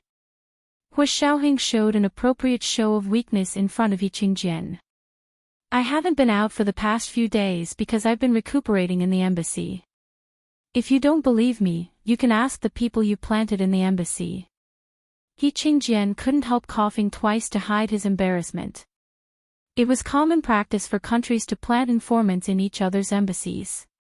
However, it was embarrassing to be pointed out by Hua Xiaoheng. As the highest military commander in the military, He Qingjian still wanted his face. Hua Xiaoheng smiled slightly. You understand what I mean, right? Even with my skills, I was almost affected by the bomb, let alone Miss Gu and Luo Piapiao. They are two weak women who can't even trust a chicken. They couldn't have dodged a sudden bomb on their own. That's why Luo Piapiao was killed. He Qingjian sighed. She's a citizen of our country. I won't let her die in vain. Hua Xiaoheng nodded. I knew I was right about you. He Qingjian laughed. Then what's the use of saying all this? Come and help us investigate the case. Of course, Hua Xiaoheng refused. He had nothing better to do than investigate the case under someone else's surveillance. That would be embarrassing for the KGB. He didn't reply and continued calmly. From what I saw, the target of the explosion was actually two people, Luo Piapiao and Miss Gu. But they missed me, so Miss Gu escaped and wasn't killed by the bomb. Yes, didn't you publicly announce that you wanted to pursue Nianji? This is the time for you to shine. He Qingjian leaned back in his chair with a faint smile. The light in his eyes was as deep as the night sky. No one could see through him, as if no light could escape from a black hole. How could Hua Xiaoheng be tricked by He Qingjian? He followed his own train of thought and led He Qingjian in the direction of He Zhichu. I didn't do anything. I just wanted to tell you what I know so that you can investigate the case as soon as possible. As it turns out, I was right to come here. Hua Xiaoheng was very humble. He leaned forward slightly. I just heard you say that something happened to young Master He, and I suddenly had an idea. Did the other party set up a chain of traps? Chain game. He Qingjian stopped smiling and his expression became serious. Tell me in detail. It's very simple. The opponent is Xiang Zhuang brandishing his sword with the intention of Duke Pei. Hua Xiaoheng used an old idiom to express what he meant. On the surface, the ones who suffered from their explosion were the Qin family, including Luo Piapiao and Gu Nianji. They are both granddaughters of the Qin family. But if something happened to Gu Nianji, who would suffer the most? Hua Xiaoheng's eyes flashed. Look, something happened to young master he right after that. Is there any connection between the two that we don't know about? He Qingjian's heart was suddenly in turmoil, but on the surface, he still had a puzzled expression. He said, what unknown connection? You mean between Nianji and Ah Chu? They used to be unmarried, but they're not anymore. Hua Xiaoheng secretly mocked He Qingjian's pretense, but he also understood his actions and concerns. At a time like this, He Qingjian still didn't tell him about Gu Nianji's special constitution and perfect genes. It could be assumed that even if he treated Gu Nianji as medicine, it was the only medicine that could be used on He Jichu. No one else had the right to know about it. In fact, in He Qingjian's heart, he was already certain that something had happened to Gu Nianji, and then He Jichu's old illness had relapsed. Combining the two, the other party's real target was actually He Jichu. Oh, so that means there's no connection between the two. Then I'm just overthinking it. Hua Xiaoheng shook his head and stood up. I heard you say that young master he is unconscious. Can I go see him? We also have some drugs in the Soviet Union that can suddenly make people unconscious. Maybe I can help young master he. Hua Xiaoheng was in a particularly good mood when he saw that He Qingjian had already believed him. However, even though he was in a good mood, he still had a poker face. He Qingjian immediately said, no problem, come with me. He knew that the ace of the Far East was talking about some special drugs from the KGB. If he could see the scene, he wouldn't care so much. He Qingjian brought Hua Xiaoheng to He Jichu's bedroom. Gu Nianji sat on the sofa in front of He Jichu's bed with a laptop on her knees. She was studying the surveillance video in grandfather Qin's ward frame by frame. When she heard someone come in, she immediately paused the video and looked up. A tall man in a Soviet-made military uniform walked out from behind He Qingjian with a coat over his arm.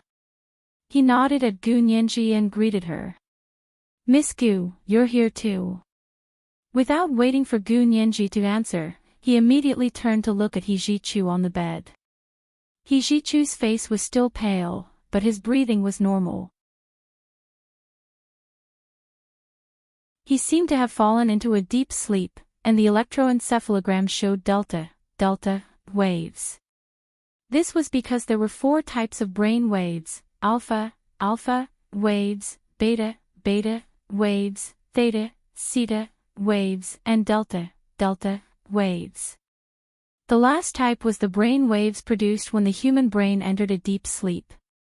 Hua Xiaoheng didn't know much about this, but he had received some kind of training, so he roughly knew the classification of brain waves. It doesn't look like there's a big problem, Hua Xiaoheng said calmly. The human body's self-healing ability is the strongest when it's asleep.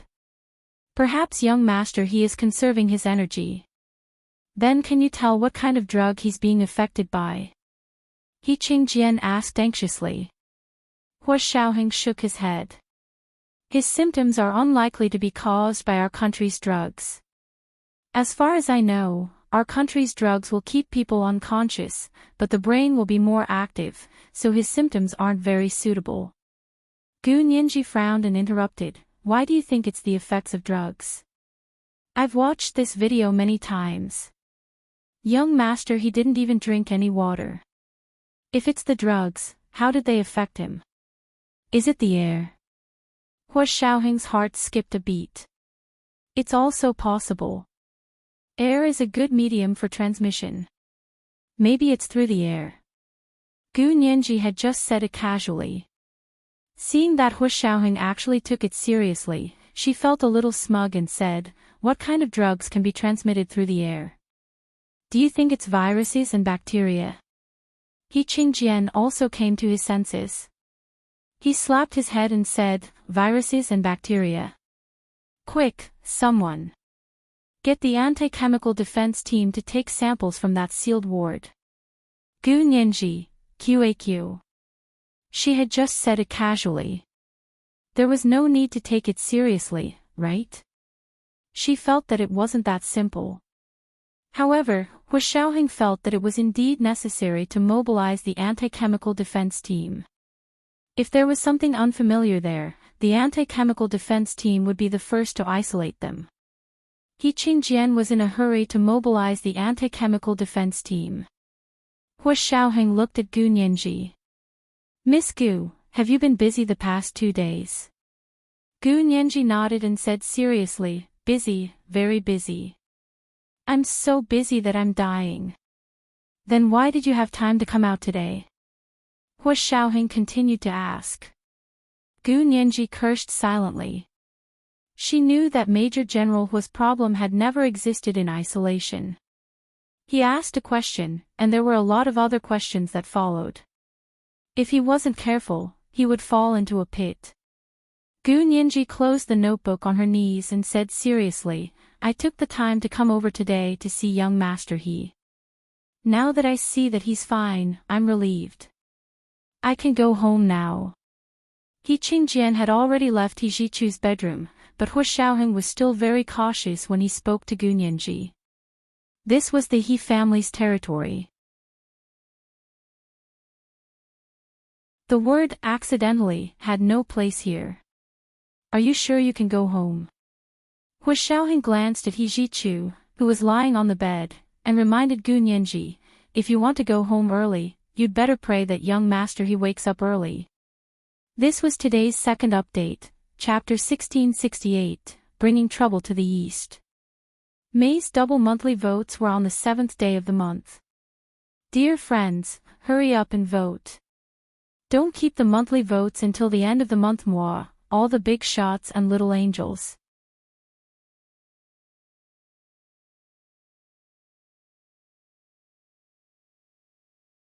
Chapter 1680. Gu Nianji was immersed in the excitement of seeing Hu Xiaoheng again. She had to maintain her composure, so she didn't react immediately. "It's good that young Master He is fine. It's useless for me to be here. There's no need to wait for him to wake up. I have to go back now." Gu Nianji looked at Hu Xiaoheng with a smile, her eyes hiding an unknown longing and love. Hu Xiaoheng didn't look at her. He tossed the Soviet-made military coat over his arm onto the couch against the wall in the living room. He walked to He Jichu's bed in the bedroom and carefully examined his condition. The data displayed by the various instruments in the room was relatively normal. The only thing that was not normal was his pale face. If he was really asleep, his face shouldn't be so pale, not to mention he was wearing an oxygen mask.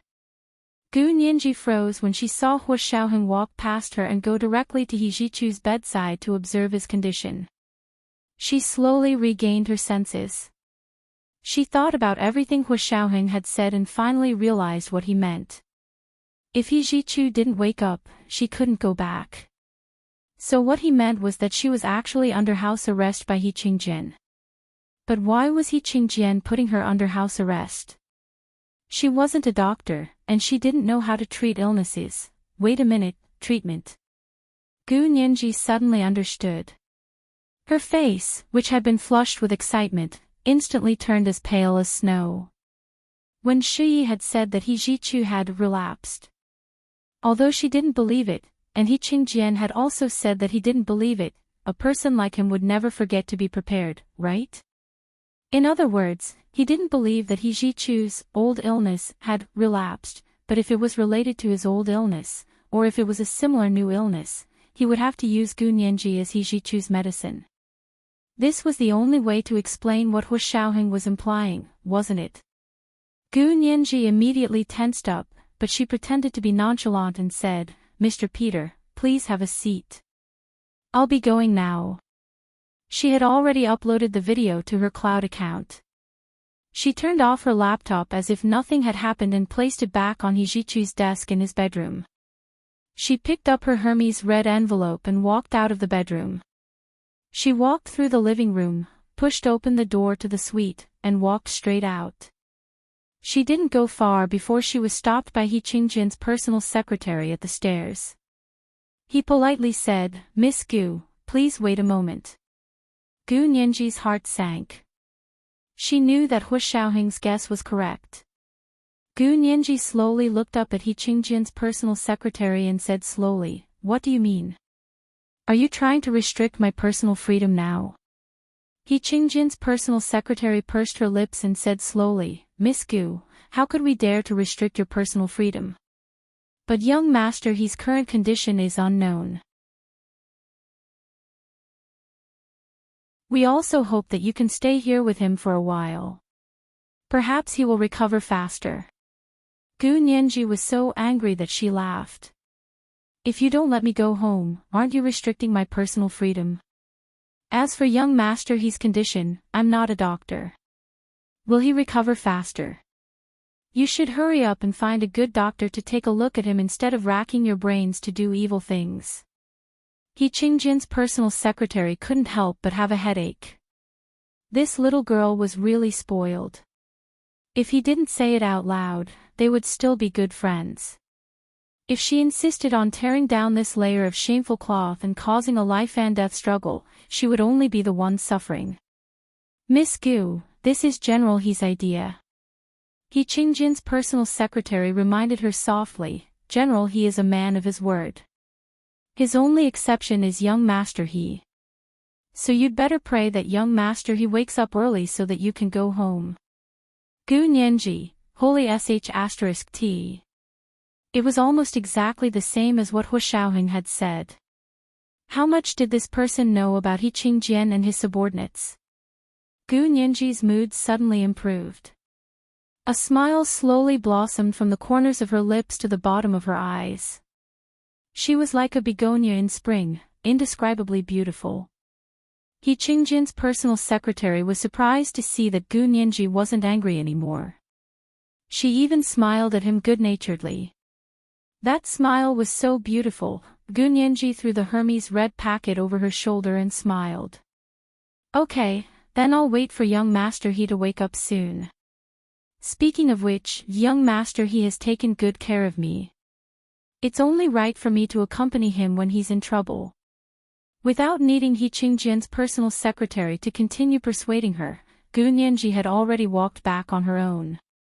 Pushing open the door to He Zhichu's suite, Gu Nianji threw the Hermes red packet in her hand onto the sofa in the corner. It happened to land on top of Hu Shaoheng's Soviet-made military coat. It looked like a tall man in a Soviet-made military coat was carrying a Hermes red packet. The contrast was so jarring that one couldn't help laughing.